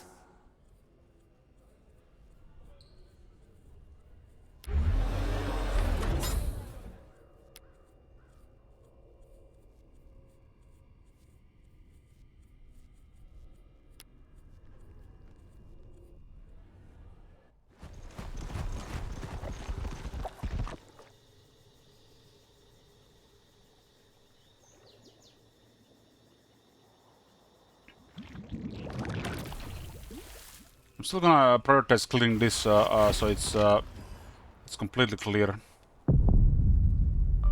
Any chips here? Got 3 operations here.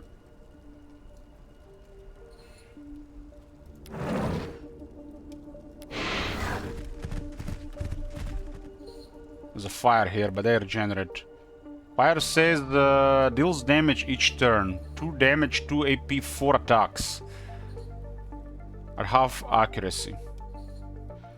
Word spread quickly about the Battle of Castaic Plain. Our forces staged an assault to take control of a water reserve from the enemy. Shots were fired, the wind was high, the ground was dry as kindling. Inside of an hour, a wildfire surrounded both armies.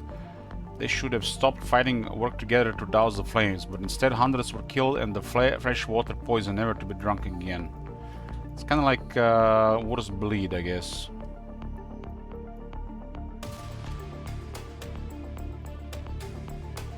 Mind the tale. We fight as one. I'm gonna go for this voice cache. With speed I go. I got 10.6 algae. That's perfect. That's just what I needed. It doesn't look like it does a lot of damage, just stuff. Ready for the hunt. Charge! Might need to spend quite a bit of time to kill it though. Can use a frostbite every turn.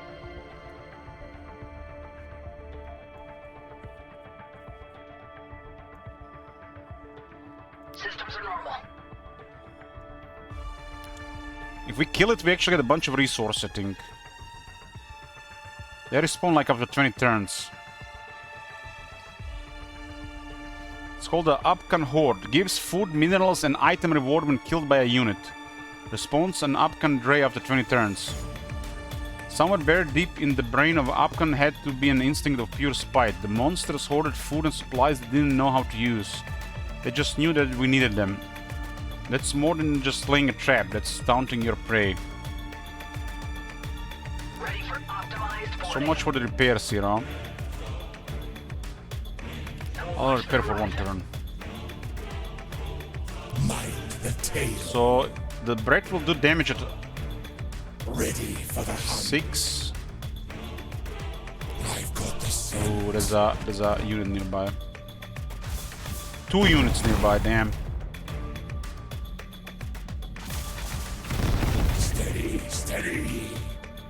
3 units! God damn. This unit might be dead.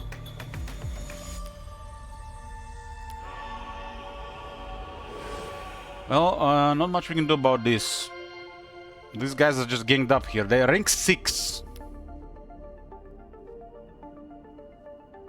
It said you would come. Not much I can do to them.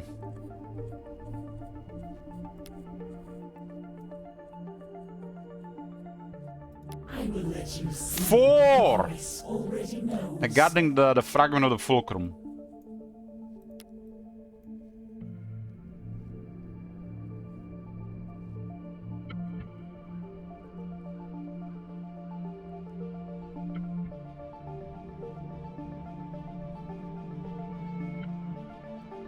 A sound decision. It'll be a miracle if this one be able to disengage. I mean, these guys won't even move next turn. We fight as Maybe one. they move. They are currently not not really active. I mean they have 3 range, so they're gonna shoot.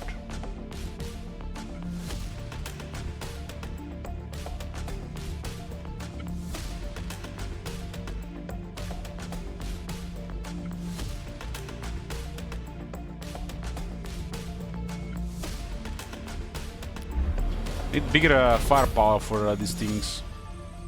Ready for the hunt. The beast hungers. I mean, I could handle this if there wasn't all these weapon teams here. Even using just 1 Dragoon is gonna send back to map clear for a bit. How would they move away, I think?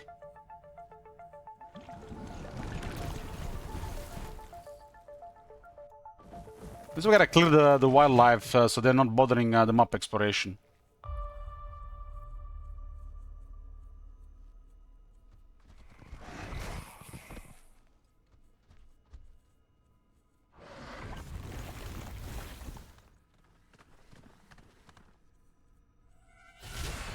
I lost the first unit, turn 20.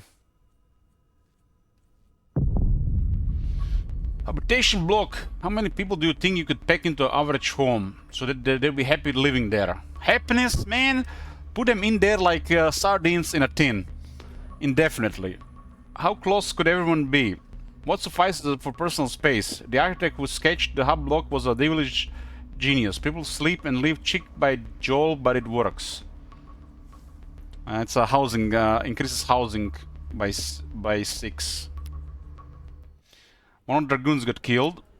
This area has a lot of enemies. What say you? Ready for the hunt. It said you would come. Mind the tale. Yeah, yeah. There is danger ahead. I speak for a greater power. Lost 1 of the Dragoons. I thought it would actually happen much sooner. Not much left in this area. There's a couple of outposts, possibly even 3, but I see 2.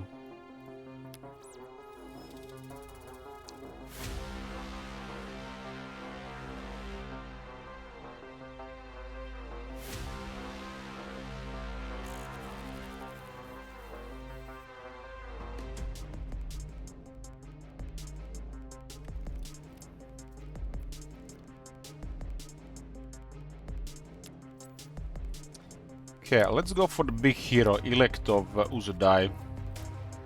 Large biological melee hero summoned to teleport across the battlefield to cast and casting its enemies at the front lines. Has 4 armor and 48 health. It's very expensive, so I'm expecting good stuff.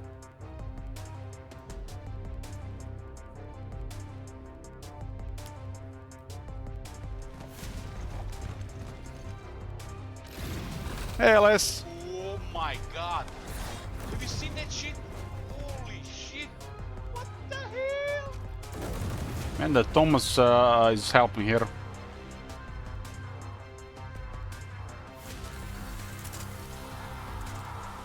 Man, the dragon moved all the way here. I guess it was activated. The Upcan. What say you? Might actually go hard on that thing. I do have some things there. Cash.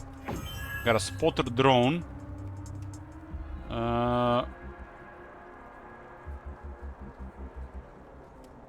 And it provides +1 sight. The fog of war can get inside your head if you don't know what's right in front of your face. You start to imagine all kinds of monsters waiting for you in the dark. Drones could help with that. Sometimes just seeing a little further help our grunts keep their shit together. It's +1 sight. There is danger ahead.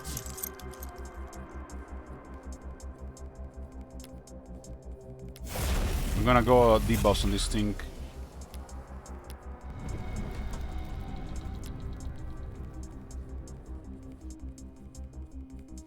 It said you would come. They will listen to reason. Are those ruins?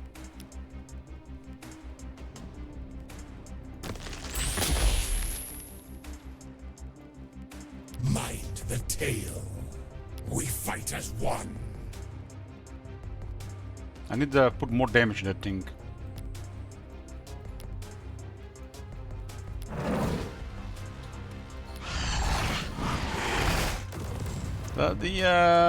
Our friend is attacking them here as well. This thing fully repaired. Optimized boarding. That is a calculated position.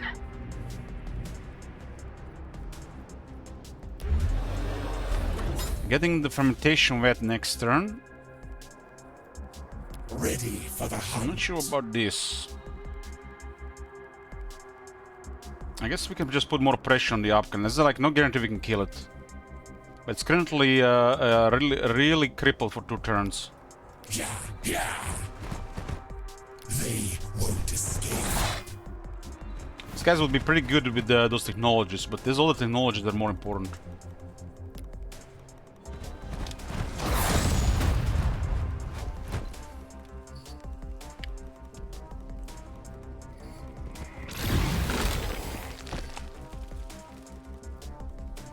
Fighting the hero. The hero in the outpost is incredibly difficult to kill. This one is also provides extra protection. The speaker has touched you. If I told the great speaker of the great acts you have achieved, he would not believe me. Your high standing had a major impact on this decision. Your standing with Thomas and their friends has increased. He's praising me. Benediction should be taken in silence. Through me. Revelation. Even in trying times, your faith remained unshakable. The great speaker recognizes this and offers a reward. Your high standing had a major impact on this decision. Because, you know, we noticed this immediately, because it's easier to have better relations if we share the affinities. So it's how you develop friends. Like, you're not gonna try to be friendly with Chiefess, right? She just she wants chaos. She's offering a gift. A proper offering influences the gods themselves. That is the right time, but you bring the right gift. Through me.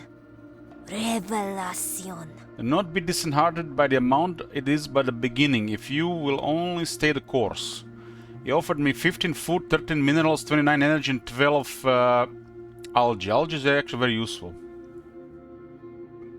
The jingle of coin allows the princess, the peal of crystal bells. These are but snippets of your shining future. And the trade is getting better, right? We have he has been generous with us now. So he might not show it, but he likes me.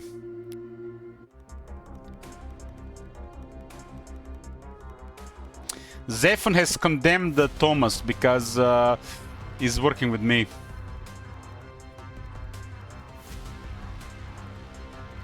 Let's see, trade 0, 0, 0, 0, 0, and 0. At least it's no longer negative. We might be getting closer to positive. It's been what, like 6 turns?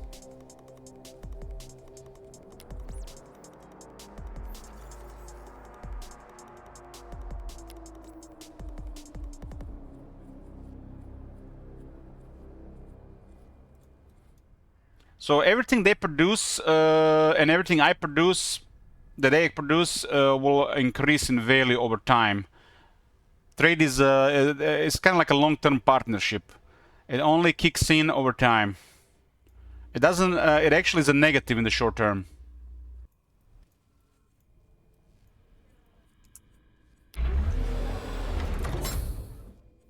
Okay, algae are good enough to start producing units. I'm actually have no population available here. The next one is in 6 turns, which we do means we need a habitation block.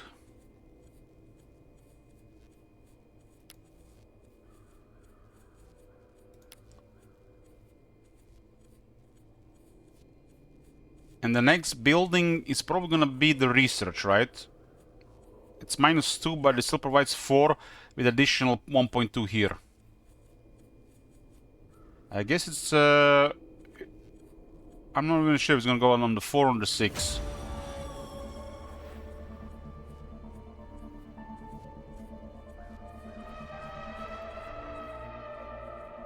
You need not fear me. I think we can take down this Opcon.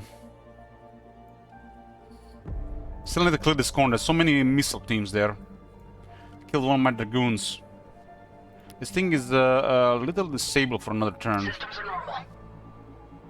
Stand by. I require velocity. An excellent choice of target.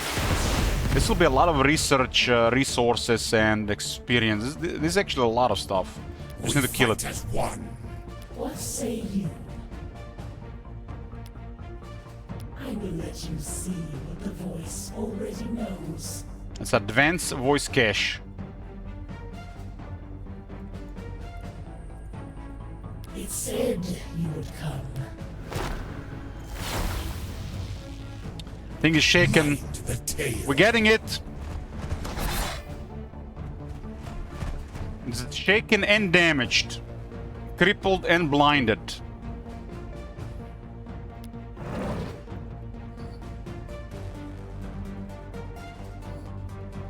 My guy's down to 8 health, but there are all 2 of their guys here.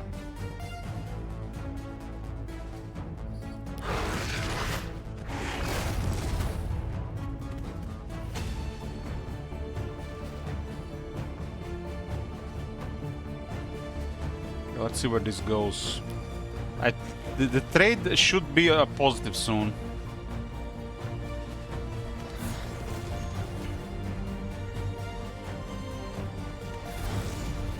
They've been making dragoons.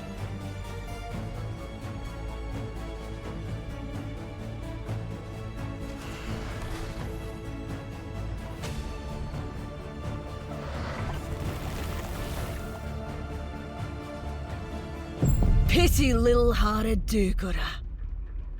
Shit, mate, what the fuck are you up to? Your field military had a major impact on this decision. Your standing with chieftains and their friends has decreased. She's condemning me. So what the condemn does, it's basically makes relations worse between the factions. They make them more aggressive, and all their friends and allies will be more aggressive, aggressive towards me as well. What you got? She's reserved now. Oh no, you're sending your reaches across the wasteland to Thomas? I swear that a bunch of raggedy-ass reavers ain't gonna be waiting. Your standing with chieftains has decreased because of your trade agreement with Thomas. She does not like voice factions around her.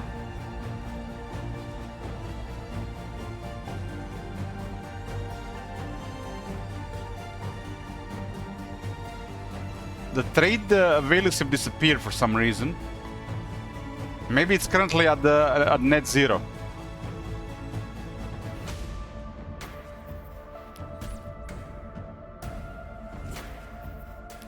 It doesn't show like it's making anything right now.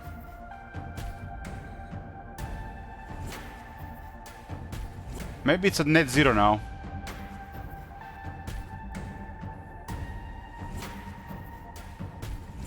Okay. I'm getting quite a bit of resources. You need not We fear definitely me. need more production buildings. Said you would come.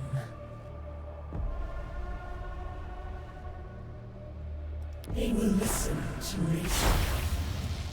We fight as one. This thing is crippled still this turn. Ready for the hunt. Ready for optimized boarding. I will make this zone safe for deployment.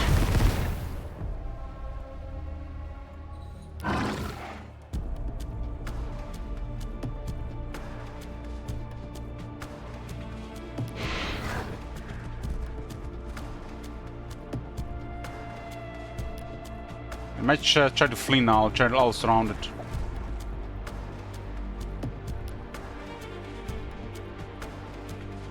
It's going nowhere.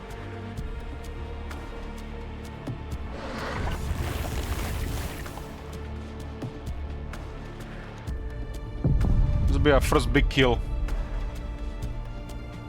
Trade has appeared here. Our first positive trade, 0.1 research.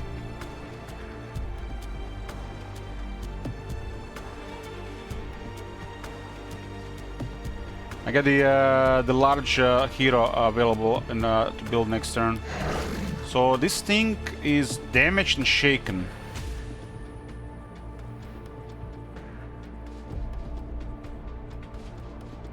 I'm gonna surround it.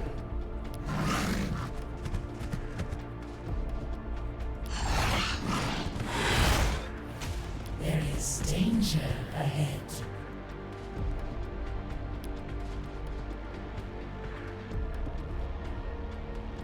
I speak for greater power. An excellent choice of target. Let's sort of give a lot of resource when killed. Oh, it's a kill. How much research? The beast 14 research. The creature's bloodlust. We also get 22 food, almost 18 minerals, and an item. Those are definitely value kills. And we gotta level up.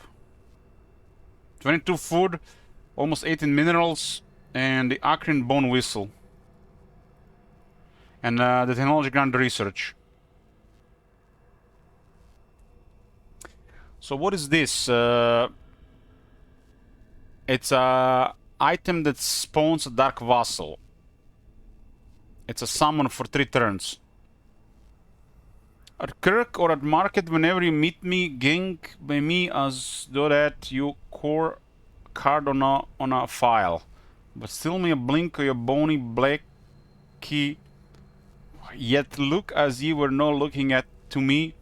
Yet look as you were not looking to me. What the? I was actually the same line twice. Whistle on, I'll come and see. Robert Burns. What say you? Okay, that's another item here. I got the sight. I got a level. I can actually get the deformities. Deformities should kill those missile guys. I do have enough algae to use deformities now.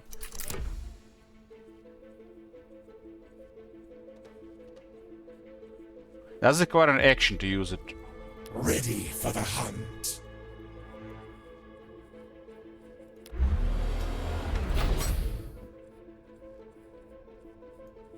Okay. Progress. Growth will increase next turn because the housing will increase. The growth goes down to quite low if the housing is almost full. But as the housing, there's extra room, the growth increases again.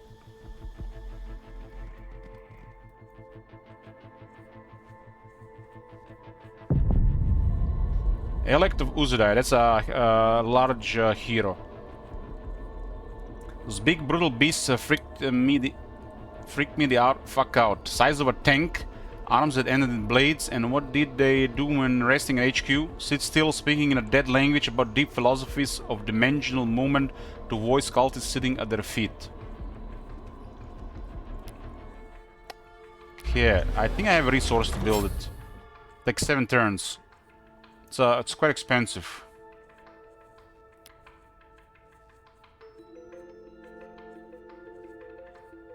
Habitation block is next turn.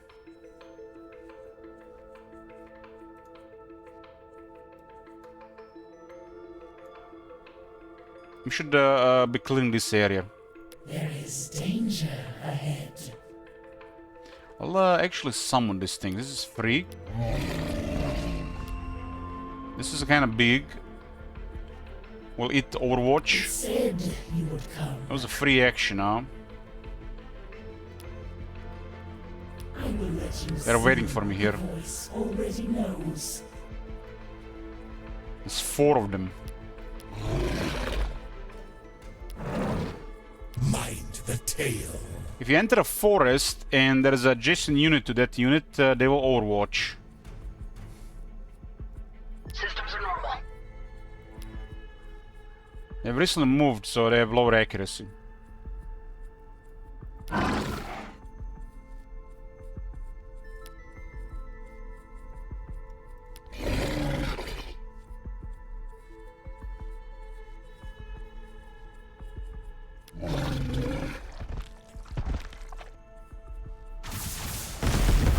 This is a kind of tank.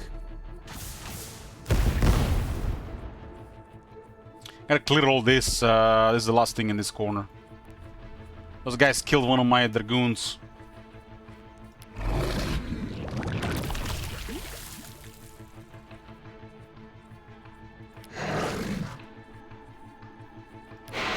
There's another one here. All this changes things.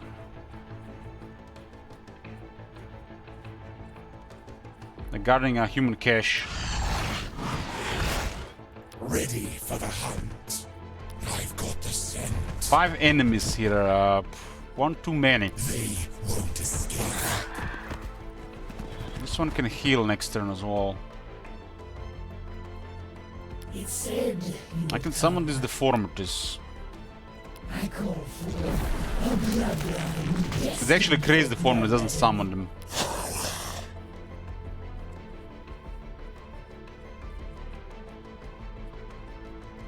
One Overwatch still here. If you're wondering when the Overwatch is, you just click on a unit and then right mouse button on a tile and you hold it. And you can see the units in the area. You will see the icon on that unit on top goes red, which means they'll Overwatch. You need not fear me. It's better this thing get hit than the Marauder. Arriving at destination. It's nice to have algae to get the deformities up now. They won't last long. Considering how many they are, we can probably create some deformities in the process. These are trees. I don't think these guys have some kind of anti-trees. No, nothing. These are basically just anti-vehicles. Anti-large. They literally did nothing in the forest. I like that big-ass monster that looks like a Morgul. These things don't have lifesteal.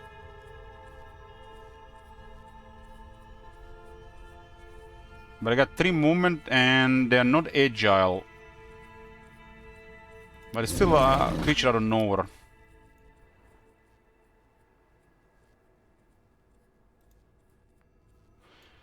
Okay, research. There was a third tier 2 tech, now we can go tier 3. There's the outsider. This outsider is tier 3. That's the unique for the Tribunal.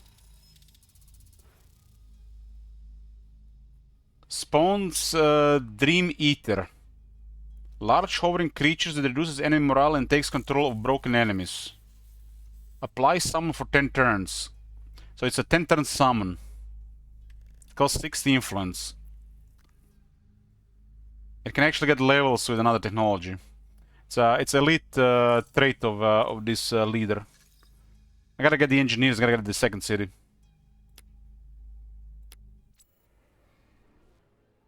I can do another Whispers of the Voice, but I need more influence. I need an influence building, I guess. When will I build the influence building? After research? I get engineers first.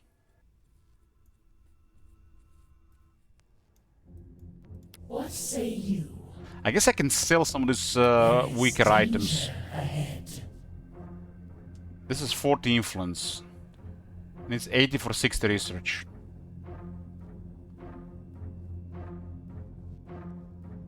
These are common items. These two are, I guess this is kind of rare. Or maybe it's uncommon, not rare. I think I can clear this now. Hopefully they shoot the Dark Vassal. It's Dark Vessel. Dark Vassal. A and E is a E, right? Dark Vassal. Dark Vassal. They're shooting all around. The guy's a level 6. If they move, they lose accuracy because they have heavy weapons.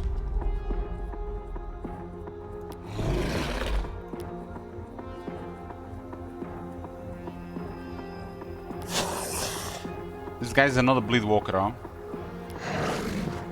Mind the tale. It said you would come.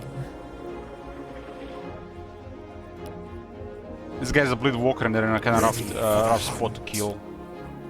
An excellent choice of target. We fight as one. Can I kill them this turn?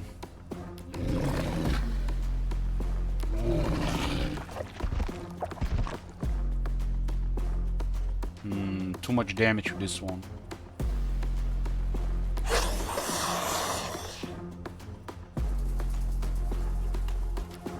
They are biological.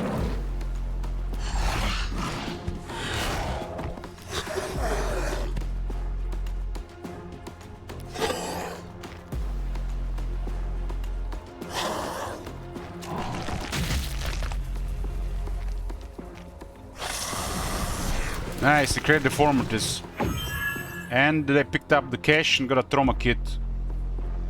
Our medics, well, they were amateurs, but they would survive and they patched you up just enough to get back into the field. The Concordate's kits, though, they were something else. The best of the old world mixed with whatever the AIs and aliens knew. They called it a trauma kit. The little trauma was seeing that thing open you up and put you back together. If you could forget it, worth every cent. So deformity has killed another unit, which created another deformity.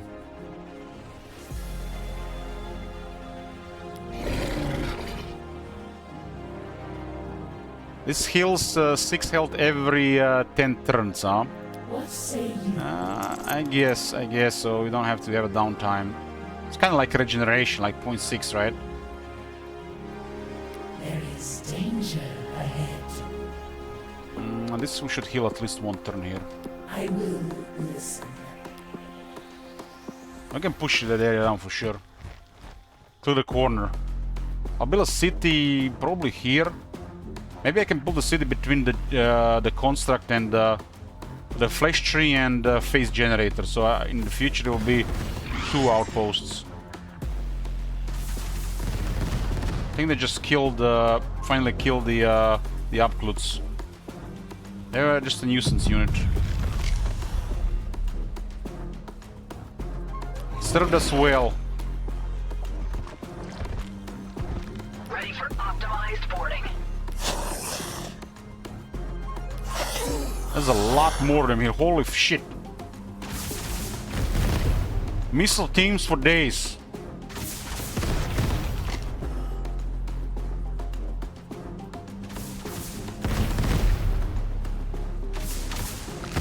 What the fuck? 7 missile teams? Mind the tail. Looking a little bit problematic, huh?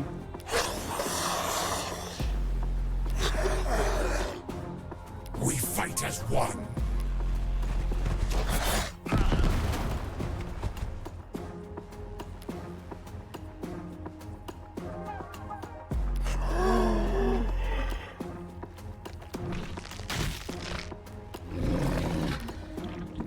If I get more deformities, I guess it's fine, right? Systems are normal. You need not fear me. Damn, it's gonna kill them. Ready for I have to kill them. boarding. I hope that we can finish them with deformity. They were in my way. 2 guys got level up. We got level 4 dragoons now. It's still Squisher 2 armor. Okay, 1 team down, there are 6 of them left. What is this? Recycling tanks. It produces algae. Plus 4 hit points for station biological unit each turn. There is danger ahead.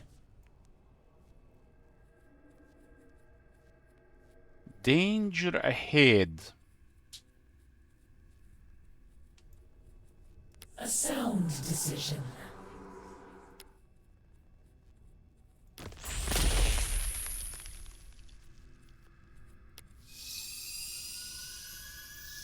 Quite a selection of items here. The growth is back to 8 per turn. 8 is base. Got the first laboratory in 3 turns and then the big hero in 5.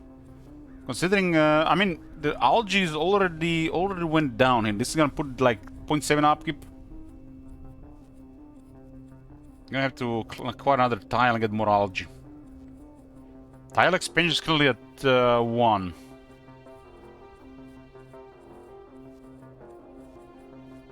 Just gonna go more algae here.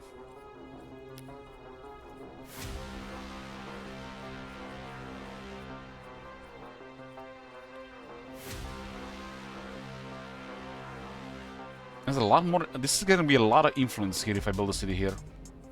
Let me just see the tech. This is a tier 3 urban sprawl +1. So instead of radius 1, it's gonna be radius 2. Is it tier 8? Tier 7?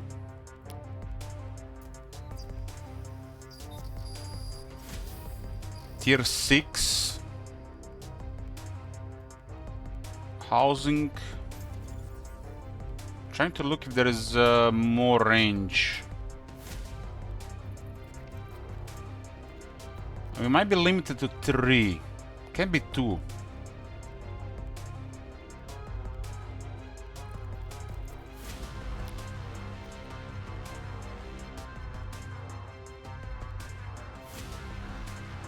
Has a tech that improves regeneration bleed. This is one that buffs the trade. It's unique for this faction.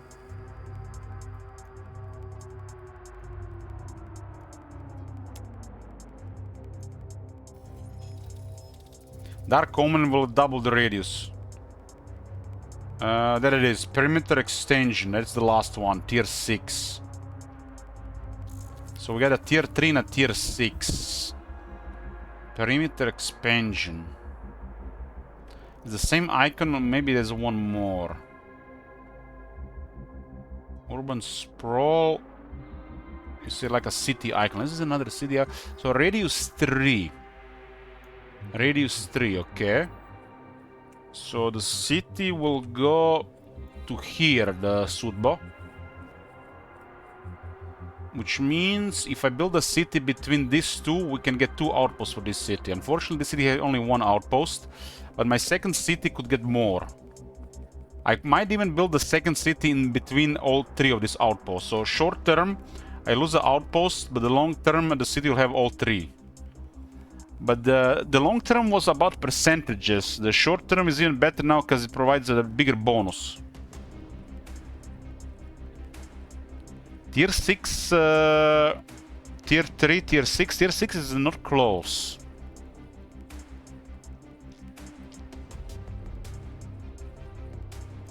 Like for these two would still require Tier 6. This one could be acquired. One of them could be acquired with a Tier 3. But which one? Because I can position the city in this area. If I put it here, a Tier 3 city expansion can acquire this. If I put it here, it can acquire this.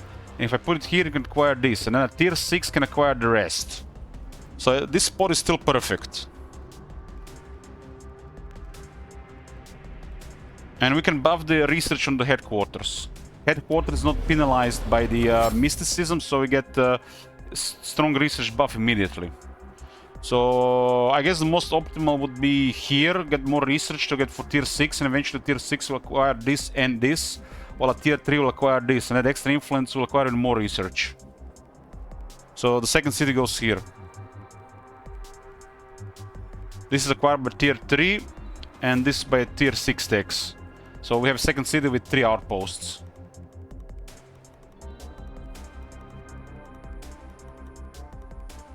It's kind of juicy, It's kind of raw area, but since the Tier 3 is available for this, it's great.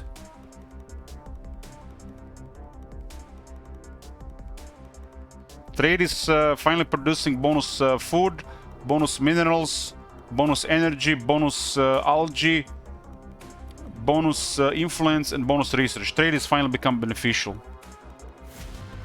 Taking some time.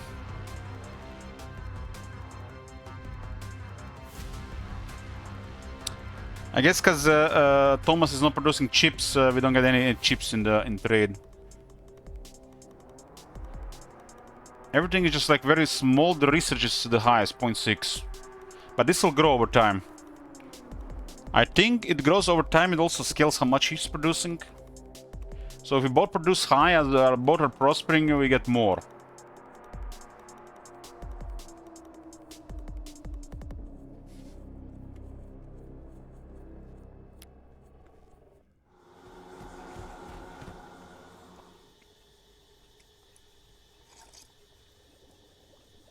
It's a huge map, so this game will take some time. I just killed the deformity there.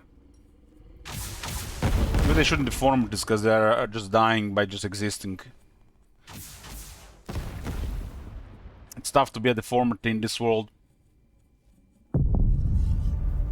Oh, we got, I think, like another quest. The first one was the scientist, which my military was not good enough to consider it. I need to take a piece here. We'll check this out when I get back. I don't remember this. We back, boys.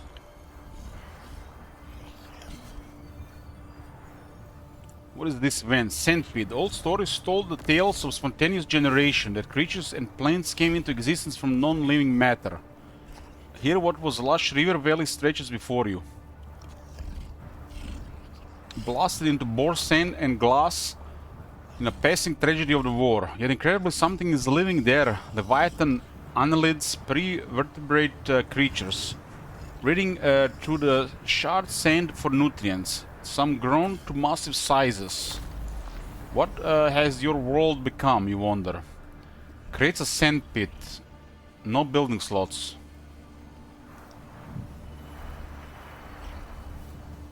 So the option first is feed the worms. Looking at their clacking maws, a whisper in your head tells you that they prefer silicates for dinner. It's probably just intuition, but you go with it.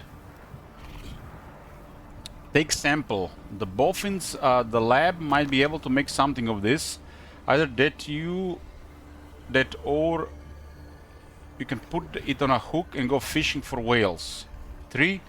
Leave well alone. If these creatures can survive by swimming in broken glass, maybe you should stay well away. And the last option is kill them all. They are abominations and a threat to human life. Destroy them. I like threats to human life. I wonder where this is created. I only need 20 minerals to feed the worms. Let's feed the worms. Though the annelids do like sand, it turns out they are not picky eaters. They are happy to include your troops on their menu. And when you fight back, a group of the alien Aegelian warriors emerge from the broken glass to defend them. This has definitely not been one of your better days. So the event has backfired by feeding them.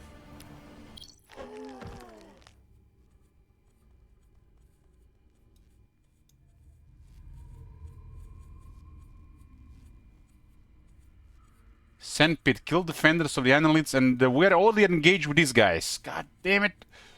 We need more troops.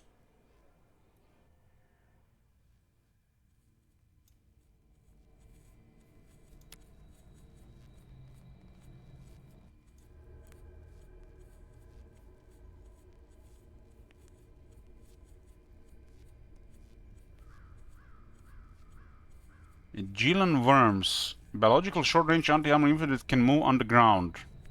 Hearing the voice didn't change everyone the same. Some kept looking for their dark white place, came back changed to find it, delving into the black depths of the earth. To see a friend's face on one of these, dragging itself out of stone and dirt, that was hard. They got -1 sight. Aegelian worms were so tethered to the dark and damp that their sight began to weaken. Generation after generation, the other senses, smell, sound, touch, grew enhanced. They thought they would abandon all the need for their eyes. Fine enough for underground travel, but when war brought them to the surface, they made for poor scouts.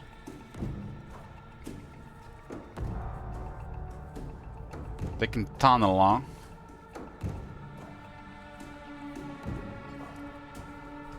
Moves underground to target sided tile. Apply stealth for 1 turn. Prevents Overwatch attacks from targeting this unit. Can Overwatch with melee weapons. Only that urge to hear the voices call could send any creature back into the dirt. Could you imagine how deep the worms went? How great the earth's pressure was on them? And they would come roaring to the surface, their guts expanding as the pressure let up, ready to spew acid that could burn a man alive. Got bio-acid spray. Decent damage and AP. And they apply corrosive, which makes it worse. They got corrosive and splash. Okay, that's a nasty weapon. That's the first unit we encounter that has a nasty weapon. Has only one range. I guess one range because they have -1 sight. Gillian worms needed to dissolve their food before they ate it, or maybe they didn't need to. Maybe they just liked the flavor. It made my stomach turn over just thinking about it. After watching them chow down, I couldn't eat for days. It's 2 of them, level 4 and 5. There is danger ahead.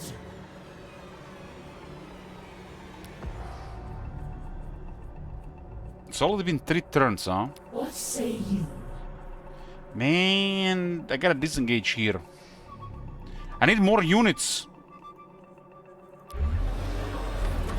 We're gonna be ending up getting the Dragoon building after all, but the resources are required to build them as well.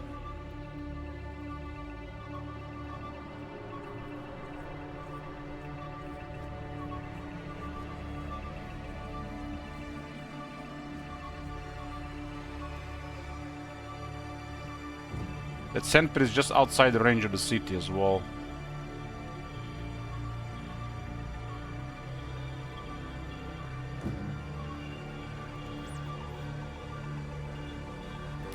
Wonder what this sandpit is going to be then. It said you would come. Oh, these 2 guys now, huh? We fight as one. These things, they hit hard. What say you? You need not fear me. Ready for the hunt. Stand by. I require velocity. They won't last. One gun down. Mind the tail. I'm gonna have disengage from these guys, come back later. Should get more of these Dragoons. There is danger ahead. Yes, yes.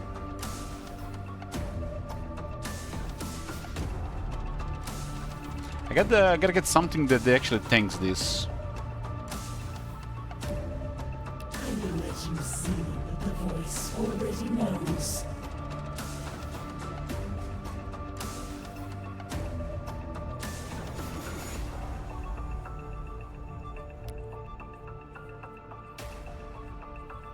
It said you would come.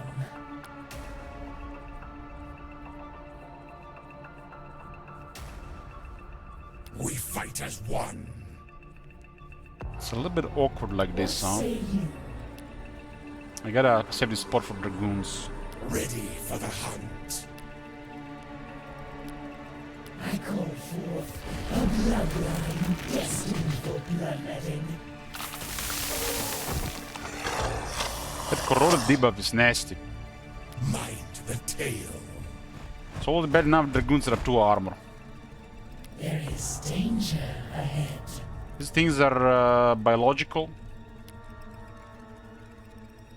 I have actually access to 2 really nice techs for the Dragoons, but there's so many techs I need as well. They won't escape.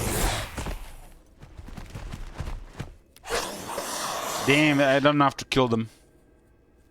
Ready for optimized boarding.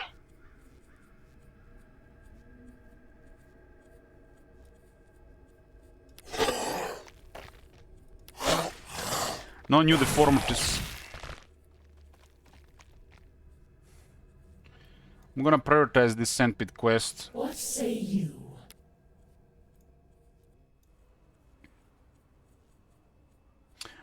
This one should do something. Then I'll get what they call the Midnight Chorus and get more Dragoons. Those stakes for dragoons, this point should be even cheaper because I'm gonna be getting more research with the second engineer building a second city. Toxic spearhead can poison biologicals. And dragoon armor can double their armor.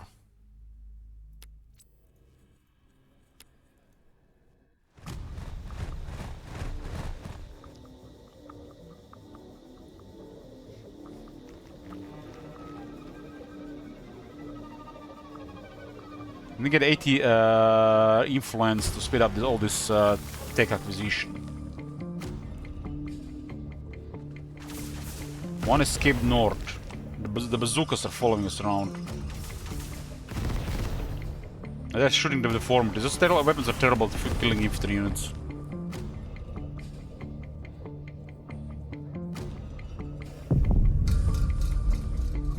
Okay, we got the engineer stick. Some had formal training, some didn't. Scientists, construction workers, technicians. The thing that distinguished the people we called engineers from everyone else was that they had the skills to get the job done. Whatever the job, the ones who hadn't the road, well, they weren't around anymore. That's the one of the starting units. This one makes the city. And we already have a city plan here between these three outposts. Engineers are a construction yard thing. Okay, there should be a priority. Queue the engineers right after the research laboratory.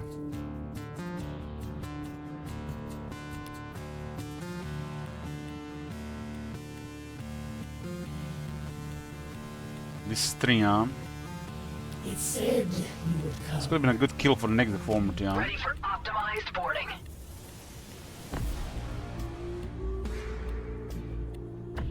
Makes you wonder if the rest are coming here.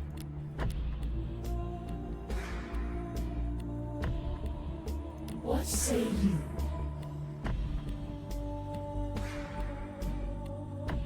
The voice. This thing is on a 15 turn respawn. One down. We're down to 3 units. We lost 1 dragoon, 1 uploads. I guess we had 5. We had 4. We got this one from the cache. There's a big cache there, but there's still a couple of missile teams around. There is danger ahead. I speak for greater power. Sample and research from that. Was necessary. The voice proclaimed its Level up for the Marauder. Marauder doesn't have enough to finish this off.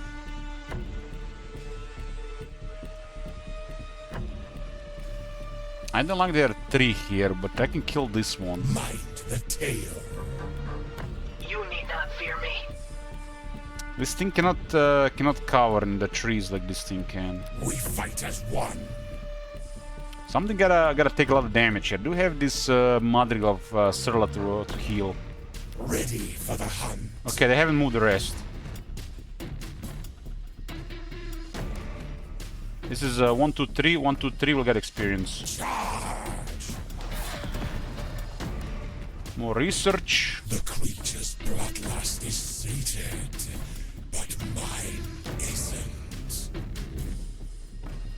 I wonder if this centipede we're gonna stay here. I will make this zone safe for deployment. Almost clear the corner here. Level 3 on the hero. Let's see what we can do about this. So this will spawn deformities level 5. And this will lower the cooldown. So you can actually do this every turn eventually. Deformity is level 5. That grants them additional 20% health and damage.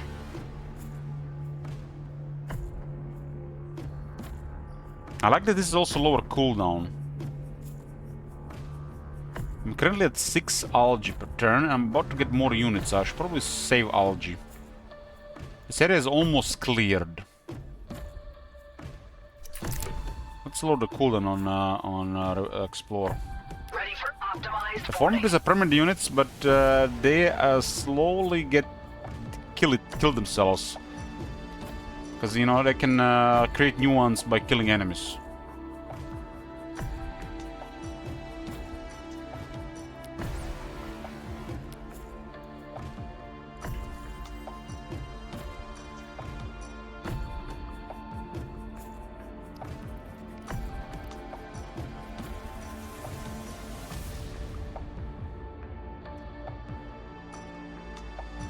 So this is for the Anchorite. So since we are voice, we can work with the Anchorite. Anchorite are the alien neutral faction. I don't think we... they might be in a different spot on the map, huh? Does the other guys know about them?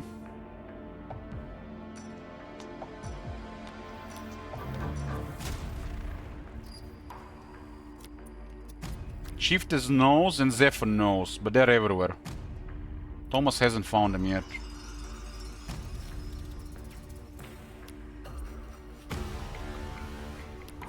I need several other things still. Toxic Spearhead is 2 turns.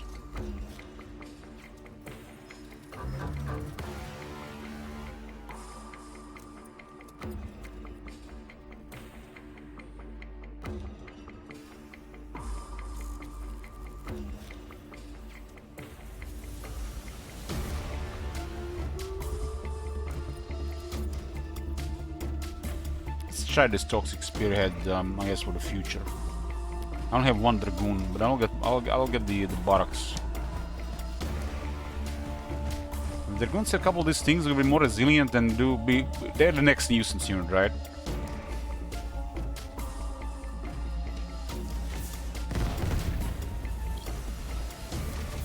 Damn, they're doing a lot of damage to the hero. Holy shit, the hero nearly got killed. These missile teams definitely counter single entities. There is danger ahead. Hero is down to 6 health. Systems are normal. We fight as one.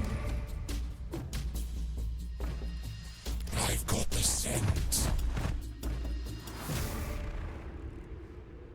The beast hungers. Get rid of 1 more missile You team need here. not fear me. An excellent choice of target. They were in my way.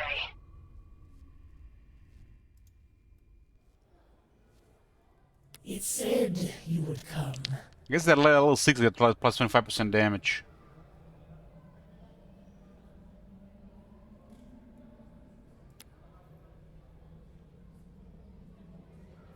Can't get rid of the sand pit.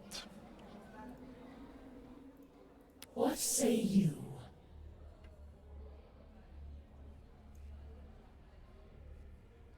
These guys have to move There is and get rid of danger 1 of them. ahead.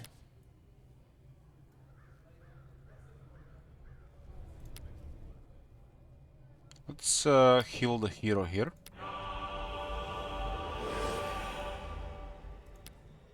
She has 0 armor. That's why she got so hard. They got to remove the armor.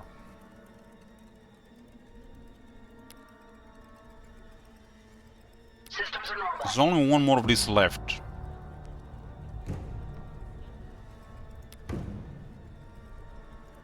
It said Should not take our chances with this. This is all the level 3 here. If they move, they have enough damage if they move towards the hero. a sound decision.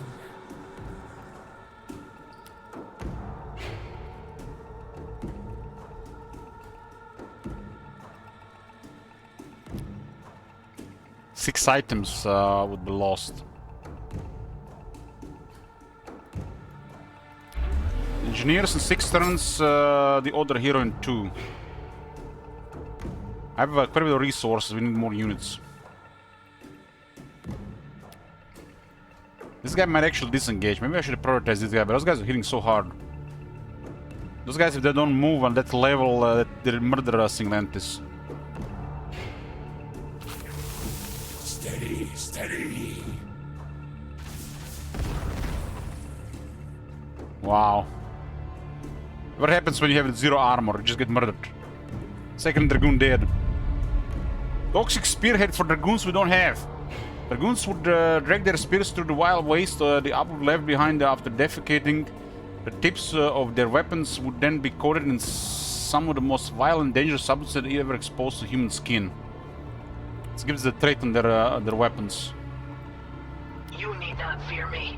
Ready for optimized boarding. Arriving We need at to destination. damage this unit.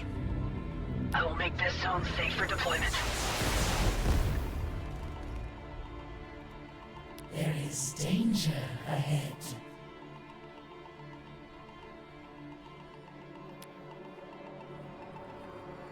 I will let you see. I guess the other ones maybe went south. These guys, they have to deal with these guys still.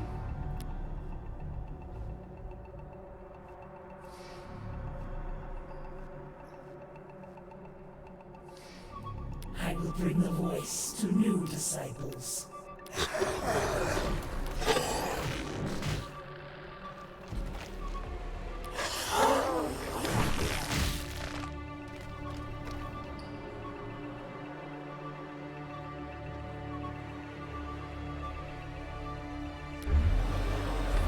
Am I the bad guy?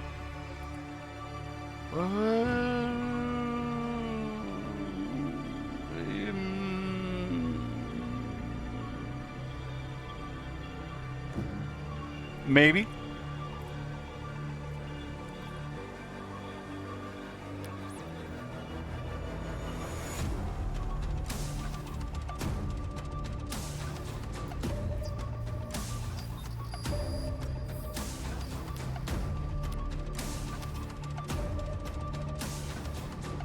Go for the influence build next. I'm gonna probably build it here early so I can use these things more often. They definitely aggroed on the deformities.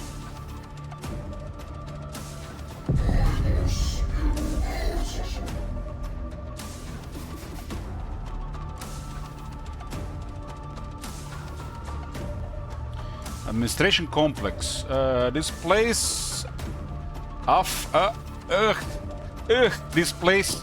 The center of organization for our city. Yes, I appreciate that it demonstrated competence, that it organized our society and economy and impressed our neighbors, but I just couldn't be near bureaucrats.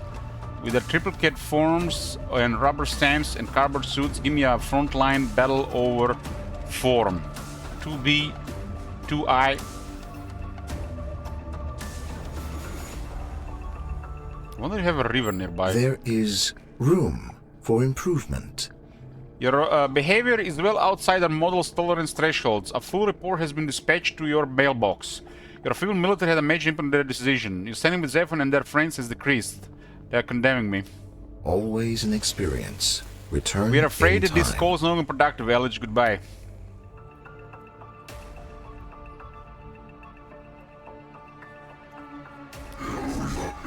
Okay, we got our second hero.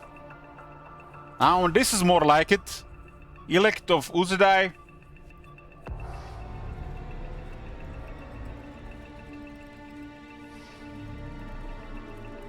Has 4 armor and 48 HP. That's what I'm talking about. It has a weapon called the Censure of the Elect. 4 damage, 3 AP, 4 attacks. Average accuracy. It's a melee attack. Civilians drafted to bury a dead didn't know whether to classify wounds from this monster as blunt force trauma or lacerations. Depends if you got hit by the sharp flesh at the end of their limbs or the meaty chunk in the middle. I never knew I would have to think about sharp flesh when I enlisted. It's a pretty solid melee attack. This type of attacks scale really well with items. It's an agile, large biological monster. Hero. Has a fervent strength. Does not suffer from reduced accuracy while below 50% hit points. So as it loses health, it will not lose accuracy. The bodies of Uzedai's most fervent worshippers were molded for long journeys in the black of space. What did that mean? Put 1,000 bullets into one, get the bone to start sticking out from the skin, and you could see up close how the tendrils of nerves and blood vessels rebound themselves to keep the body alive and fighting. There was no wounding these monsters, just killing them. So basically, no matter... So basically, on 1 health and 48 health, it's still gonna be effective.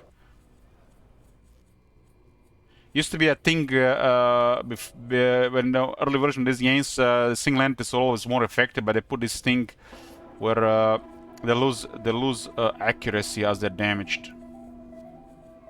This one does not.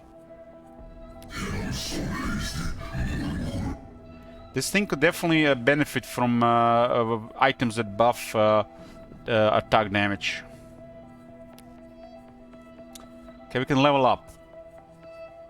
So there is an unearthly passage. Teleports to target sighted Sile. Free action. The voice cultists learn how to pierce the walls between worlds. It looks like it's a 2 range. You knew it was coming when a sour stink of rotting flesh came over you and the sky began to shimmer. A grey claw would cut through the air itself. You had moments to run, and if you began to hear the hushed whispers of an elect of Uzidai, you had seconds before it would flay you alive. There's a teleport, there's a castigate. What does this do?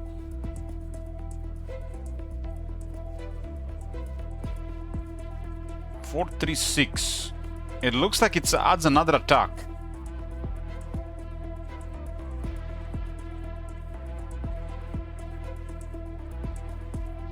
Or does it buff attack? No, it actually just gives me 50% more attacks. It shows my attack with 50% more. So it's 4 here, it shows 6 here.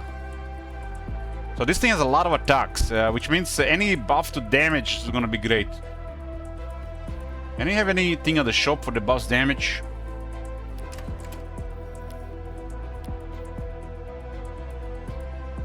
This is still basic stuff. There's an accuracy item if you don't damage this turn. If damage, more attacks. 1 more AP, that's always good.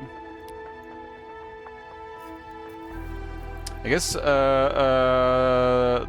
common items don't have extra damage. Did the voice power work like the old fairy tales Grandma bored me with? The cultists knew the true names of things. When a giant monster screamed at you in a dead language, had it learned your true name? Who you really were? Or was it just some biological nonsense that made the intense pain shoot through your body? This just gives more attacks. What is this one? Uzidai's Zeal.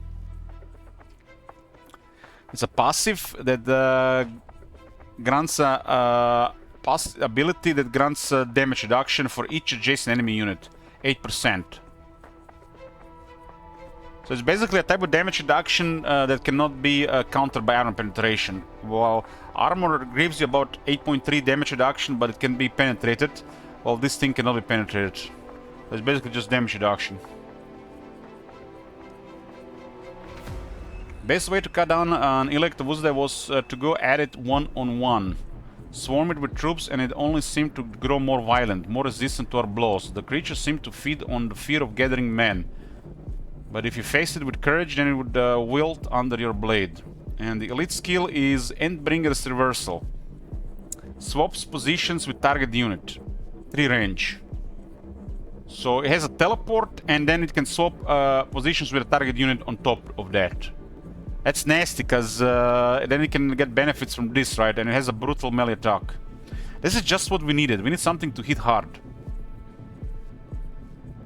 I have stolen scrolls that the Furtive Tribunal kept close and was minutes away from being caught by her soldiers. As the end came, I felt the pull of another world wash over me, and I was sucked to a safe spot nearby. And the place I had stood was an Uzidai worshipper ready to slaughter the Tribunal's surprise troops.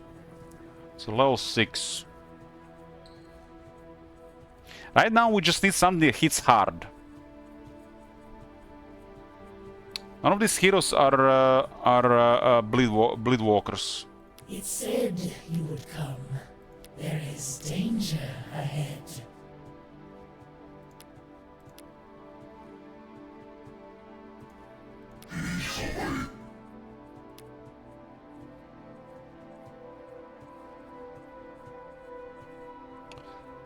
Let's go with the teleport. Let's go with the teleport. This thing has a teleport, can swap position with a unit, hits hard, it's tough. This is just a killing machine. With some items, some armor, some damage, some accuracy. It only has a skill that grants it more attacks. And he already has all 4 attacks. So accuracy and damage buffs and AP is gonna be all pretty big on this unit.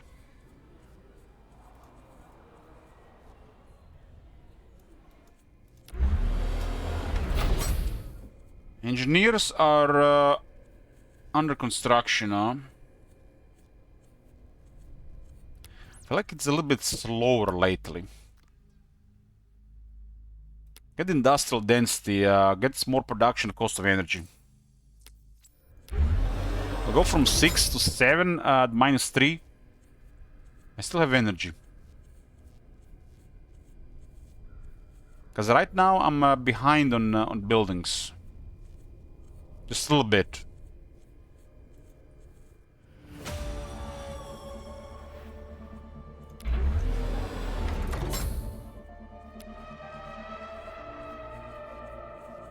This will give 1 algae and 2 loyalty. I guess perfect time because I need the loyalty. I'm -1 now.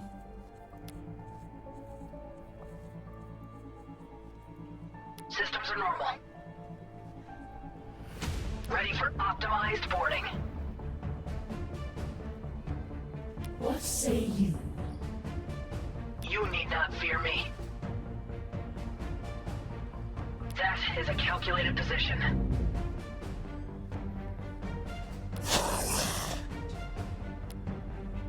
There is danger ahead. I will bring a voice to new disciples. Can we get one of these things? Oh, nice. It's a biological. Get another deformity. This deformity is a good dealing with these missile teams. So I complete the quest. What did I do?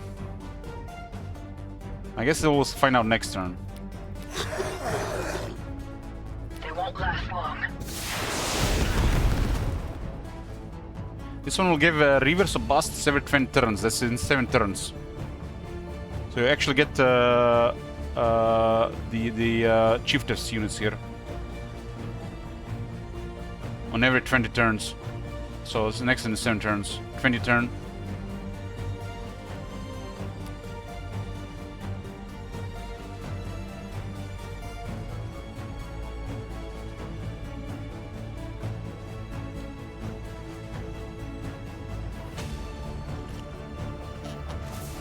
Influence is down to +1 per turn. We're gonna get a second seed next to that Survivor's Bazaar.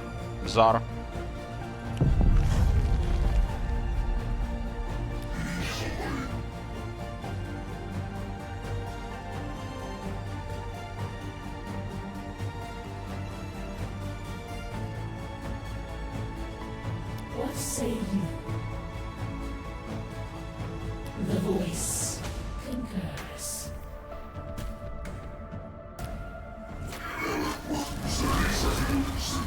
That's within 3 range, so I get experience. Systems are normal. It said you would come. Enough talk.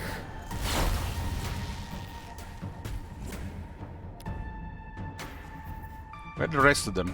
I will let you I'm not see nearby. what the voice already knows. You need not fear me.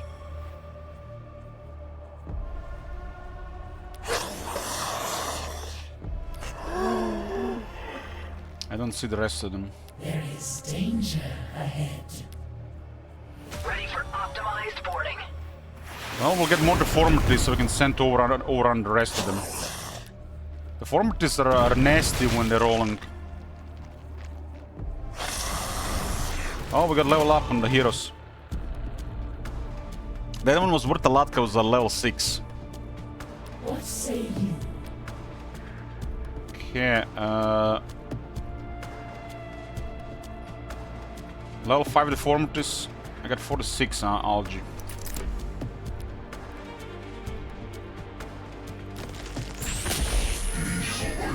And this guy will go, I guess with more attacks.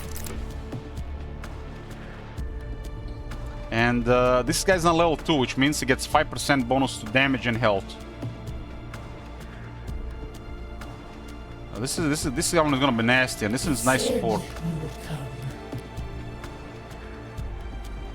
The second city has been decided here.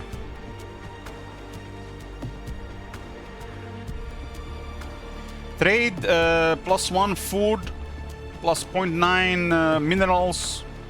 No energy, I guess he doesn't have energy either.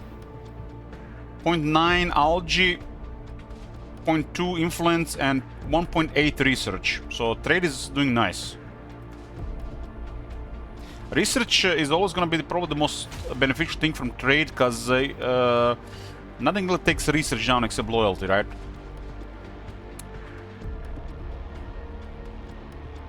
Everything else can be used as an upkeep. So research is one of the main benefits from trade.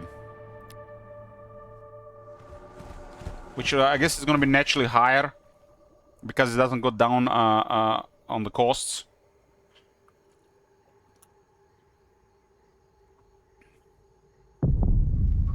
Industrial density. Time was already running out on the second we brought our first cities online. The engineers informed us they could speed up construction, but it would cost more power.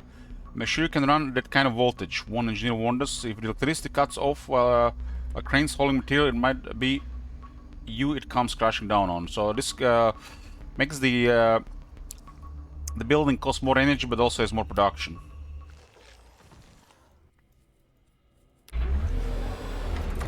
So I don't fall behind on the buildings here. You can always build another construction yard. I feel like the same construction yard might be a little bit overkill.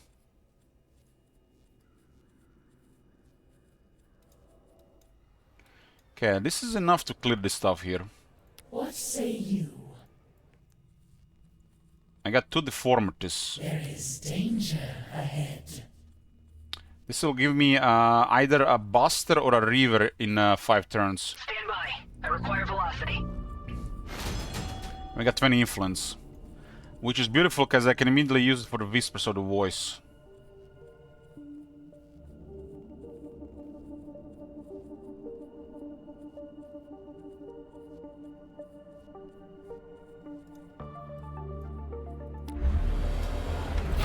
Okay, I was getting some basic techs.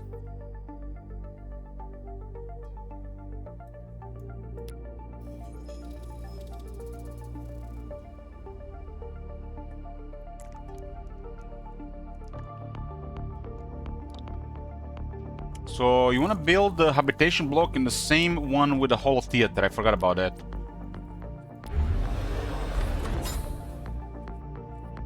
I guess I can always remove this mineral extractor to get the whole theater. Can you actually remove these buildings? I wonder. Aha, you can. I mean, once you get more production and there's more setup going on, I guess you can optimize this better. But I forgot about that. You want to have a habitation block with a whole theater. So it's basically going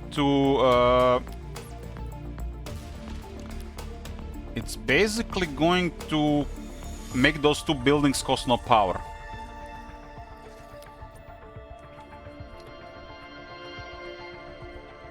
Because it gives you +2 power, and they both cost 1 power each.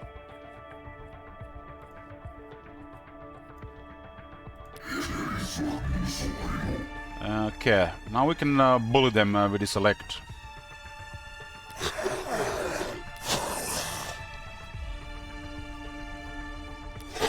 Let's go find the survivors. There's an advanced voice cache there. It said you would come. The voice concurs. I mean, there's an upside for not having units or creating units constantly, because we can create more deformities. This thing is not agile. It's agile, okay. It's agile.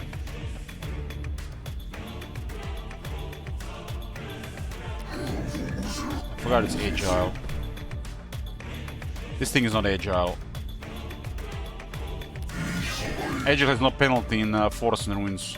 There is danger ahead. I call for a bloodline. Another deformity. And we can do an attack here.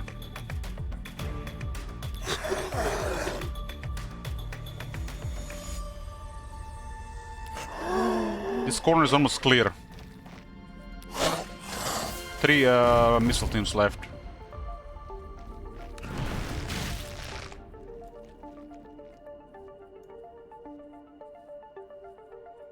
There's an algae outpost here.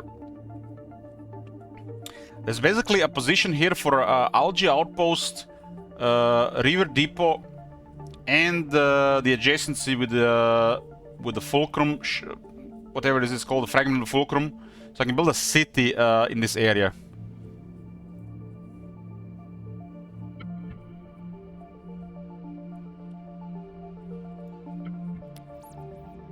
Okay, I got ready for the Whispers of the Voice.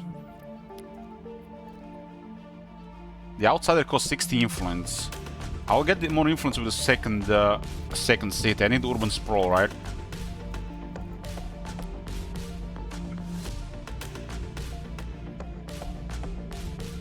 Dark Omen is a 6 radius, so it'll be 12 with the technology. So anything that's affected by Dark Omen will have more attacks against it. These two don't do anything. Nothing. I have one Greenhouse farm, so it's 0.5 algaes. This is a building for large creatures. This is a shooter in the infantry building. Research laboratories will produce more research in the forests.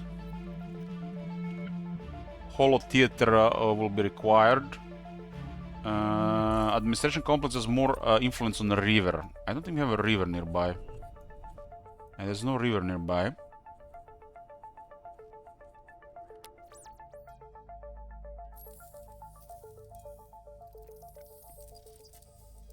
It's one of these things that hit hard the lower armor. Uncommon voice items, but items require influence.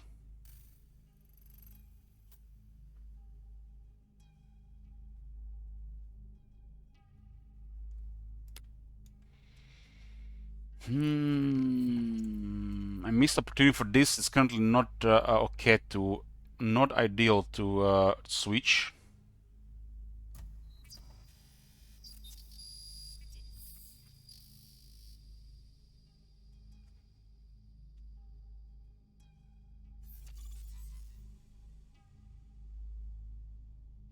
Six range.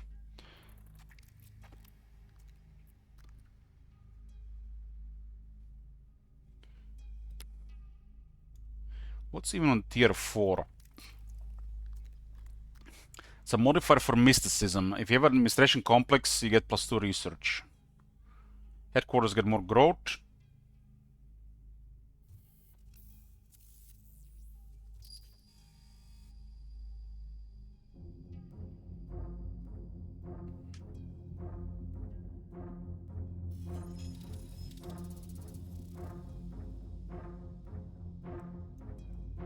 There's still basic stuff around as well.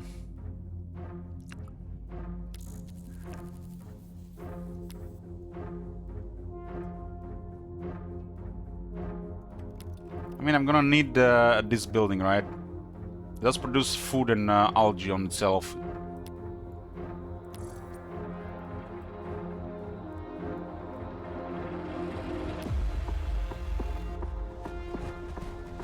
Thomas hasn't built the second city yet, at least we don't see it.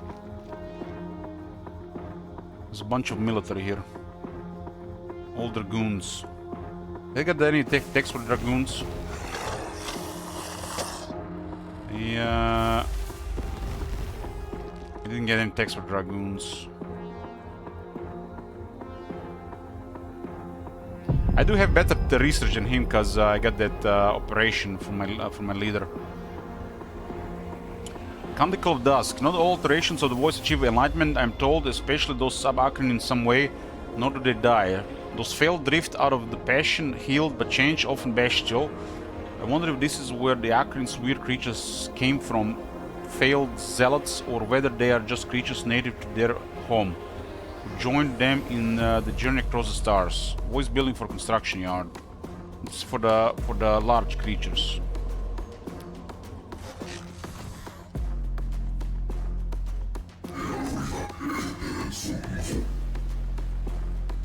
This thing could actually use more movement as well. Get him drugs. We'll give it a movement immediately. Oh, immediately, nice.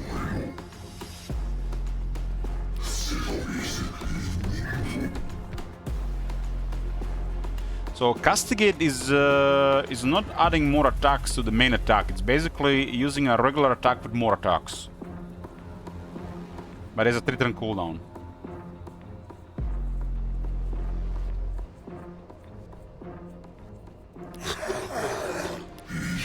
We don't want to finish this one off, we want to create deformities. But do we need extra deformities? What are they gonna do?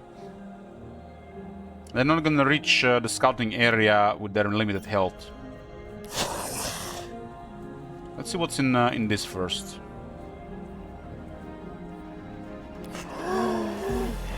Advanced cache gave me 44 research. That's pretty good.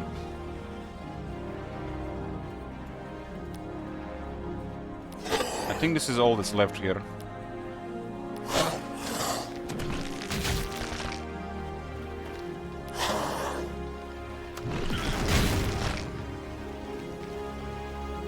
These deformities go well with those worms because they remove armor. So the outcome of the sandpit was just a negative one, with those units attacking. Systems are normal. That is a calculated position.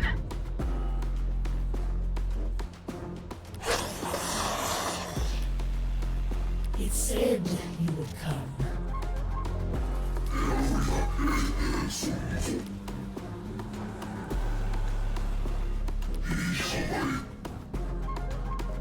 What say you? Castigate, kill it.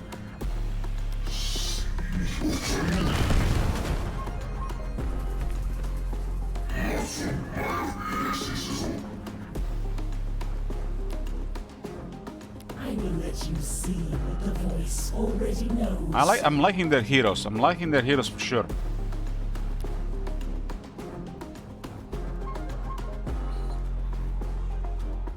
Let's see what's around this area. There's gonna be one algebra now. Looks like this corner was cleared. There is danger ahead. They won't last long. Definitely taking some research stuff now. +2 experience per produced units for each midnight course in the city. This currently doesn't do anything. I don't have any midnight cores. So these three don't do anything. This one does something. It's only one turn, might as well get it. What does do?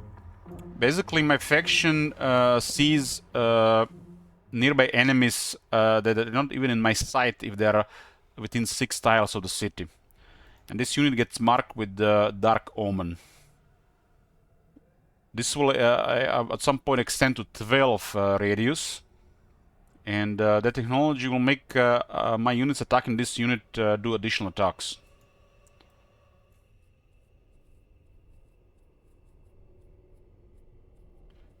Okay, engineer is gonna be up next turn.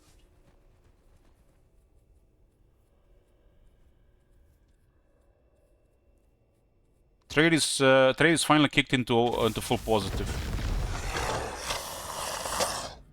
The deformities from the Whisperer are pretty good, especially in this early stuff. Shared vision. I think we are being watched. Terrifying enough phrase if you thought the Tribunal was spying on you. But in time, it took a new edge. Their gaze became something you felt in the air. But the voice's gaze, you felt it in your bones.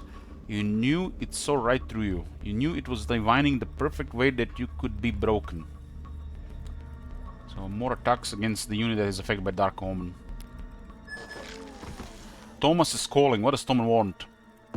Through me. Offering an alliance. Revelation. It's been generous recently. We have the same affinity and we're kind of in the same area, so it's just ideal relationship. We have been united in faith and spirit, and now it is time to take the next step. Your flesh is now my flesh. Your blood is now my blood. Any who rend and bleed us will suffer double our wrath. Their affection for you had a major impact on this decision.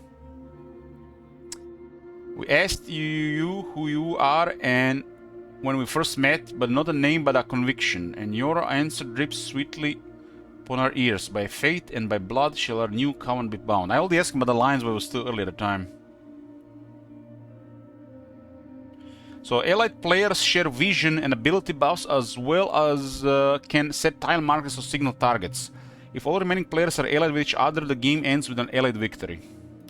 The speaker has touched you. This also makes anybody that's hostile towards Thomas more hostile towards me and vice versa.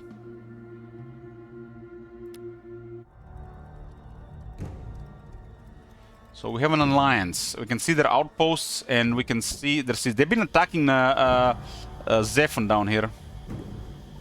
That's a lot of dragoons.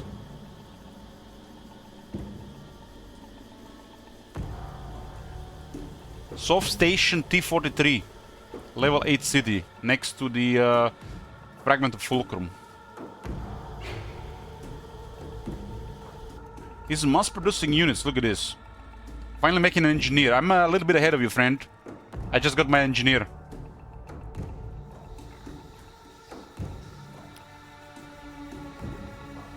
Four defense grids. Defense grid has a 4 range.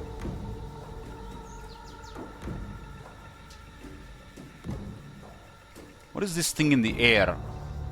Cicadas?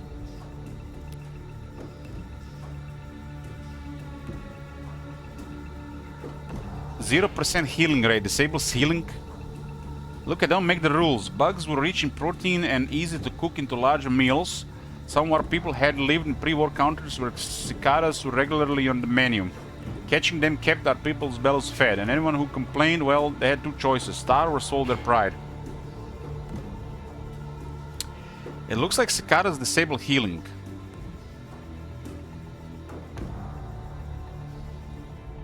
Well, we know location of one of the ZEPHON cities. This is Chieftain cities here. Chieftains of war with ZEPHON. ZEPHON is angry with me because we have an alliance with Thomas, and Thomas has been attacking him.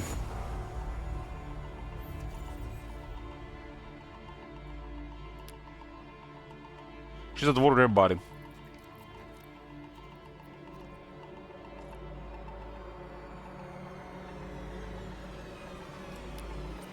What is how do the alliance thingy work? I click on this and is there like a button for allies?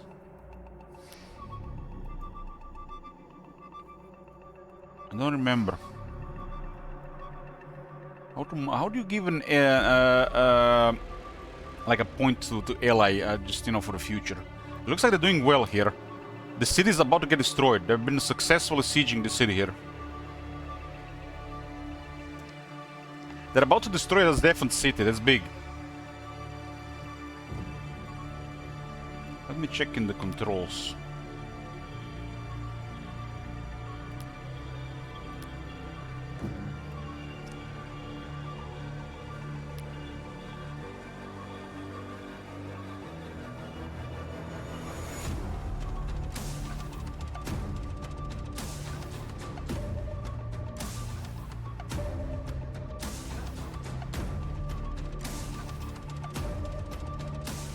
It's control mouse left to mark a tile.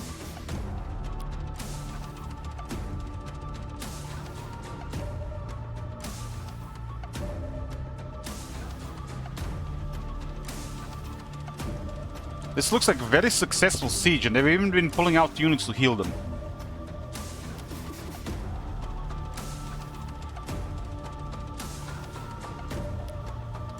They don't even have the Dragoon's armor upgraded, which is big, when we go from 2 to 4.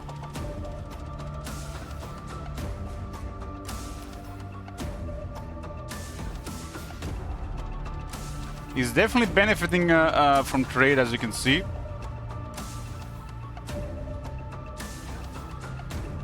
It's going all in on the minerals and unit production. Definitely needs another city. The AI has massive loyalty. You see this? Huge. If they don't build early cities, they actually handicapping themselves. I think this guy should have already built a city, right? But maybe he went full military because ZEPHON was close. I don't have anybody this close.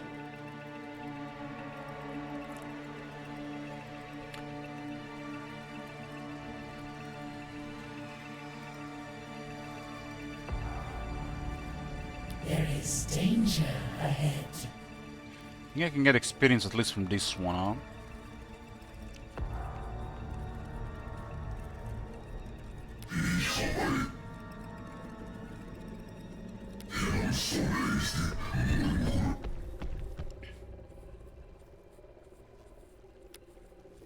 There might be something here, huh? Maybe because I don't see it. You need not fear me. It said you would come.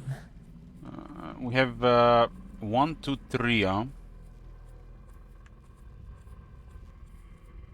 Systems are normal. We don't have to kill this unit this turn, right? We can kill it next turn.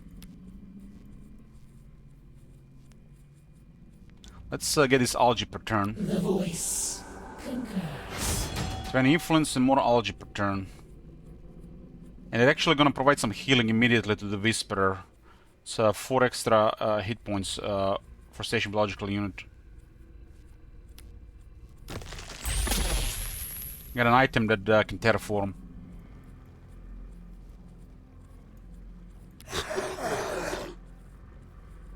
Ready for optimized We'll just boarding. cripple this one, Excellent choice of target. and we're gonna cripple this one.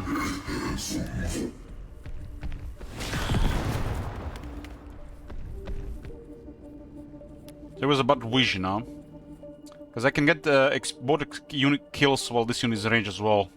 Range for the kill is 3. And the killer gets experience as well, no matter what range. Okay, engineers are up. The city has been decided here. We got a tier 3 adjacency here with technologies and tier 6 on, for the other two. A little bit greedy spot for a very juicy city over time. Headed there. We'll get this one first. We had options to get any of them on tier 3, but I need to influence more.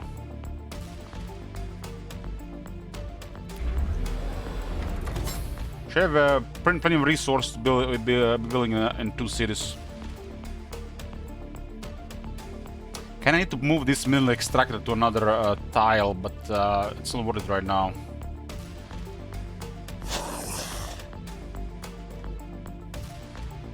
What say you?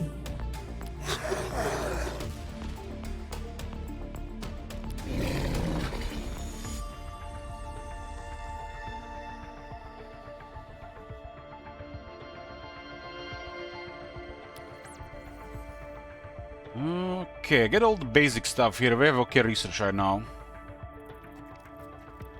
We have no cliffs, we have no swamps. I guess this is 2 additional power. How much power do they have right now? 2 power. I guess this is 2 more power. It's Arctic and swamp terrain. I got a power plant in Arctic terrain.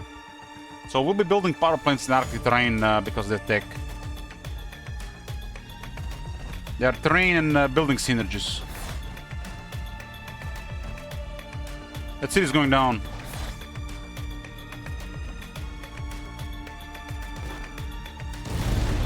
They destroyed ZEPHON city. They got also a bunch of resources. This was advanced cyber cache. I wonder where they're gonna build the next city. It looks like there's somebody's outpost here.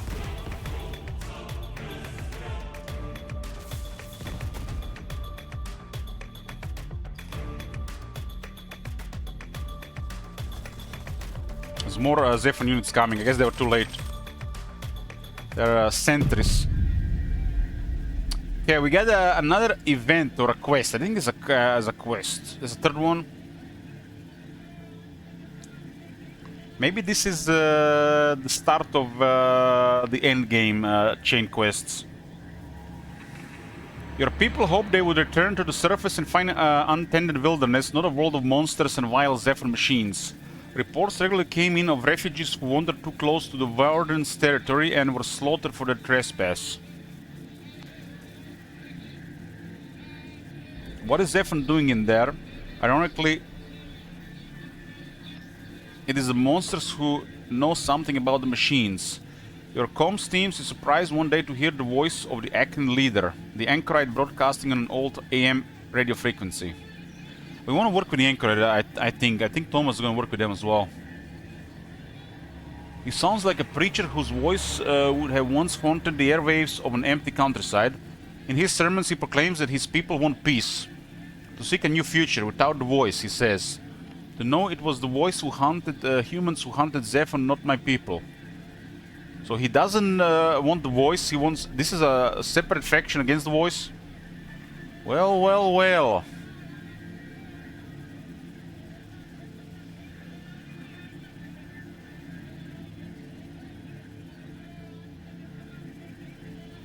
The voice told them to attack Earth. I guess this is the sub-faction or the remnants of the alien invasion. He's preaching sometimes descended to rambling. He mumbles about mysterious factories belching fire and smoke into the night. He mourns his people slain by the wardens who guard them. It's basically what do you call foreshadowing.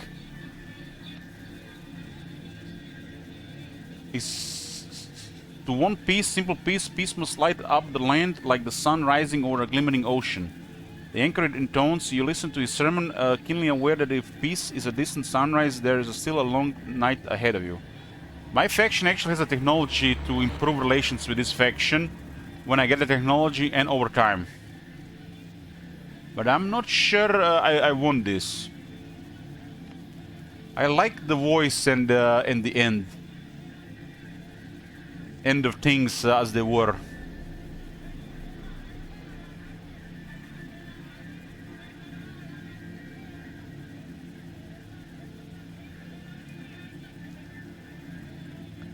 Doesn't say anything what this will do.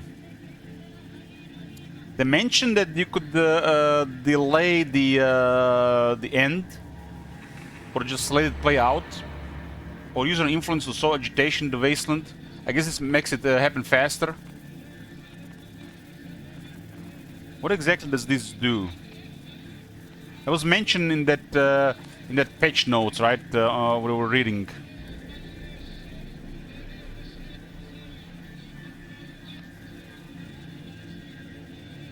Doesn't actually say what it does.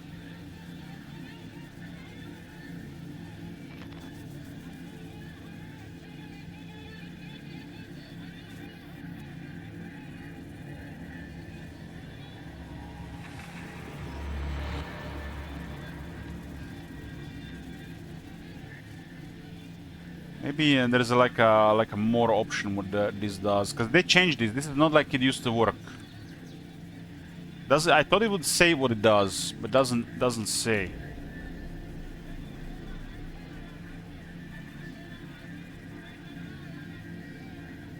Because this seems like it's gonna cost me influence, but doesn't say how much.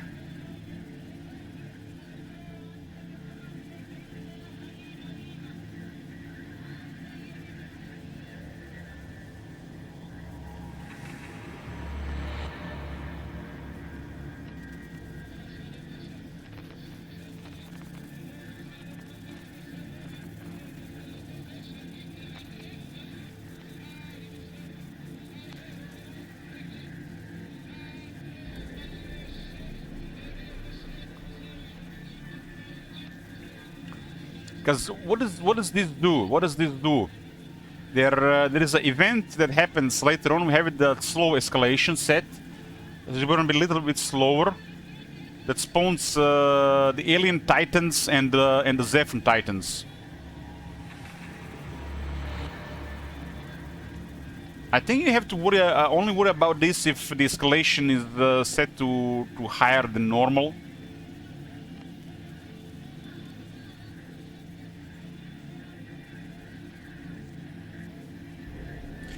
It says user influence, but doesn't say what it's gonna do.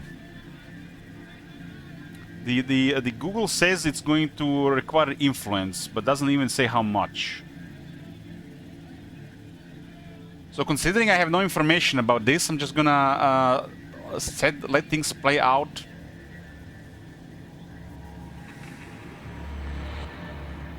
Maybe there's a follow-up option to see how much influence. Because it was mentioned that you can use the influence to slow down the escalation.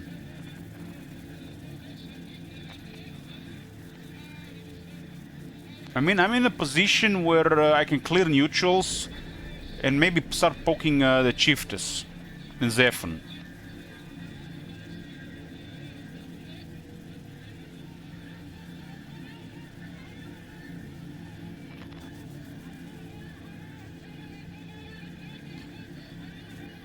The thing is, I don't have extra influence. This might like just put like a permanent -5 or something. I'll get influence with when the second city goes up for a couple of buildings.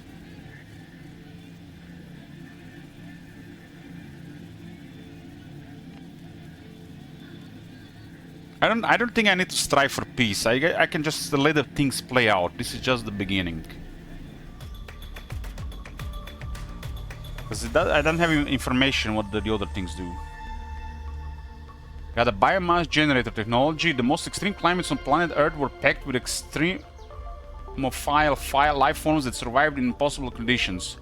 Our techs found that some life deep in the most toxic swamps and buried under the Arctic ice could be used to fuel exponential energy production, like pulling up fossil fuels from the Earth, except their creatures hadn't yet been fossilized.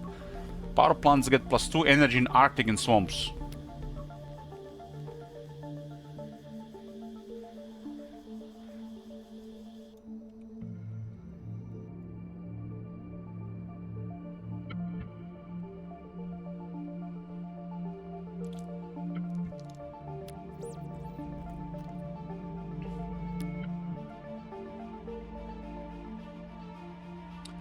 It's the war with the purple, whoever that purple is. ZEPHON is angry and Chiefess is reserved.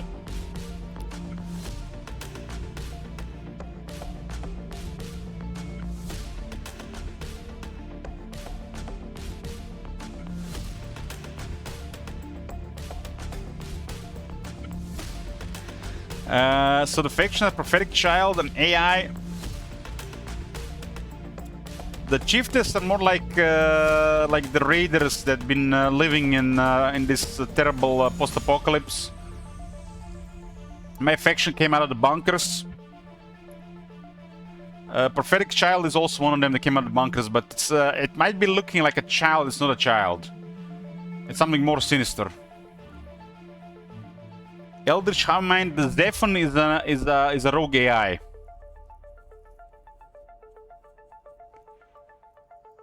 They did lose a city here. Nothing to lose but my chains. Putting irons in the fire. Okay, city goes here.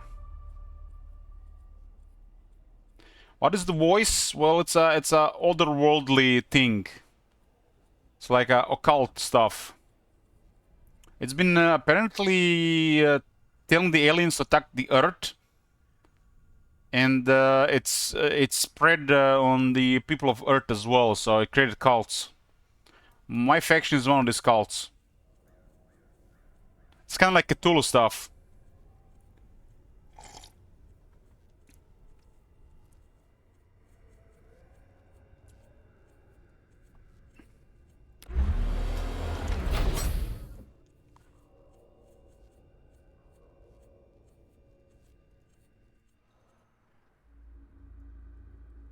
Basically, the sides are humanity,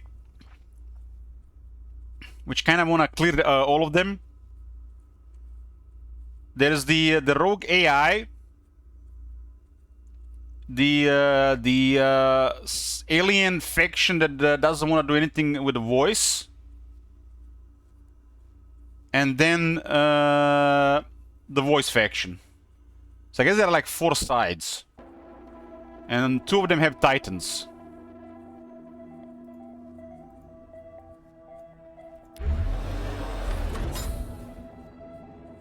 So half of the sides are you have to go against the titans. Both titans.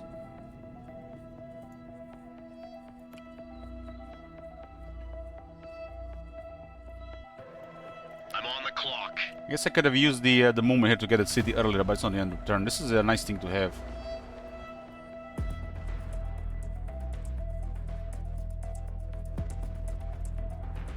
What say you? Okay.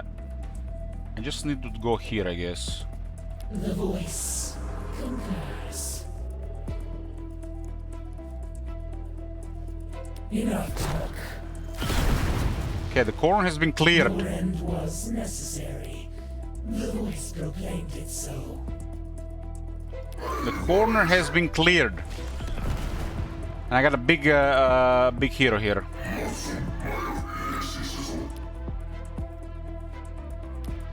This makes the teleport 3 range, huh? This thing is amazing. This thing is amazing. You need not fear me. Stand by. I require velocity. There is danger ahead. This thing is gonna die before it does anything. Might as well just disband it. I'm gonna take my resources next turn. It said you would come.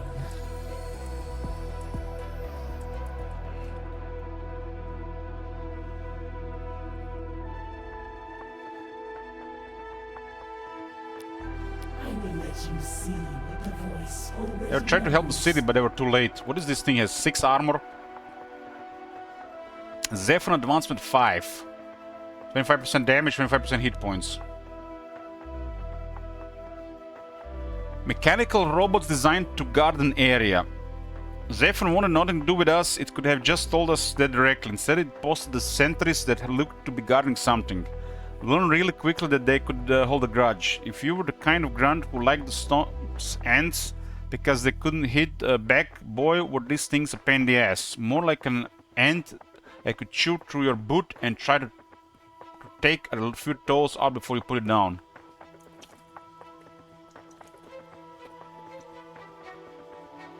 Has 3 armor-piercing miniguns.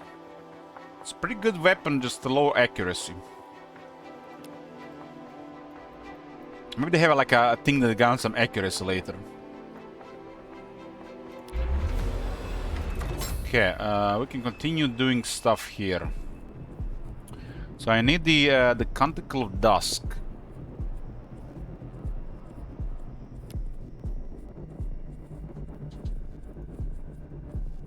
And the Midnight Course. This will cost 4 power.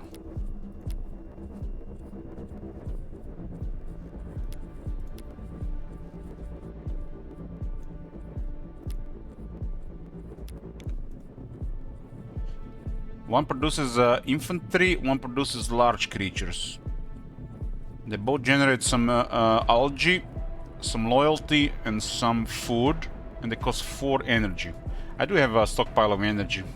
I did make that generate early. Could have should have went with the algae early, but I think it would have been the same thing because I didn't get with the early unit building. This ended up being better. These guys can build a city now. They got an engineer somewhere here.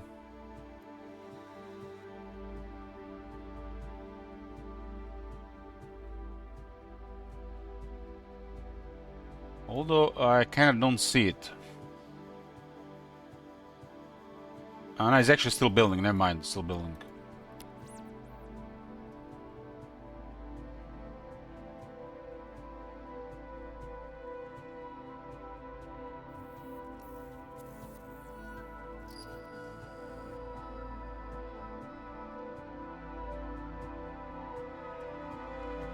So this will make the units have more start with more experience for each midnight chorus in the city.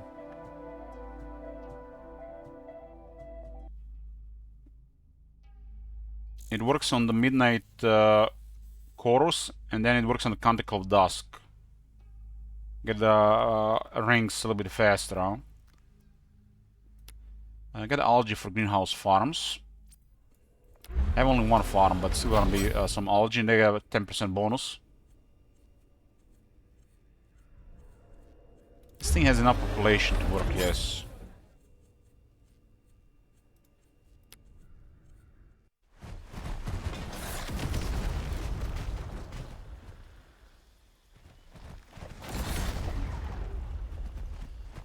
This guy has quite a large army. We get the text for dragoons.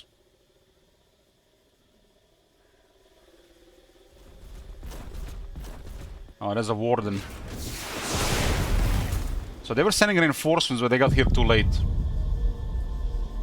Runoff from our farm sometimes poisoned the very soil we tried to grow food on. Our scientists were prepared for that, but they weren't prepared for what came next. Algae took root in the sea soil. We realized we had a vile feedback loop on our hands. The more food we produced, the more algae we could generate too. Humans and voice cultists would both eat well. They call it the algae, but it's something else.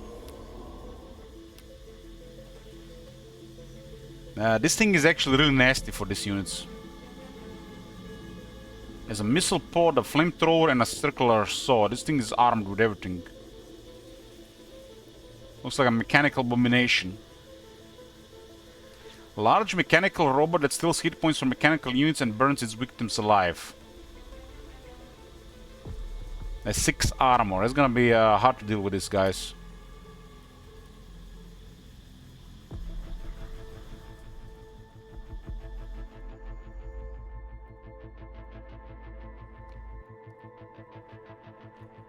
I'm on the clock.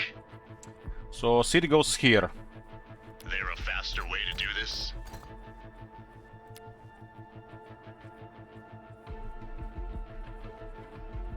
Let's build something. Okay, the Irkutsk. We got a second city. It starts with the headquarters and construction yard, and you get a bunch of bonuses immediately. So there's 7 research here.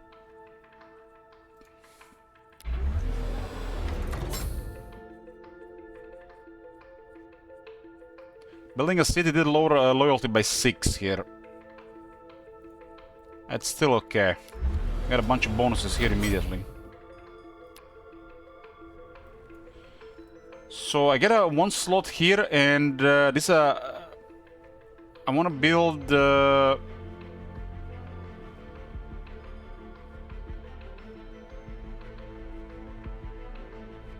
What is it? Was it again? As a habitation block has to go with a holo theater.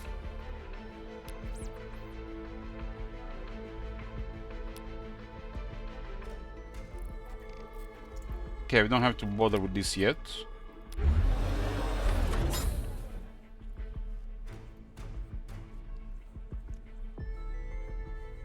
So when we look at this, it's okay, but I want more influence. I guess the research is also available here.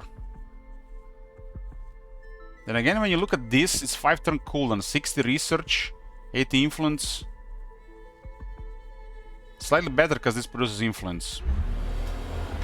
This is Arctic. I got 6 extra energy.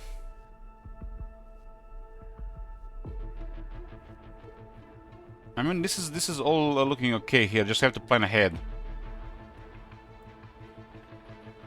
I don't have the what is it called? Holo theater yet. I guess it's time to get a whole theater.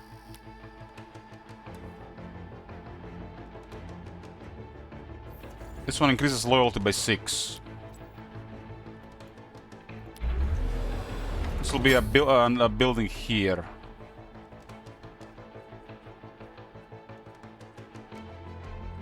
Habitation block and whole theaters go together.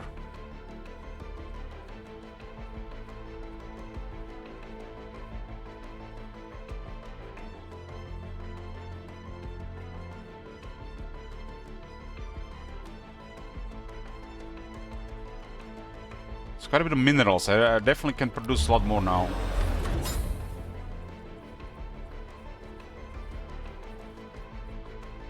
Considering the outputs, why not just get a third city, right? Get another engineer, and we'll start planning a city around the fragment of the fulcrum and those two outposts there. Whole theaters don't really do much right now, but if I get a plus minus 12 penalty from two cities, I'm gonna need to build it. Since I have a second city, it makes minus 6 penalty in both cities. A third city will be minus 12 penalty.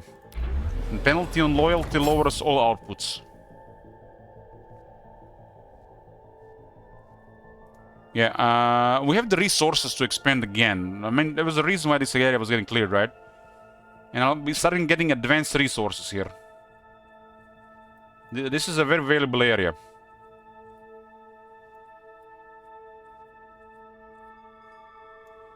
You need not fear me.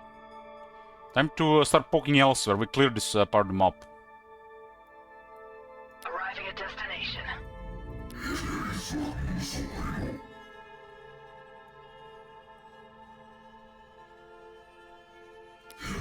This guy could use some gear as well.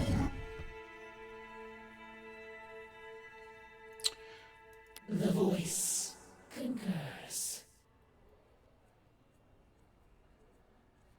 I'll get a unit from the river depot here. Yeah, definitely another city here. We'll take this area here. It's very valuable.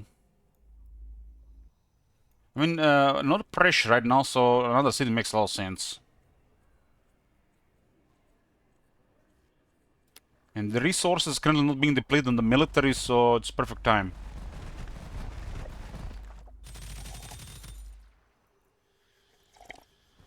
I may suffer some damage here. These guys tried to save the ZEPHON city, but I came late. They can clear that warden down. I have no mechanical units.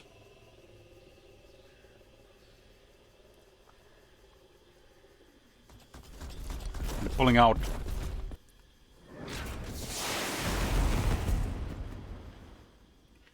The Untold Prophet has quite the army here. Has been spamming units the entire time. There is room for improvement.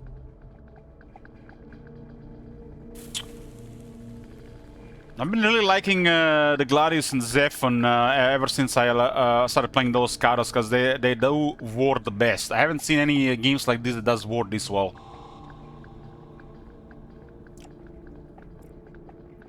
I think Civilization has went downhill. And I'm glad the Gladius and ZEPHON was created.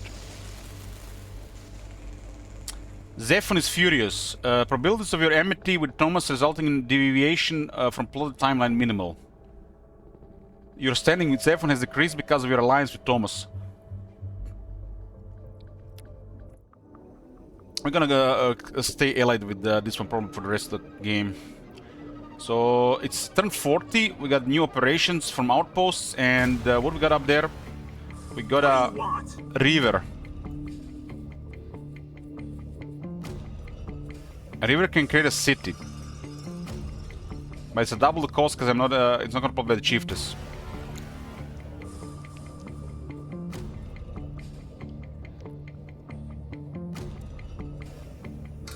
I guess it's a scout. We'll send him. Send it east. This thing costs some food and minerals.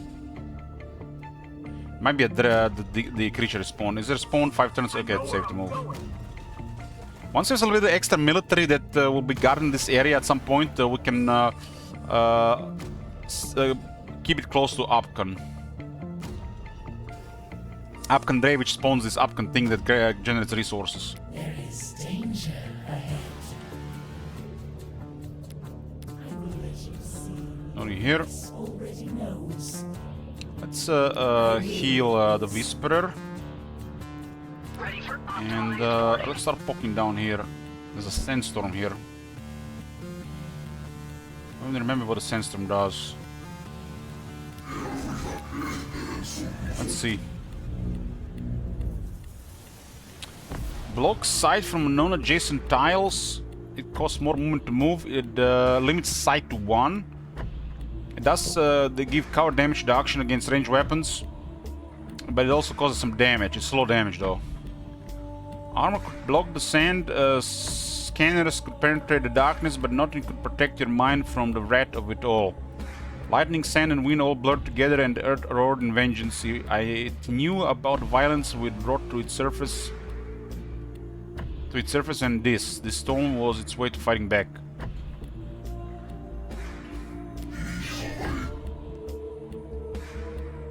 This thing is currently a trump card right now. I could save influence and unlock the advanced items at the shop. This thing scales really well with items, I think.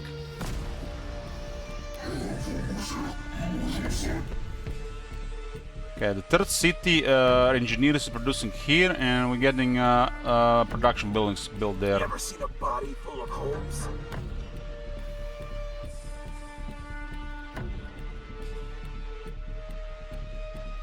Okay. The early phase of the game is done. It's a big map, so there's gonna be a lot happening. This used to be the largest map.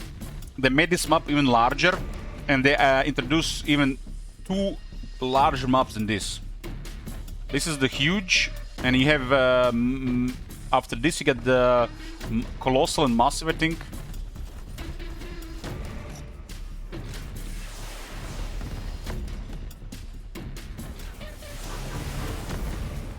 My game can't even maintain 144 FPS, might as well limit it to 60.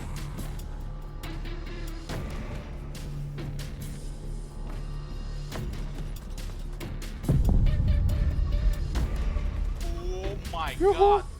Have you seen that shit? An immersive simulations are actually able to give people a shared dream. The best of us use this to escape our hellish world. It's the only place we can get Kirgills, right? The worst of us, the road, the foul-minded, they used it for brainwashing.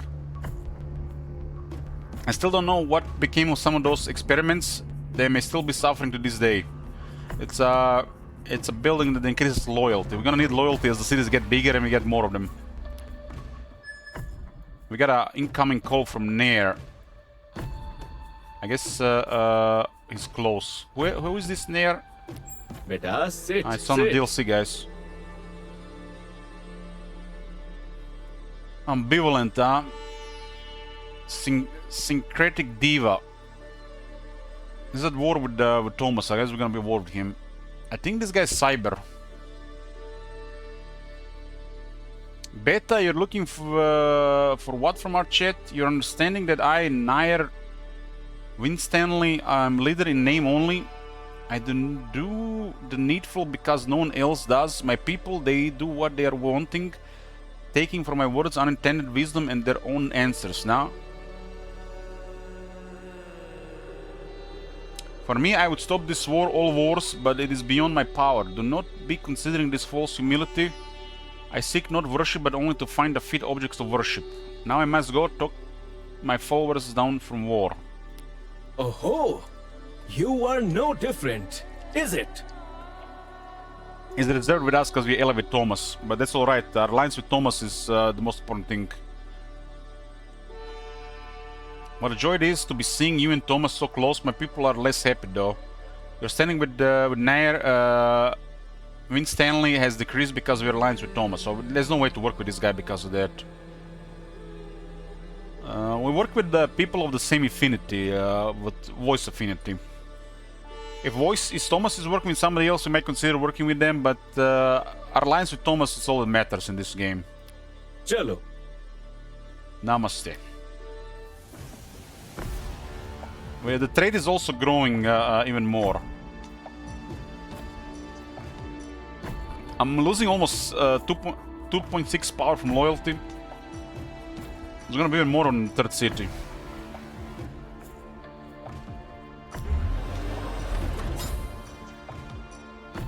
I've got a problem with authority. This area is cleared. And I'm planning a city here. I haven't decided what spot yet, but it'll be somewhere in the area of the Fragment Fulcrum because it generates advanced resources. The voice concurs. We'll poke in the middle.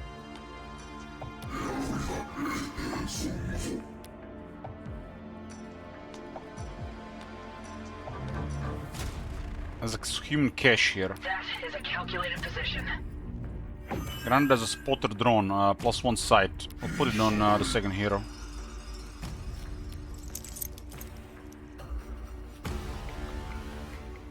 This area still has stuff to clear. There's a cyber cache, voice cache. There's an outpost here for influence and research.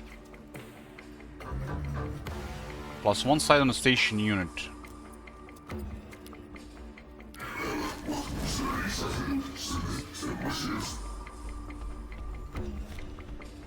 This thing is incredible.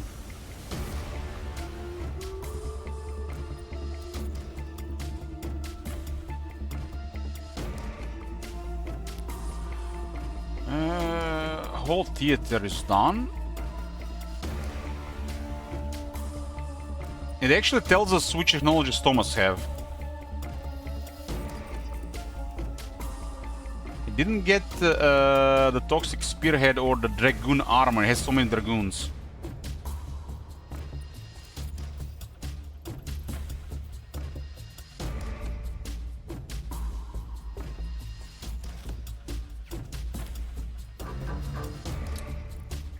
Okay, go for urban sprawl. He already has the urban sprawl.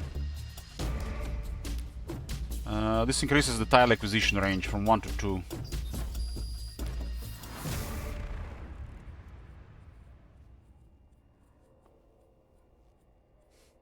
When is the thing for the Concordat?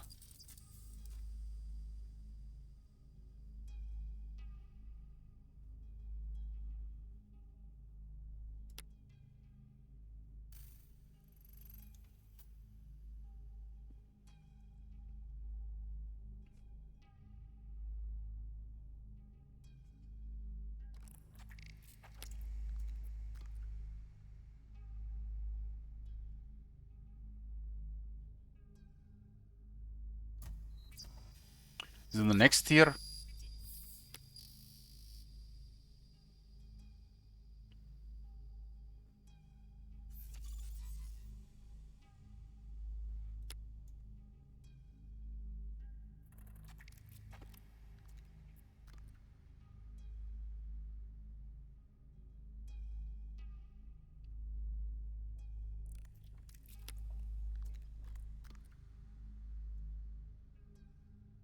This is the one.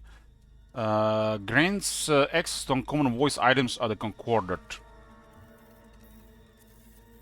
Let's go see what's available before I decide what to do with the influence. Because if there's something good there for our hero, I mean, if you get more armor, it's big. More damage, it's big. If there's nothing good, I just use the influence for more to speed up research.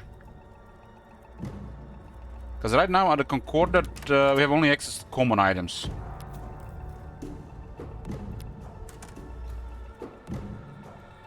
I've got a problem with authority. Me too, me too. I need to actually get more units. I'm working on these buildings.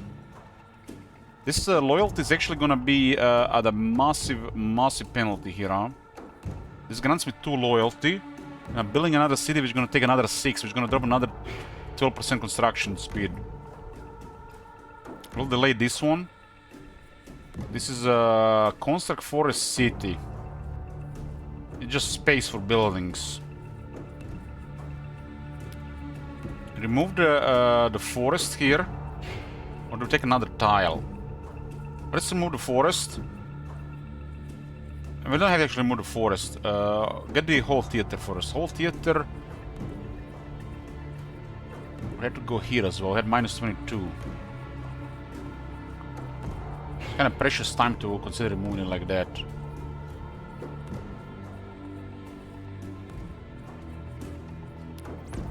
Those things go together with the habitation buildings. So we always want to build this in pairs, with a habitation block with a whole theater, so we don't have to pay energy for both.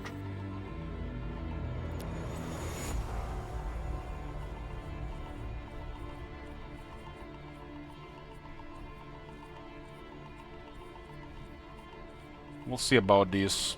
Finish this. This is actually 2 loyalty. This city is currently losing 18% outputs. So what does this mean? All the production and the resource outputs go down by 18% because of -9 loyalty. And I'm building a 3rd city, which will drop it by another 6, which is another 12%. This is the cost of expansion. You gotta balance it with more loyalty. It's not the end of the world, but we don't want to get that high. What do you want? Because the new cities also provide a lot of resources immediately.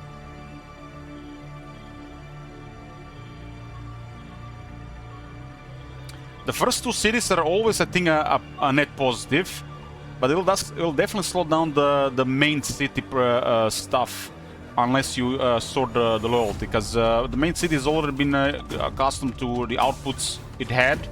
So your original outputs will go down just because you build the 2nd and 3rd city, because your main outputs are coming from your 1st city.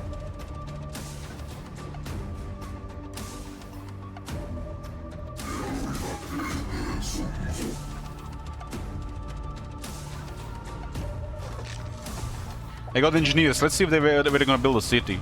Hopefully not north. They could build a city in between these 2 outposts. They're fighting 2 ZEPHON units on the right side. 3 ZEPHON units. They got 2 wardens and 1 sentries.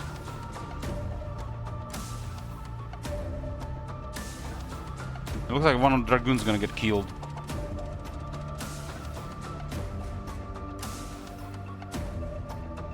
Well, this top left corner will be Untold Prophet and the Furtive Tribunal alliance versus the rest of them from the looks of it. The Prophet might side with Anchorite.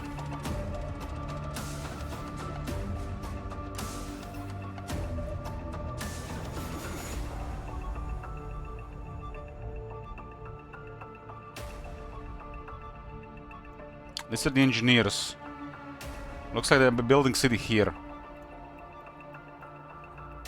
I could also send my guys down there to help, but they do have quite a bit of units. This is closer to my area. Systems are normal. Arriving at destination. To produce energy.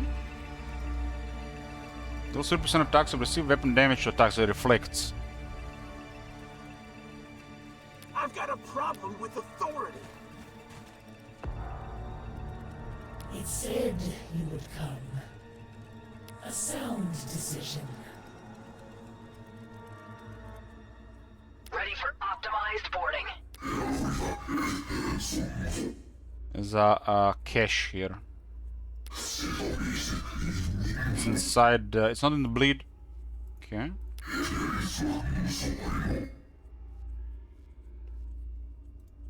We'll see what the shop offers with this. It looks like it's 4 different items. I'm guessing due to the mutator we might not have access to other faction items. This might be a different technology.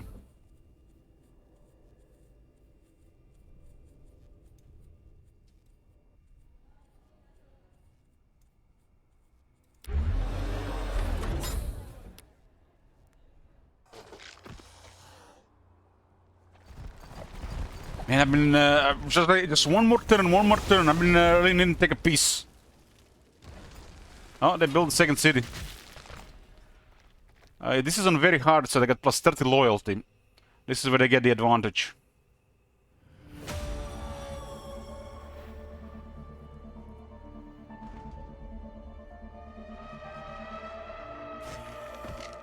It's a deformities.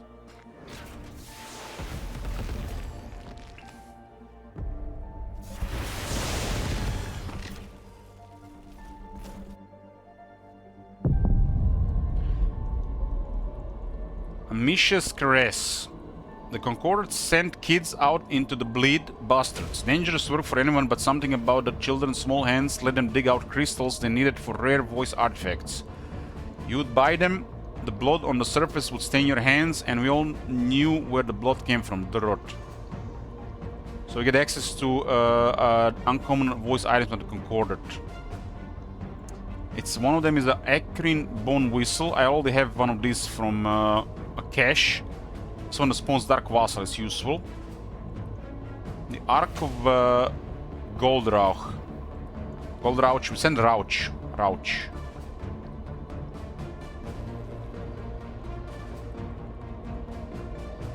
It looks like it's an item that heals.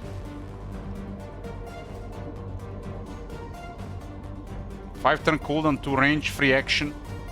The humans who bled themselves to get closer to voice taught their underlings how to make small vessels that could carry a fragment of its power. I thought these arcs would be tools to harm, but instead they were instruments of healing.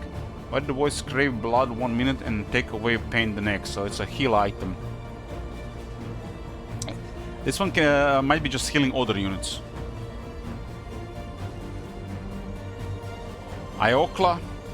It's a passive that grants plus 3% hit points. That's massive because the Elect has a big health pool. This is a really big one for Elect. Elect has like 48 base health, so you get an additional 45% health from veterans. See another 30% hit points from this. The Okla just saying the word makes you skin crawl. Then Freak just said it was a word made flesh. What an emphasis on flesh. It was green, leathery, and wrapped itself around you to give it just a bit more body. I hated picking one up, but every time I did, I was able to stay in the fight longer and longer. A 33% health buff for the second hero is huge. And we got the third one, for last one, Planar Pleptomizer. Creates a bleed on target tile. Free action, 2 range, 3 turn cooldown.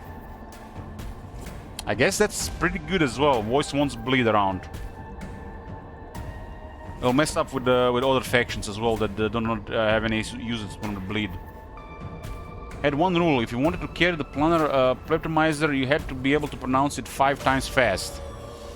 Planar Pleptomizer, Planar Pleptomizer, Planar Pleptomizer, Planar Pleptomizer, Planar Pleptomizer, Planar Pleptomizer. Okay. Without anyone too stupid to accidentally use it on our own squad. Not all our units are bleedwalkers. These are actually all good items. And look at this unit, this Elect of Uzudai has currently 53 health, and you can get an item that buffs health by 33%. It's gonna be a pain in the ass to heal, especially if you can increase armor further.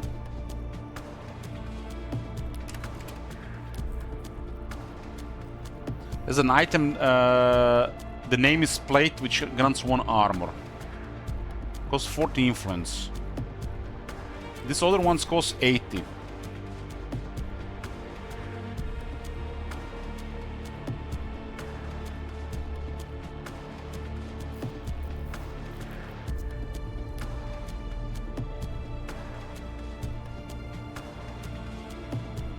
Accuracy on extra attacks is also pretty good. I kind of like that these items work. Like more attacks if it was damaged this turn, more accuracy if it wasn't damaged. This is basically evasion damage reduction. More armor penetration.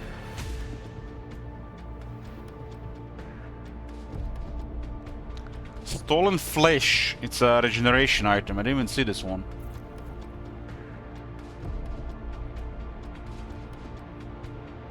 Apply Stolen Flesh, plus 2 hit points each turn. Bits of fallen soldiers' flesh hit black market, sometimes scrapped from the bodies of his people. Most of it withered away, was costly to preserve and keep nourished without his influence. The Concorder cracked the code, of course, was always willing to share their treasures for the right price. Oh, this is actually really nice, especially because the guys this one has a heal that costs health. These are dangerous items to use on a support hero.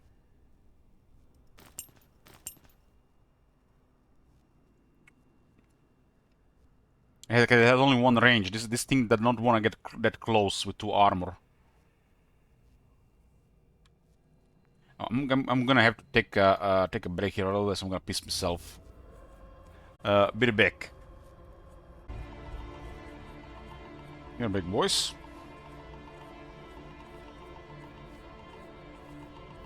Find a way to lower the FPS to 60. My PC cannot put this game on a 144, so it's pointless to have that at 144.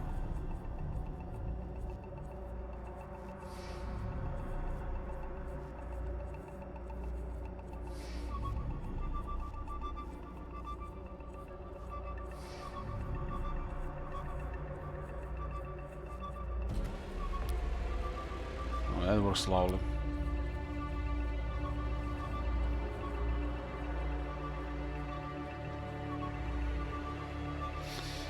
Yeah, the PC was screaming a bit trying to get the 144 FPS in this game.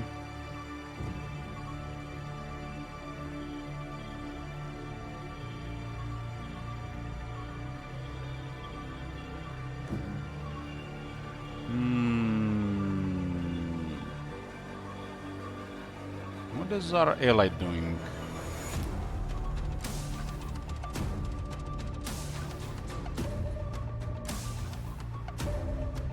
Producing even more advanced units, huh?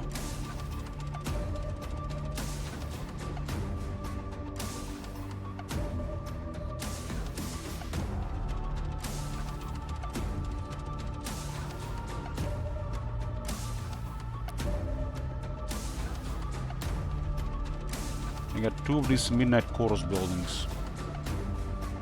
Means they'll be able to produce units even at a higher level. Fresh City, they're claiming a tile on the farm. Okay.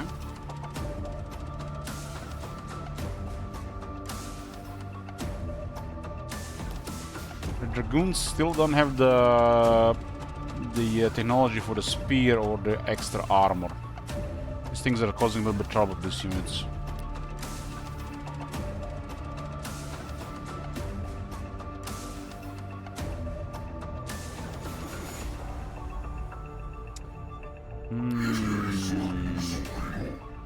There is danger ahead.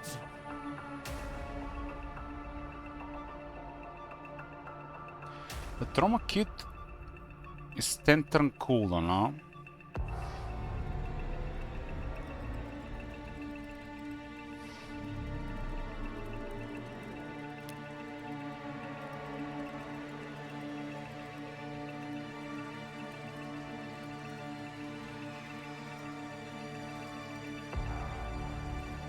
A sound decision.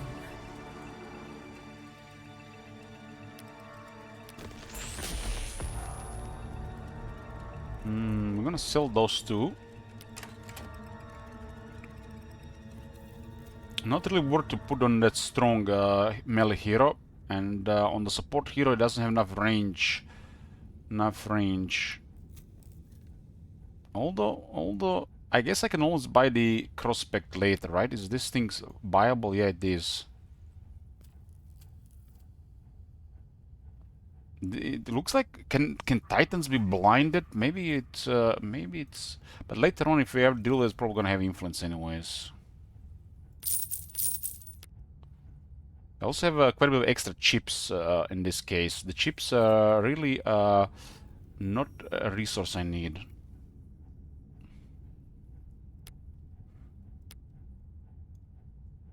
%33% more hit points. That's crazy for the elect.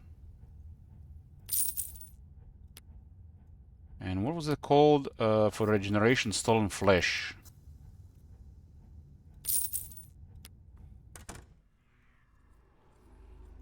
This thing is at 53 hit points right now. Yokla will get 30% more hit points. It has a 48 base, I think.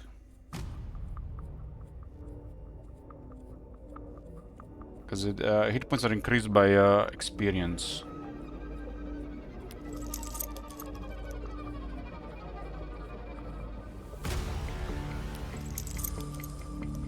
So So it has more sight now, it has more health, and it has regeneration.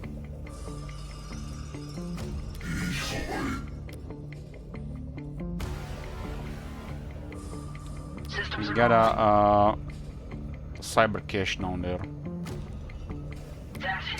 Don't see any hostiles. These things usually have hostiles around. Maybe they've been cleared. Watchtower. What is this? Another watch. This is watch influence research.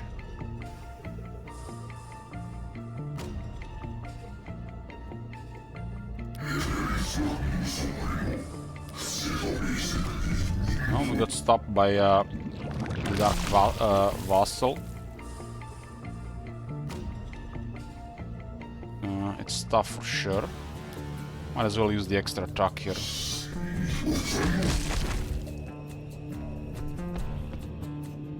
My guy is made to fight this. What do you want? Okay. The rivers will just go explore on the top. I've been using even this thing. I think I haven't used it in a couple of turns. What say you? Give me vision. It's a cliff here. What is this? Human cache.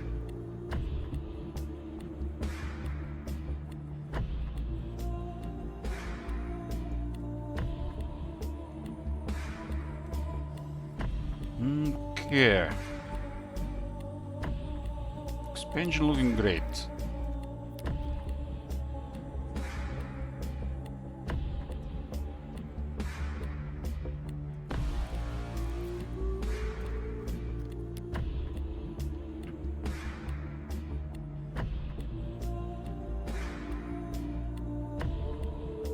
Tier 1 I still get 2 techs. Really. They actually, at this level of research, I guess they acquired much faster.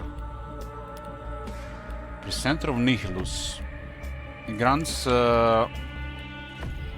unit production buildings more experience on the units produced there for each midnight course in the city, so it's 2 at the base. You ever seen a And this means 2/3 of the second level. So with 2 of them, you actually get the units at level 2. Yeah, on very hard does have +2 levels from difficulty. So you get 1 level closer to them.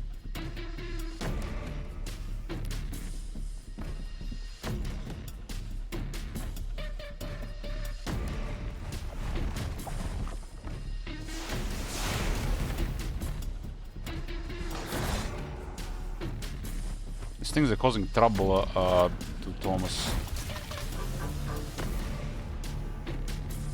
I have some issue with this game. What's your issue, Strap?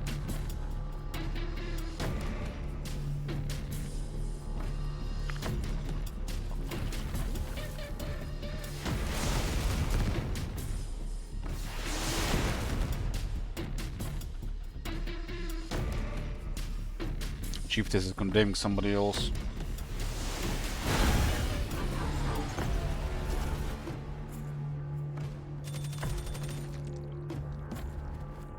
I guess these are the ones that were trying to help the city, but now they are on the run.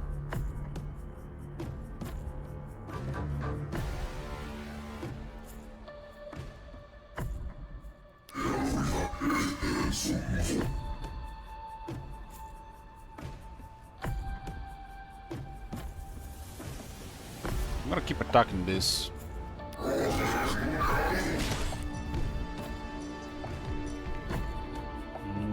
I think I can, on the same turn, I can teleport as well. Got some influence and research. Okay. There's missile teams coming to help. So this thing now has 71 health, and it has regeneration. This is gonna be so hard to kill. Just need to get more armor and some kind of mobility. Canol has 8 vulnerability on the item, and I can get another. I guess it's better than 1 armor. I guess so. What the hell would be the point of getting an armor then? I guess for more protection. This gives 1 armor. It's 8.3 damage reduction, but the enemy can have armor penetration. Well, this gives 8% evasion damage reduction. I mean, 'cause it's better than one armor. I guess if you want to use both. I guess for this guy the evasion is better.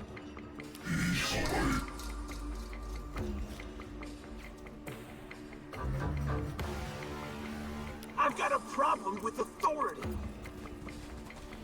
Okay, the capital has produced the building that produces infantry. Okay, we get dragoons again. Dragoons are cheap, but at this construction gonna be a while to build them. I guess every 6 turns just queue them. I can just always get more midnight cores, right? I don't have to build like this produces algae and it produces loyalty. So I can just build more of these buildings, get more loyalty in algae, and double the production on these things.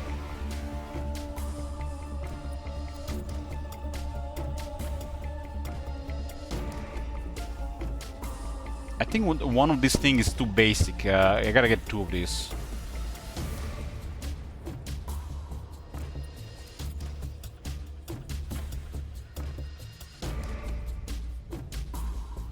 I gotta sort the loyalty as well. I wanna see how this works. So, I mean, this is not the best thing to do, but it's only 5 at this point. Okay, pretty straightforward. Habitation block, and we put a whole theater in there. Habitation block with a whole theater on the tech will grant 2 power, which means whole theater and habitation block pay for themselves. They will cost no power if they're on the same tile. It's called the collective conduit. Forgot about that.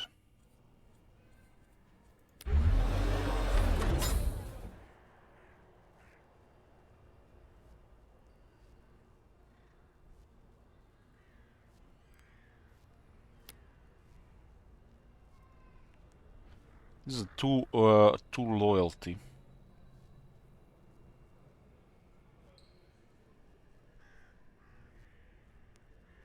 What do we even have in the area? There's a desert here, 20% more power. It's actually not even good to consider building anything that regenerates power here. Just get power plants in the Arctic. There's a little bit of food here because the brush. The brush doesn't cost anything, just an extra feature on the terrain. Food is good, minerals are good, energy is good, algae is good. I need more influence and more research.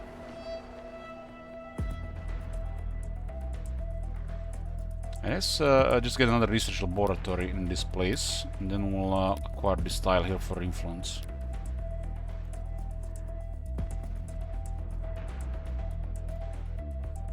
The higher tier techs will require a lot more research. I've been literally doing the low tier stuff. The moment we get into like a higher tier, it's gonna be crazy expensive on research.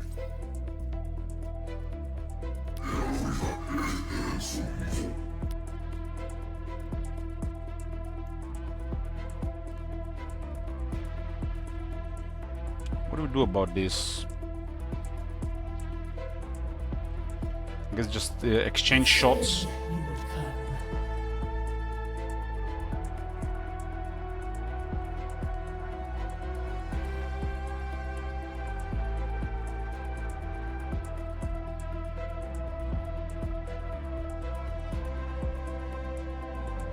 The voice concurs. Ready for optimized boarding.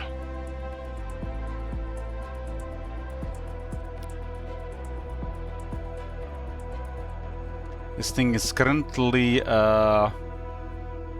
trying to recover.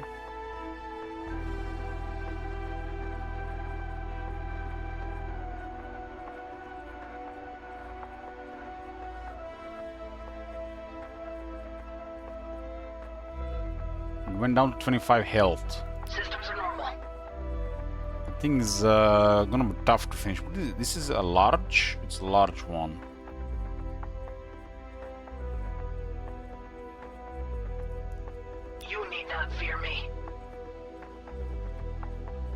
This engagement is just gonna take too long, since it has 6 armor.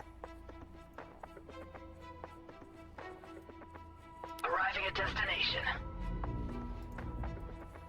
What say you?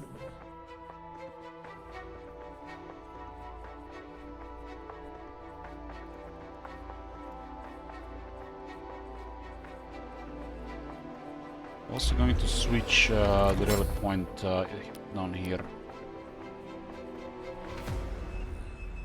It's actually down here.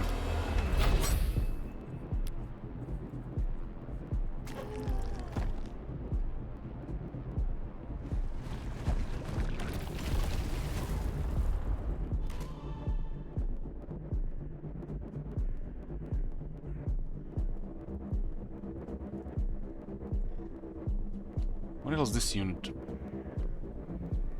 I saw it on the tech tree. Uh-oh. I did invite it on. I thought that would be out of range. A percentage of our hull is gone. It looks like it's not very good against armor.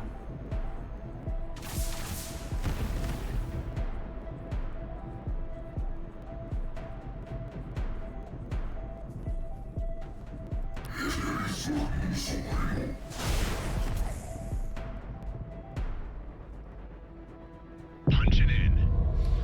Center of Nihilus. The voice craved loyal followers and knew the fate wavered as the enemy neared the gates. It found itself new acolytes, preachers who spoke of a disciple named Nihilus.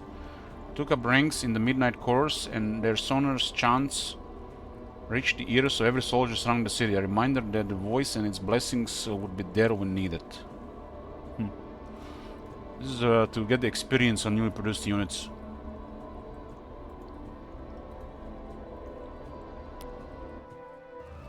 Oh, we got something here. Open your mind. Pull thread. It begins with the sensation of a hook being thrust upon one's nose and yanked forward. There's a jolt of pain, and then your worst nightmare comes to life. The connection between your sisters is severed. Is this the event specifically for my leader? It's only for a moment, but in that second, each part of your collective mind is thrust back into sudden individuality, and they scream in agony. Agony at having lost the shared senses that guided their thought, and agony at the pains of the flesh they had been dealt to before. Your followers rush into your chamber to lend aid, but all freeze in their tracks. On the wall, a message is scrawled in blood. Open your mind. A probe of your base reveals nothing, as always. The voice itself refuses to answer your demands for answers. Solving this mystery will require earthly assistance. A researcher or scientist might do.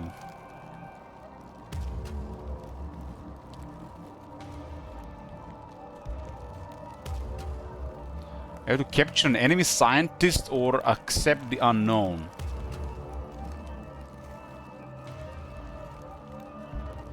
Too many researchers have fled since your descendants. You will need to bring one back. Or accept the unknown. War creeps are at your doorstep. This mystery will have to wait for another day.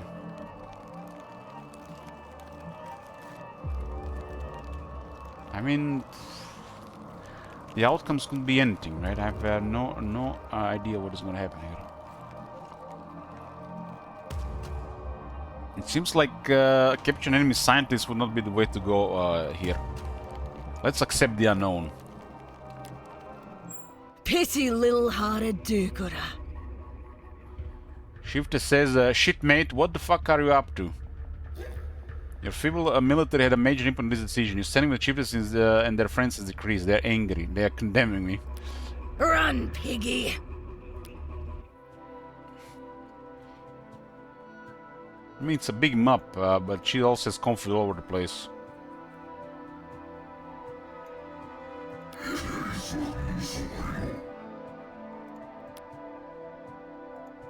I guess because this unit's been doing damage to it, lost morale.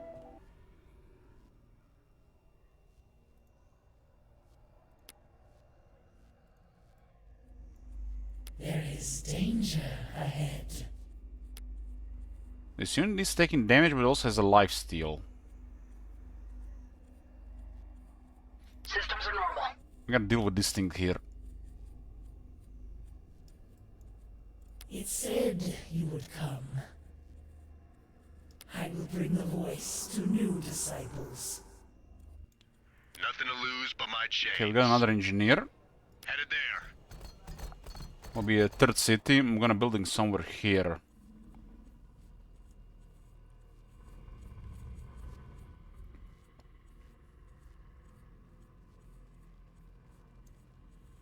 This is minerals influence, and when I said even more minerals and influence.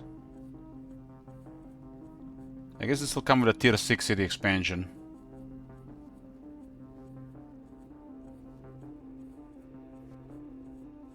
I got both of these areas, both this one and this one are good for this. They will get all these tiles anyways.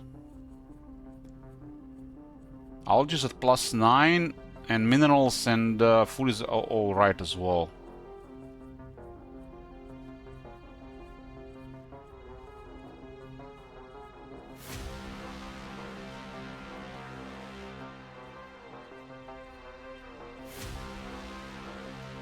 Both are good here. 1, 2, 3.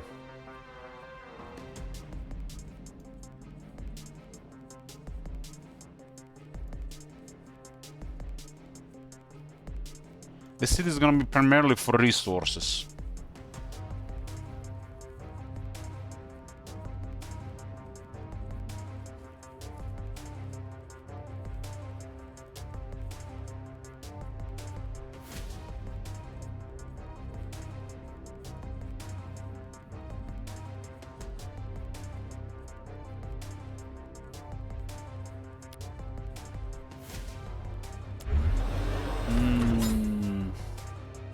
I'm on the clock.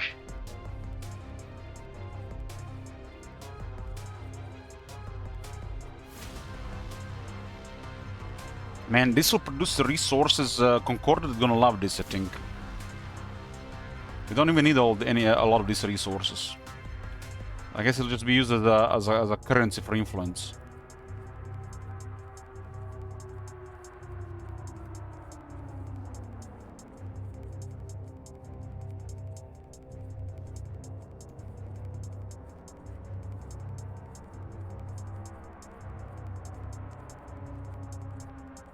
There's a cliff. These three have cliffs.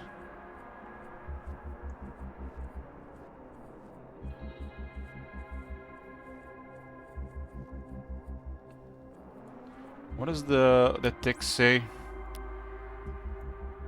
+2 minerals on cliffs. On a mineral extractor. Both of these spots are great to build it. Is this a DLC faction? No, it's one of the main game factions. It's the Tribunal, the 3 women.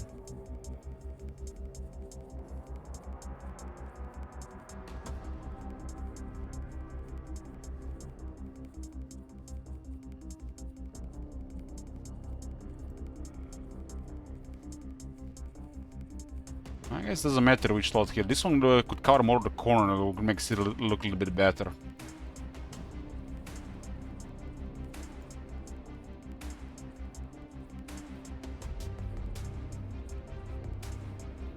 The adjacency here is more chips.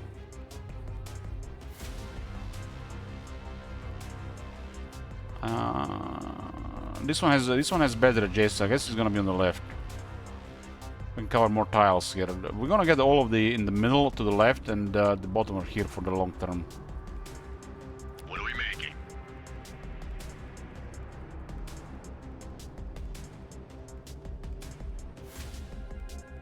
What say you? Okay. You need not fear me. Definitely need more military. That is a Hope this thing doesn't follow. Hymn of Decay grants me operation. When I first felt the toxic touch of this tortured hymn, now I assumed there was a strategic reason for poisoning the earth like this. But after so many battles there had to be more to it. Was it spiritual or was it an act of childish fight doomed aliens slashing back at their world for daring to resist their apocalyptic mission. So it's a damage thing. Okay. Dealing with the missile teams here.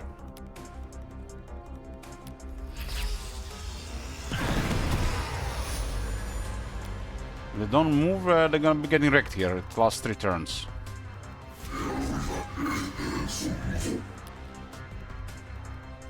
I will make this zone safe for deployment.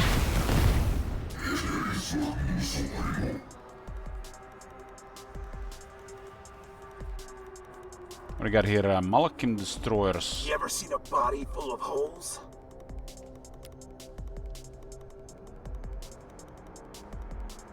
I got pretty good damage.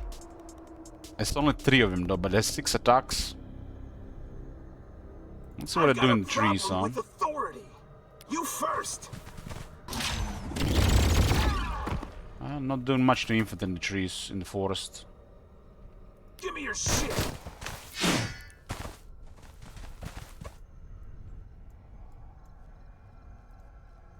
Human cache, cyber cache, not much exploration here. Considering this distance, we also have to consider roads. Build roads for the... because it's a really big mob.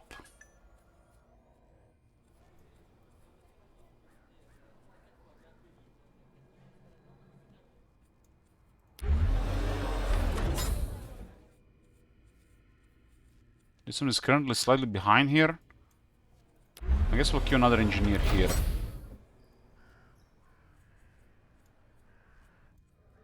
Ready for optimized boarding.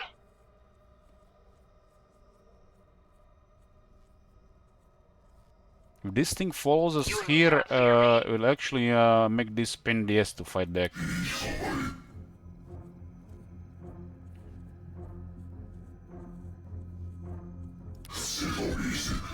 Still with these weapon teams.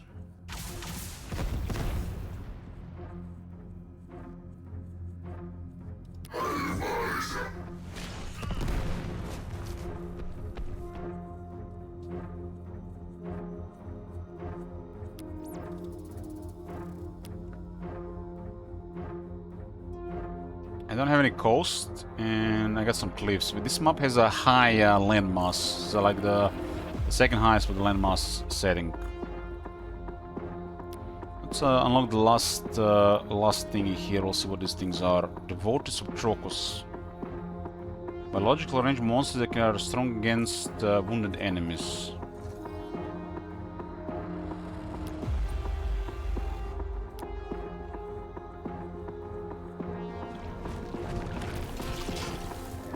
This guy's really look at all these cliffs here. This guy lost so many cliffs here.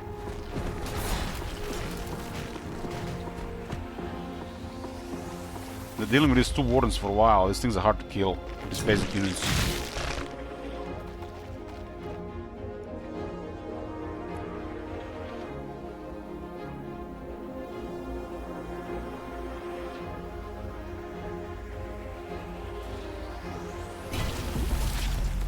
Yeah, that's this one following around is a problem.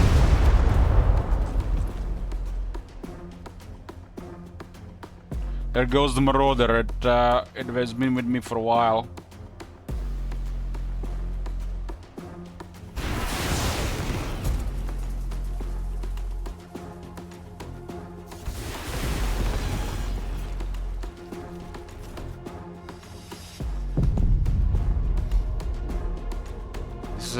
Another infantry type unit. Sometimes on scouting runs we would see voice cultists mutilating their bodies to meet their gods. The Trocos freaks I watched through binoculars as they swallowed plates full of mutated insect eggs. Wild, nasty shit. It looked like ritual suicide until I saw the bugs burst back out of their bodies. Not suicide, rebirth, as bugs, the lowest kind of life form.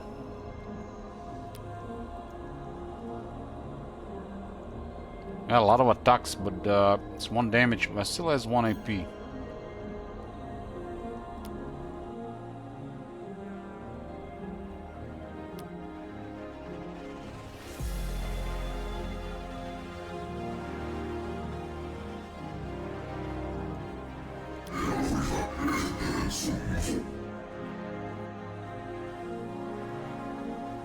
Those two both fled. What do you want?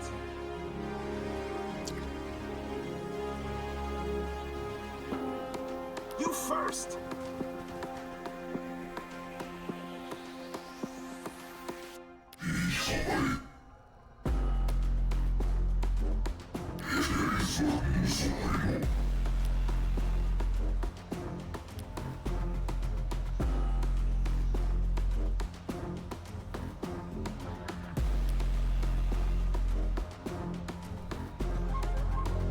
Well, 49 health. This thing is agile, so it could get close. Oh, they're there. There's one of them here. Good night. Morale restored.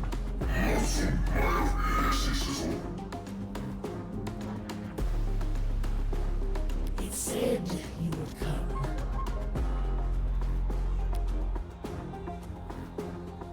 We need more firepower to kill this thing. Maybe as it goes into this cutoff, I can then try to kill it. There is danger ahead.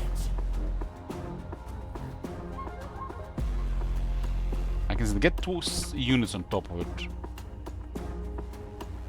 A sound. Will it be enough? Who knows?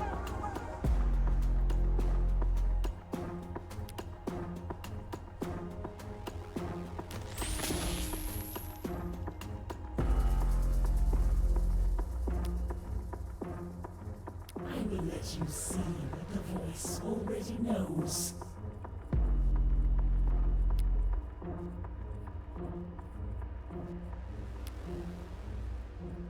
I call forth a bloodline destined for bloodletting.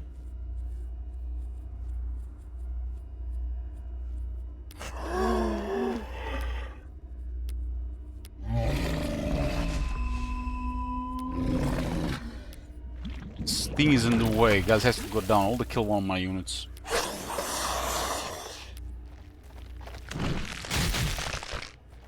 It takes damage every turn, but it does have some life steal. I don't think it can handle 3 units. Nothing to lose but my chains.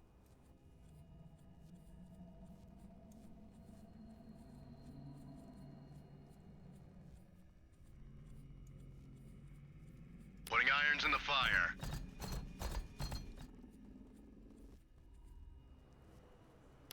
These things will be constantly revealed by Dark Omen.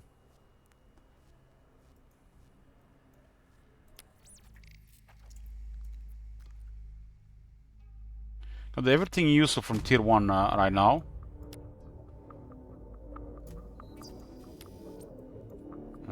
Dragoons are in 4 turns. I'm getting the second one of those things. Might as well get Dragoon armor.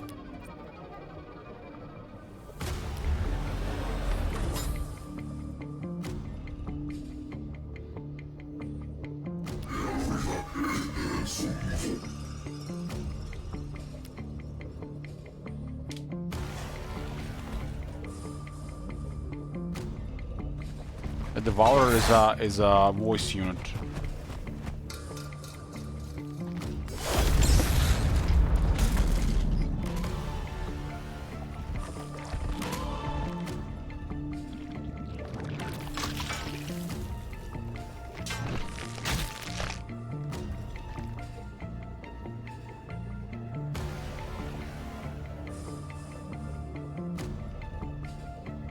Syncretic Deva is going to work with ZEPHON because they both against Thomas. Well, we know who's siding with ZEPHON there.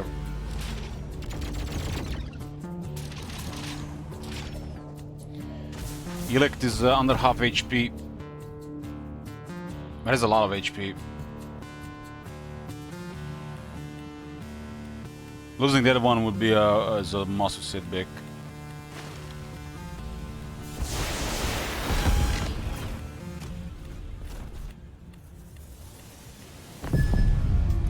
Coming call from Thomas. Through me, rebel Revelación.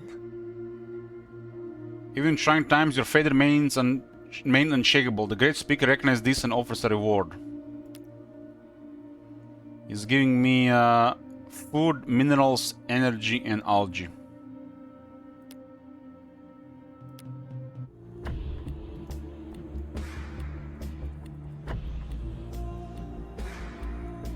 You ever seen a body full of holes? We're in an alliance.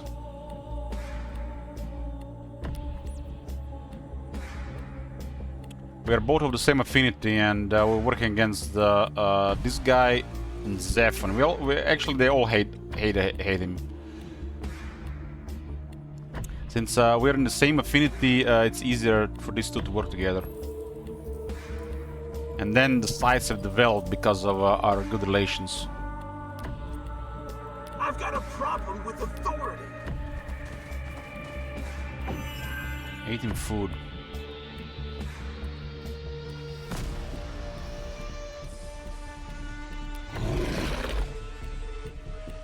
What say you?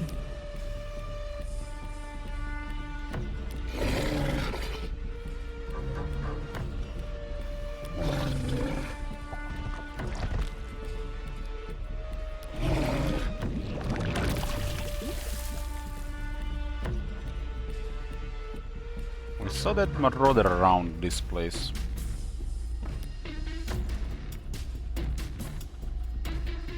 I will bring the voice to new disciples.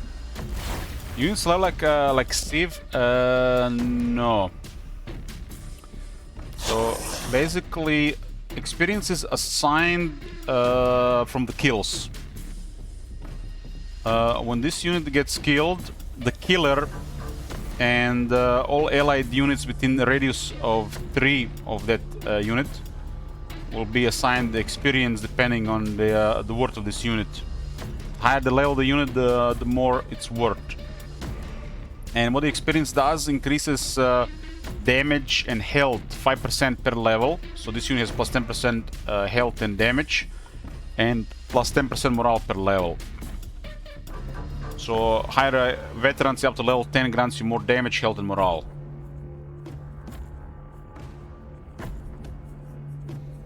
Yeah, it's a Carpet of Doom leveling, which causes military snowball for a large army.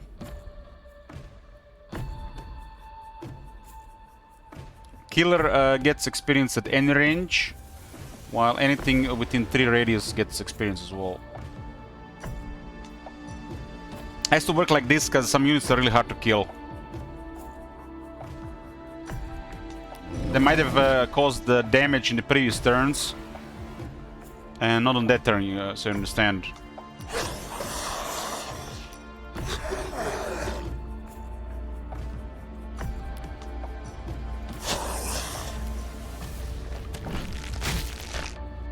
Yeah, this unit cannot take pressure with 0 armor.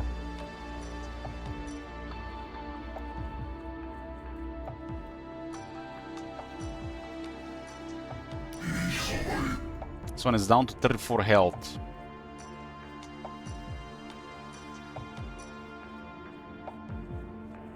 Okay, we're going to give it a heal.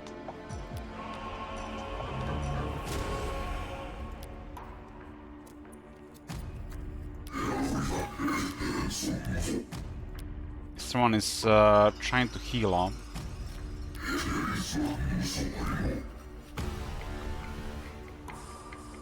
This is a strong hero.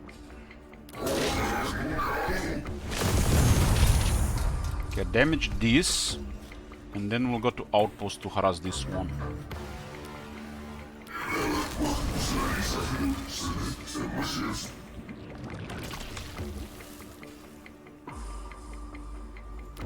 This is a really tough one. It's just like amazing at what it does. It has a crazy mobility, really good melee attack, and it's tough.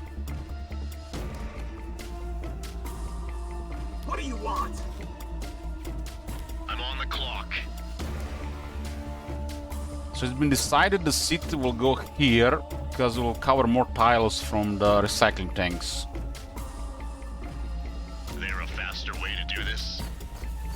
cannot get it right now. I need 80 influence though. So you just hold position here. Fine, but I have a job to do. It'll be a big penalty, but some of the penalties are all gonna go down with whole theater next turn.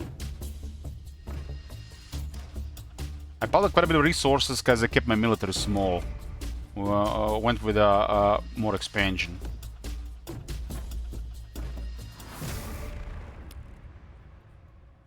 Starved for influence and research. Everything else is okay right now.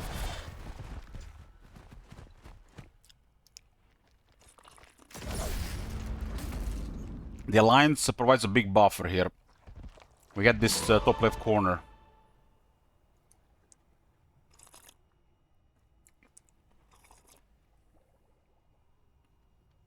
I wonder if this was intentional that the voice factions are close together.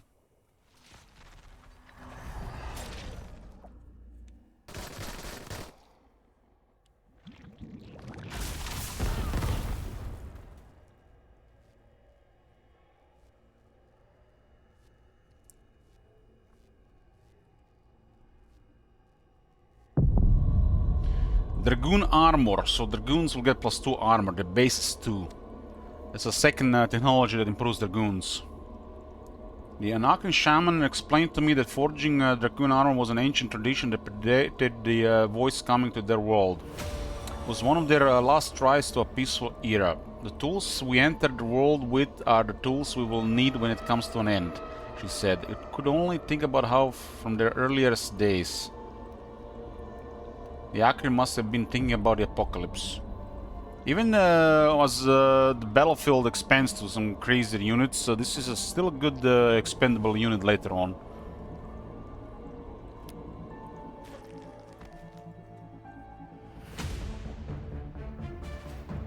Everybody's in range for the experience here, so we can kill this thing. It's biological. It's biological. We'll create more deformities.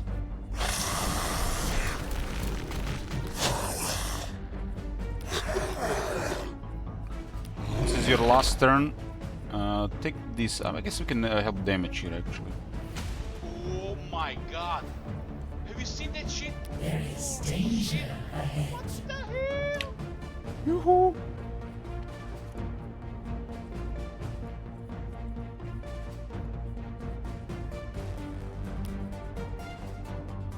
I've got a problem with the I think this thing will get wrecked by this. It's too tough for the reavers, so just take the outpost here.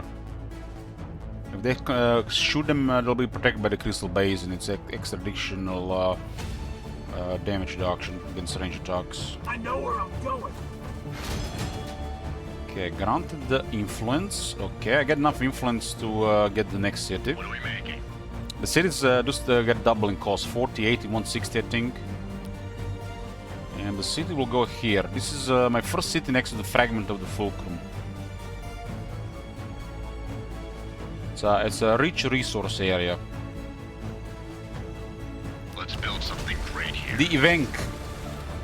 And by building the city next to the fragment of fulcrum, we have unlocked advanced resources.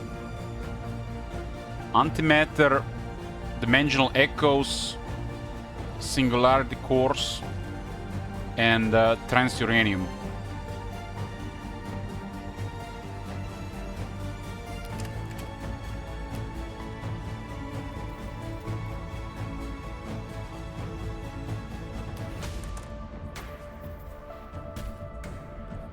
This entire area produces this, and the city will produce extra as well. So basically, I can just acquire all these tiles and generate a lot of this resource immediately. I think it's really worth it over time.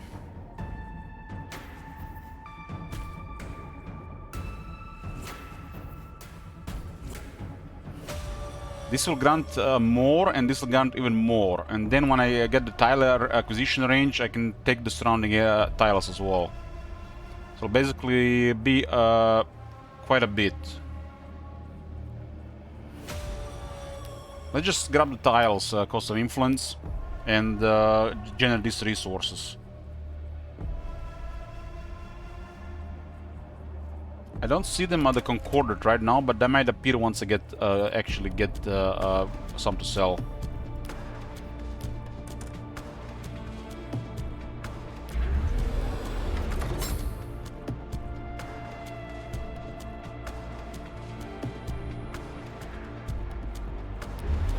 I need to sort this thing out. Research.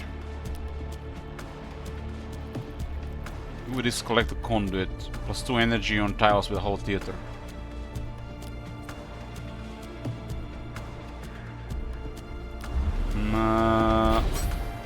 Getting a second midnight chorus, and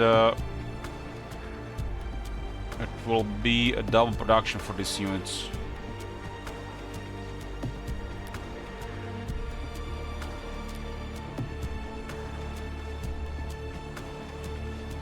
Which means we'll also grant 4 experience to every unit production building on the produced units, which means the units will be coming out on level 2. Because technology grants +2 per midnight chorus. If it might even be worth it to immediately recruit level 3 units. That building actually does produce some loyalty and algae at the cost of 2 power, while increasing production on the infantry on infantry units. What say you? The voice concurs.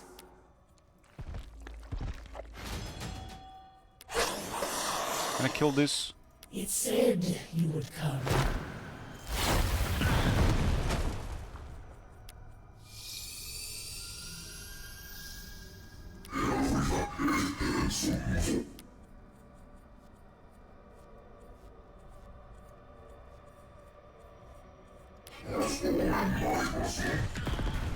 Okay, more research.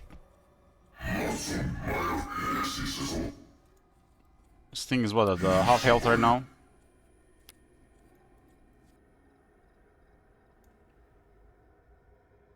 Making 3.2 minerals from trade, 1.5 food, 0.9 energy, 0.7 algae, 0.6 influence, and 3 research.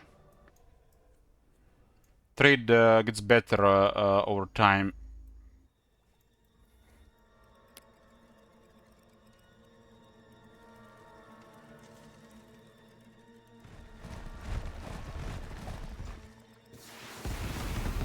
This is like 1/6 of the map, I think. And it's being cleared. One ZEPHON city got destroyed. There's a Chiefess city next, I guess, here.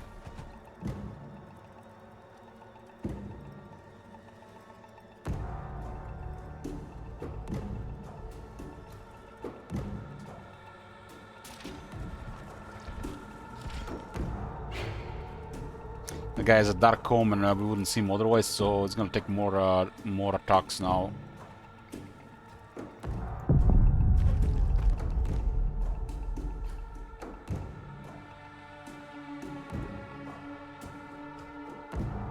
Loyalty is costing us 5 research.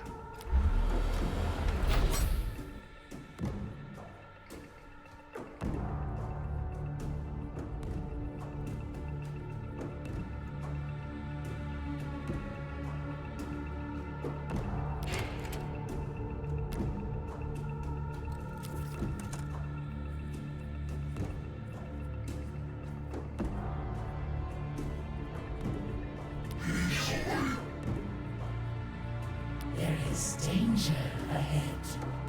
There's a forest. Kill the forest.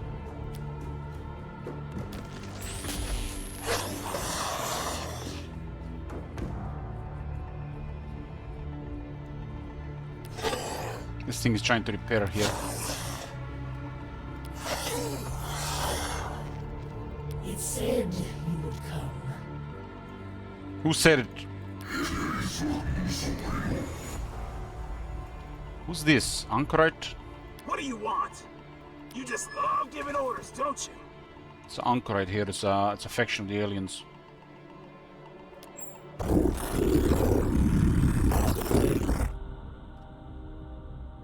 This is the third neutral faction. The Anchorite are as a faction that's separate from the alien invasion faction, which were led by the Voice. So it tells me that these guys don't respect the Voice, so why we as a Voice faction should work with them? They do have Titans though. I guess this was the closest one to my starting city. Merciful Potentate. War divides us, yes, but to beg a moment. We can easily work with this faction. We have a technology that improves relations with this faction immediately and over time. To be the eldest remaining of Akrin, to follow prophecy and bring cleansing torch to your world. To all life remains the threat. To know our failure, to now face extinction.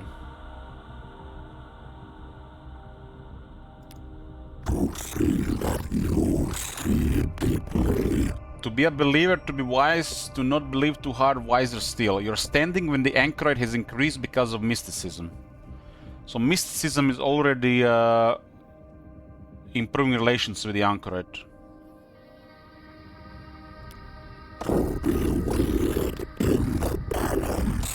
To never forget a grave threat that grew on this planet, to call Akron across time and space, to fail to prevent it.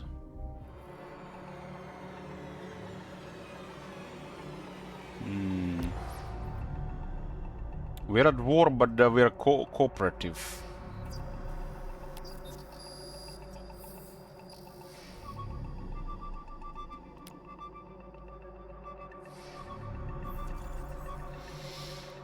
What do we do about the Anchorite? I don't think we should work with the Anchorite. Even if we have to fight both the Titans from ZEPHON and the Anchorite. I think it's really easy to work with this guy with my faction. But I don't like the I like the idea of showing them the way the Voice was meant to be used, and not their thing that was separate from the Voice.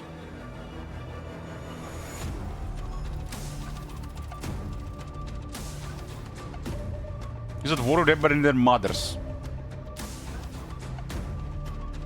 If Thomas starts working with Anchorite, we might consider it. For the time being.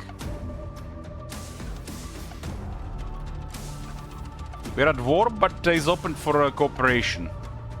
Just because of mysticism. My faction also has this technology here. It's called Trials of the Eremite. Improves the diplomatic relations with Anchorite upon gain and over time. So easy way to work with the Anchorite. Which makes then the ZEPHON my main enemy. I've got a problem with the door. But there's a third option as well. Screw both of them.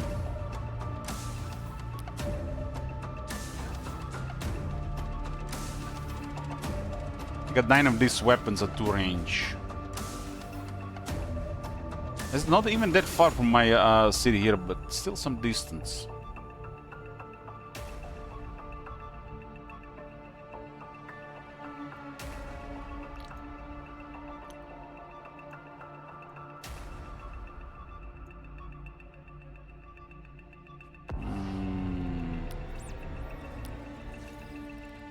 Can we actually have Thomas convinced to stay at war with all these people? The speaker blesses you.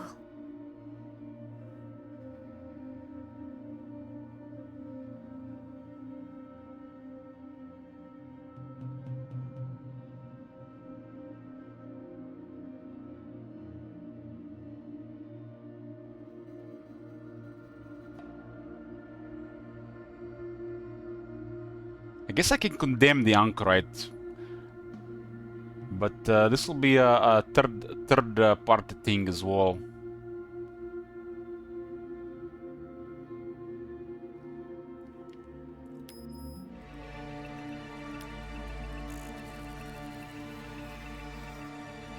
ZEPHON is definitely taking some damage. We've seen it. Chiefess and Anchored, we don't know.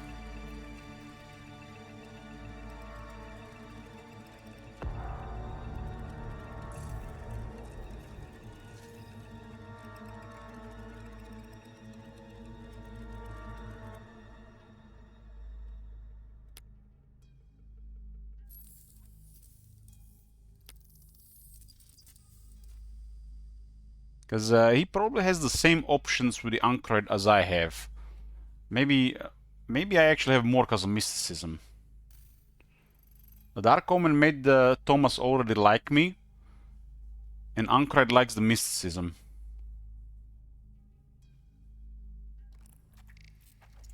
I mean, Chiefess and ZEPHON seem like natural enemies to my leader.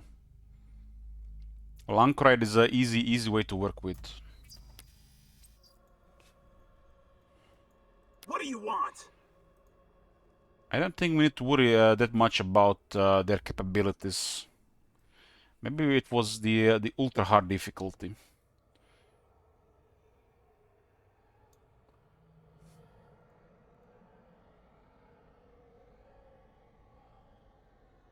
So when I met the Anchored, he immediately became at war with him because I met him for both of us. You ever seen a body full of holes? What say you? It said you would come. Their army is moving here. What's going on at the bottom here?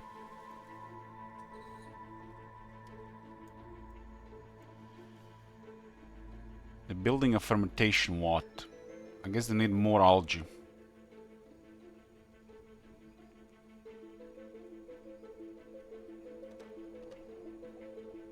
Yeah, I had the plans to do the ultra hard, but it's a massive gap between this difficulty if it's comparable to Gladius.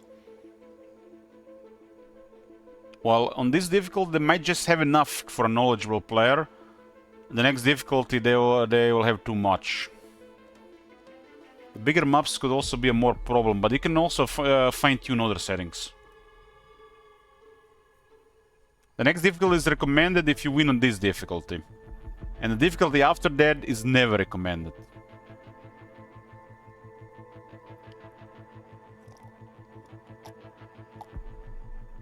I remember one time I was, I think, doing ultra hard, I believe it was in Gladius. And I played the Imperial Guard and the Orcs. They had Daka jets everywhere. Everywhere. And I didn't even have the ways to fight a few of them.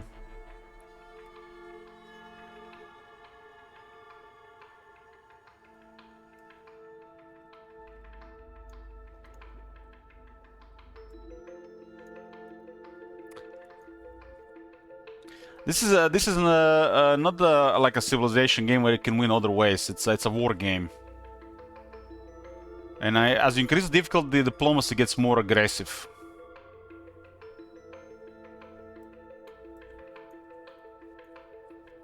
In this game, hard is hard. There is danger ahead. It said you would come.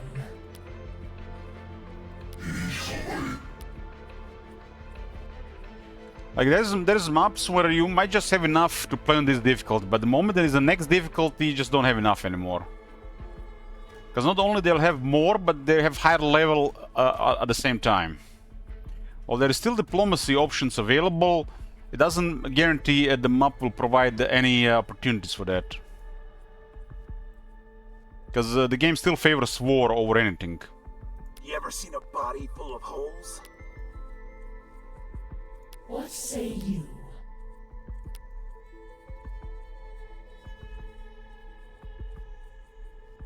I will bring the voice to new disciples.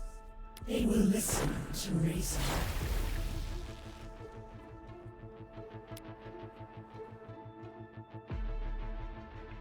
I will let you see the voice already. Akrin Spawn Rider. That's a big unit. I don't even remember this unit, to be honest. Is that a hero? It's not even a hero.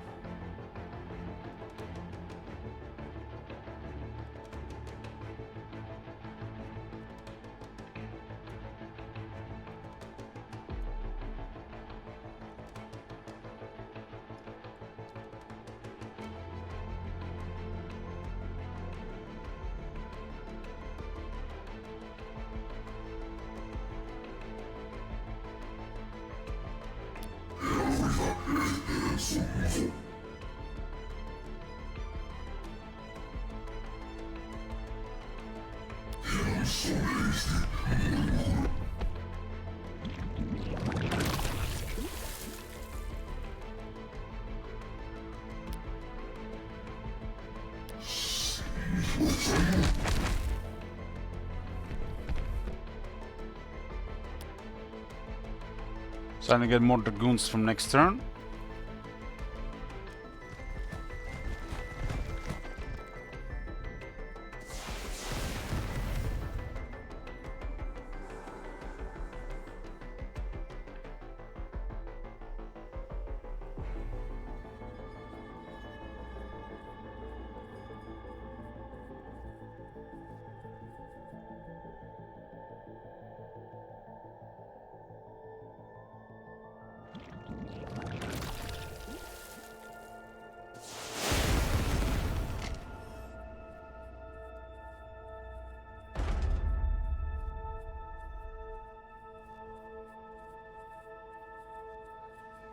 Point me toward the beasts.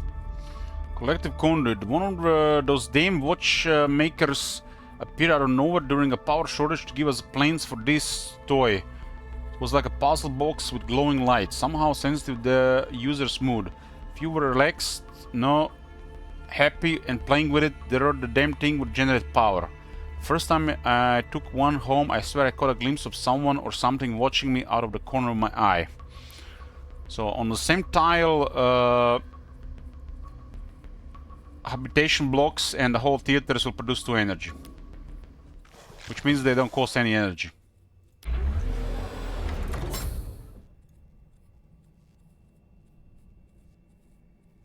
Yeah. It works.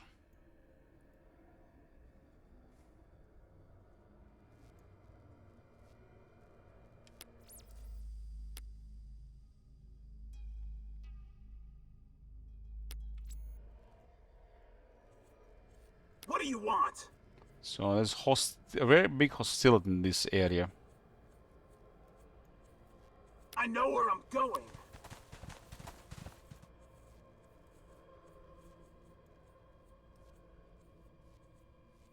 I speak for a greater power. We'll level up. Your end was necessary. The voice proclaimed it so. This one also got a level up, I guess he was close to. Ready for the hunt.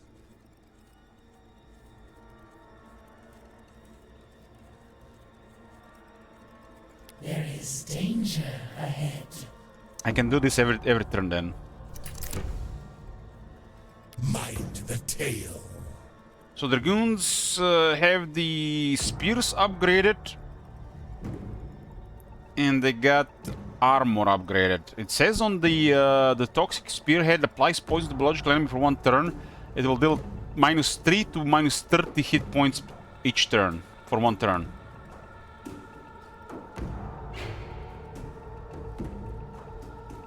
That's odd numbers for sure.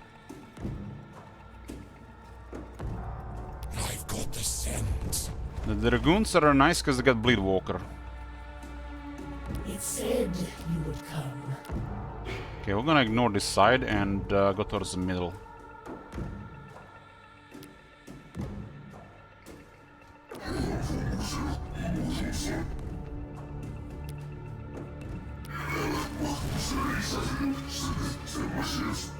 What say you?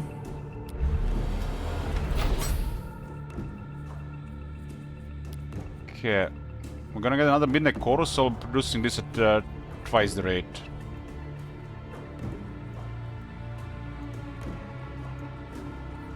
We claimed another one of these tiles, but we haven't made any dimensional echoes, singularity cores, or transuranium or antimatter yet. I guess the first one should happen next turn.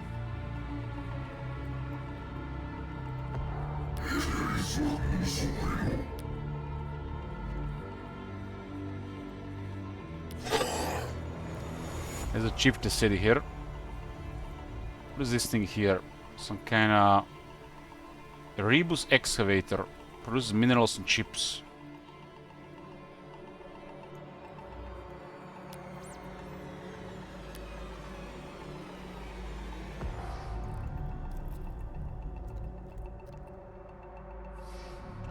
The tile acquisition range.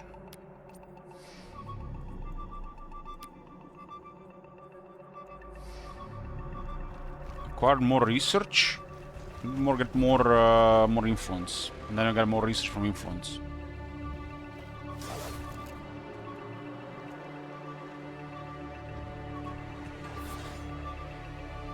Started to make operations. I guess another engineer gonna expand again.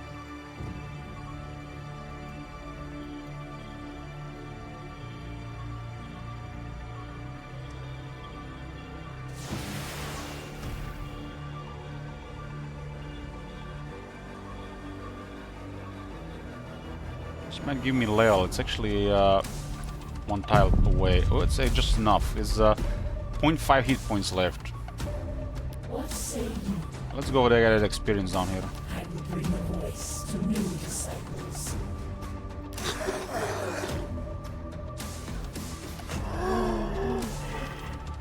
Yeah. Devil's Backbone. That sounds familiar. Devil's Backbone.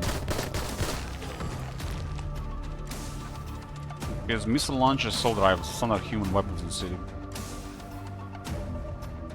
6 armor. What's that comparable to my armor? It's also 6.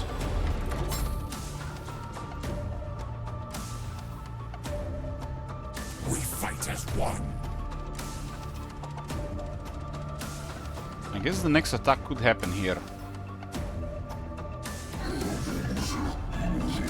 This thing does need some healing. There is danger ahead. I will let you see what the voice already knows. It said you would come. It said you would come. The beast hunger. That's a juicy experience for everybody here. But mine isn't.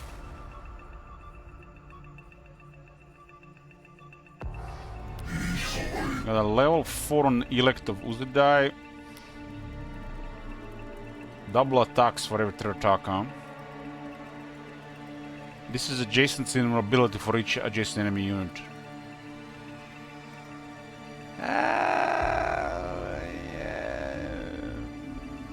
Go with Castigate rank 2 first. This thing can benefit crazy for armor penetration because of this thing. I still can get 3 items, but need more influence for items.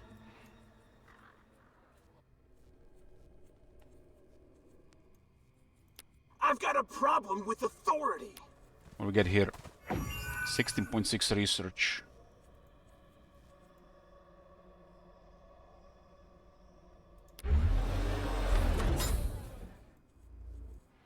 You guys need to connect the cities.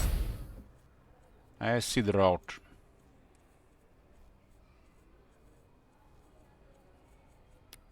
So Dark Omen is actually an ability on the city, huh? I didn't even see this in the city. Within 6 radius of reveal styles.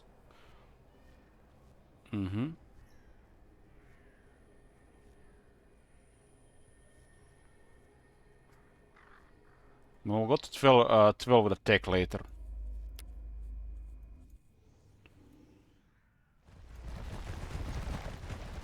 Looks like the next city to go down is gonna be Chieftain City. It's gonna both put comfort with these guys. This guy, I think it's might be Cyber. What does star mean? Is it level 10?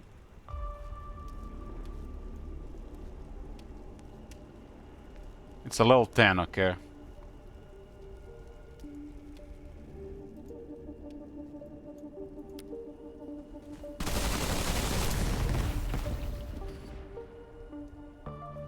I guess the deformity got spawned by the Whisperer. Busters are the ones that have a better AP than the Reavers. Urban Sprawl. I don't like how quickly we expanded. Smaller cities were easier to defend and even easier to evacuate when the chips were down. But the architects told me that the growth was inevitable. Density breeds efficiency, they said. Can't waste any resource at a time like this. Cities can now get a more tile acquisition range, so it's from 1 to 2. So before this tech, we had only acquired tile at the range 1 around the city. Now it's a range 2. I think the city can go bigger with the borders.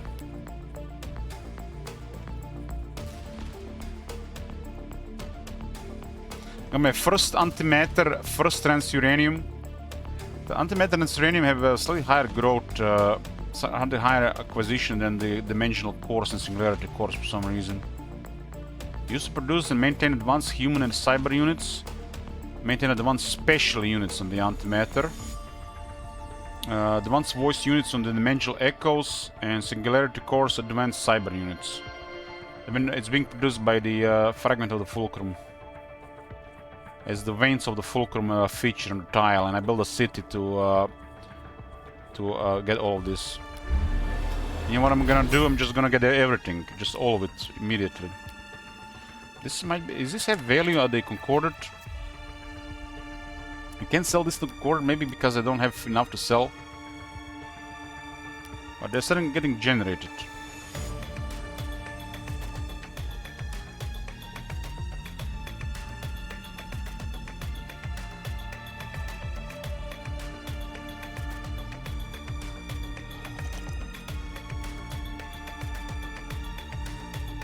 Keep an eye what these guys gonna do about the anchorite. You ever seen a body full of holes?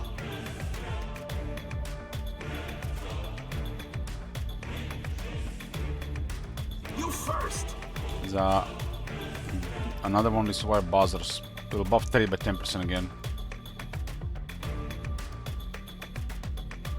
Trade is really producing nice minerals and research. It said you would come.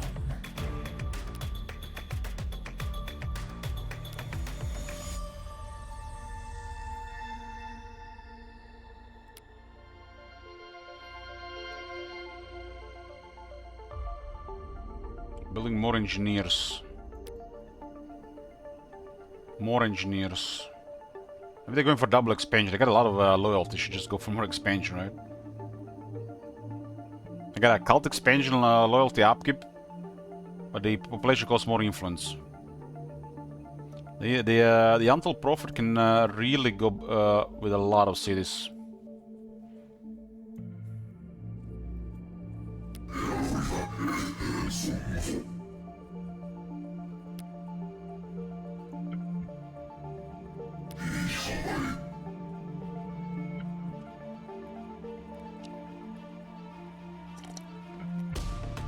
Just one more turn, and I'm going off. There is danger ahead. Pretty much just have 2 heroes and a unit of dragoons. I need to invest more into military.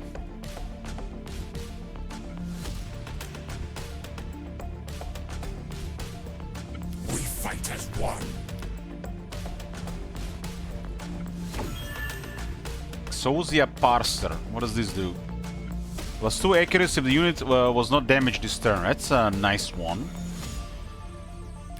Put it on the elect. It does. This unit is supposed to be tanking though, but if it doesn't get attacked, it'll hit harder.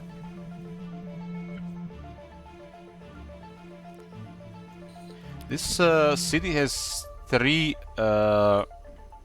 ranged missile launchers, and this is what? Volcanic ruins. Can it see over ruins? I mean, it shows.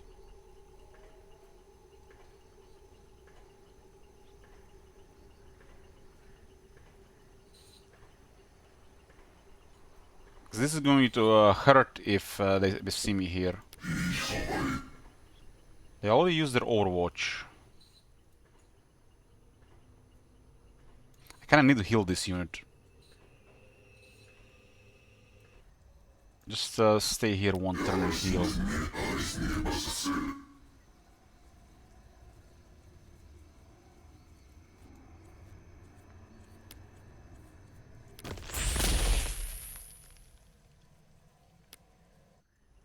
I will let let you see. This city can easily be overrun. It doesn't have much in the way of support.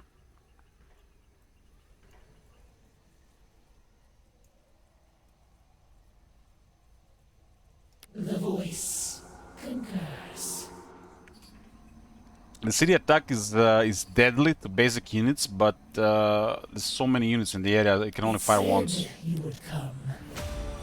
I call forth a bloodline destined for bloodletting. My fabricator produces chips. I can repair mechanical units.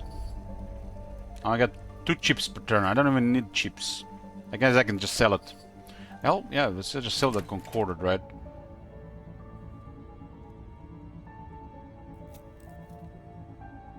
Control mouse to sell 10. Alt mouse to sell all.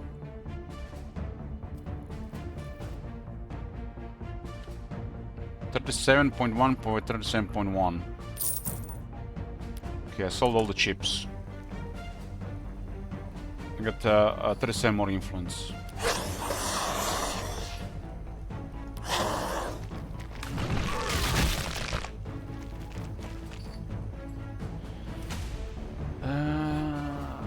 Yeah, these guys are kinda in trouble, Level 5.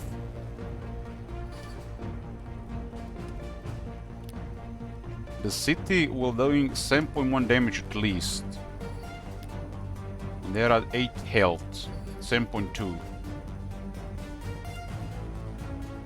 I think this is too precious to heal and for later. We're gonna pile up those. What about the extra meat harvests? These guys are 10 out of 10. They're not making any buildings. They're probably not making any buildings because they're a cap population. In 3 turns they'll get another population, probably gonna get another building.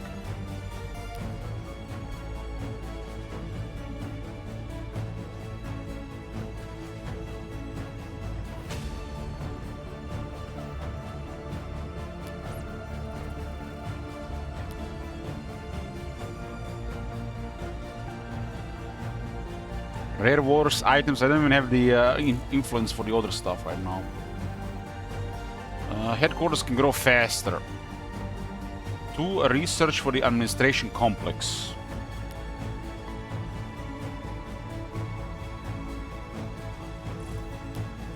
I haven't built any administration complexes yet, huh? This place is going to get a lot of them. Just build all the administration complexes here. This is the place. No, actually, we gotta claim this tile first. And then administration complex, administration complex, administration complex. This is the influence, and I'm starved from influence. I need a lot of influence. This will gain more influence, and this has plus 20% influence. 3 administration complexes, and that technology will grant them research.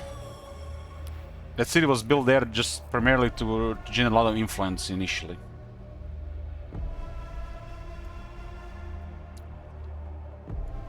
Biological melee monster that hobble enemies burn easily and return to life after death. There's one around. Let's see what it does. Calypso looks nasty. What? No made-up god for this flavor of freak? I've killed one of these new horror shows and won one of its hooks for a trophy. But then it was like that fucker heard me, he grabbed me with the human left arm and clubbed my head with the right, getting back to its feet. And why did it sound like it was laughing? It has fused bill hooks. It's a melee weapon. Hobbling. Applies hobble to non-titan enemy for 1 turn. Hobbled units lose hit points when they move. They got pretty good damage, pretty good weapons. They have 2 armor.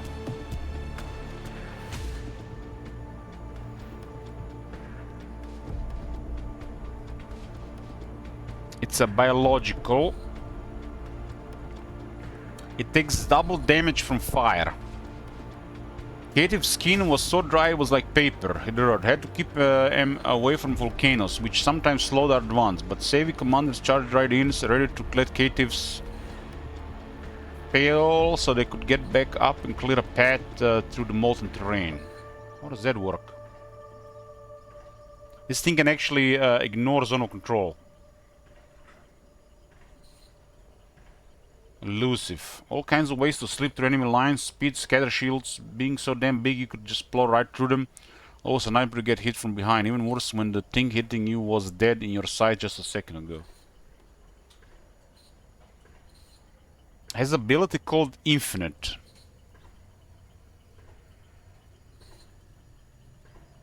It's 0 death experience, 0 death morale. It gets hit points on death and plus 10 cooldown on death.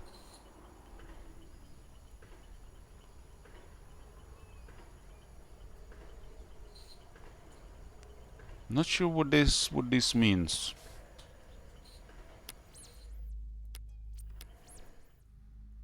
Biological melee monsters that hobble enemies burn easily and return to life after death.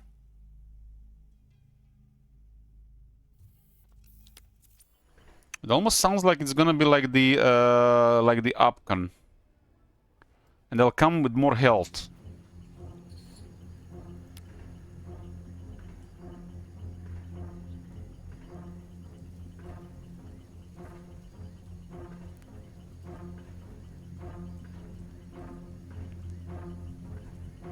It sounds like a nasty enemy that you can't escape from.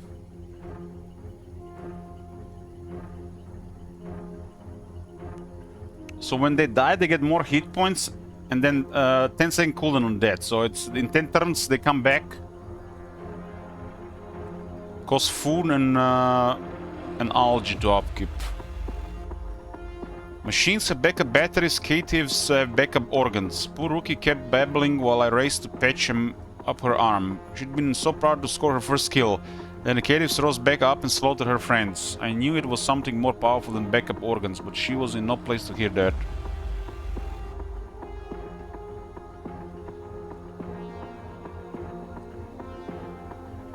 The fact it doesn't give a dead experience, dead morale is also really good.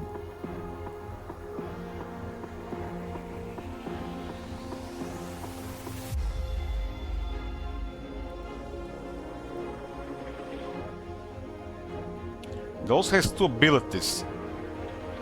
So this is on cooldown 10 turns. I think it resurrects with 30% of its health and resurrects, it has on 10 turn cooldown. I see. That makes sense, friendly looking guy, that makes sense, yeah. That makes total sense, it would not really get more health. So it will come back with 33% base health, and it will go on cooldown for 10 seconds. That makes sense. And has an ability that restores hit points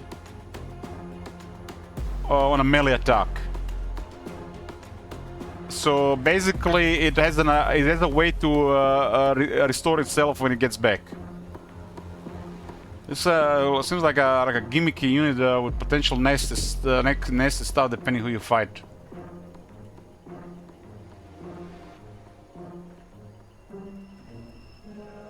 It's 2 armor though. 2 armor is low. 3 of them.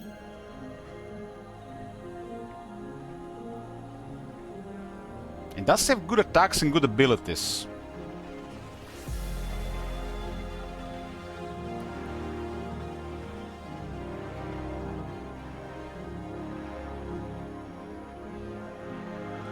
Ten turns sound like a lot, especially in mid to late game. I mean, it's you're not meant to have one of these. You're supposed to have the entire screen full of units if you're going with this type of tactics.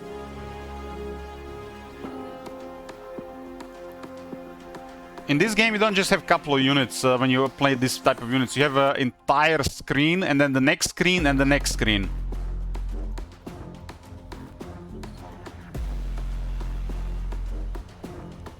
If it goes on a cooldown, you just rotate out.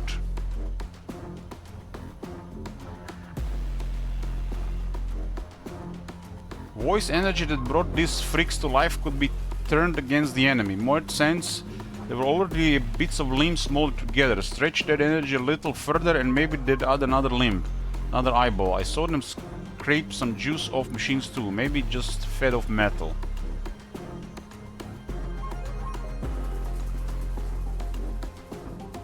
Increase difficulty and increase the map size, you will have an entire map full of units. If you watch any of the Gladius games, it gets beyond ridiculous.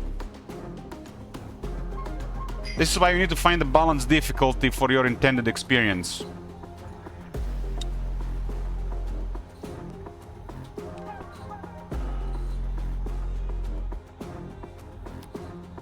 This game has a really amazing setup to create your own experience, because there's so many options you can use. From tuning up the difficulty to map, to factions, mutators on the map.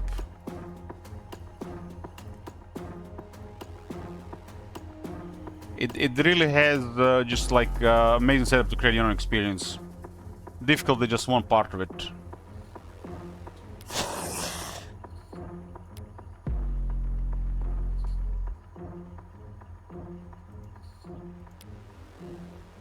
How does the okay, so we can't save this. I have the 7 next to me. I mean, okay, we have Iron Man, so we can save the regular other way around.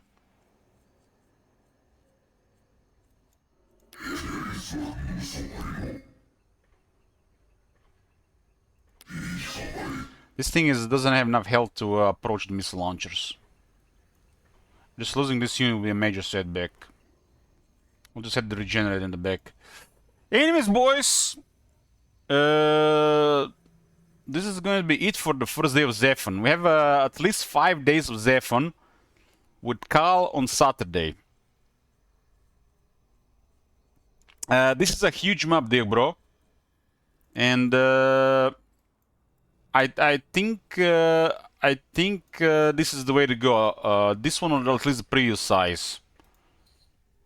But you can have also shorter games. After this map, you also have 2 even larger maps, but those games will take very long.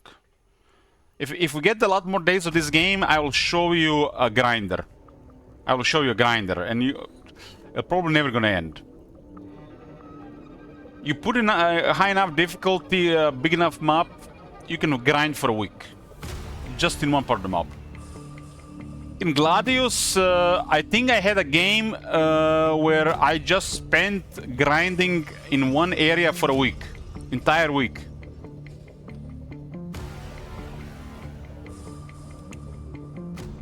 Okay, boys. Thanks for watching. I'll see you tomorrow. More ZEPHON coming.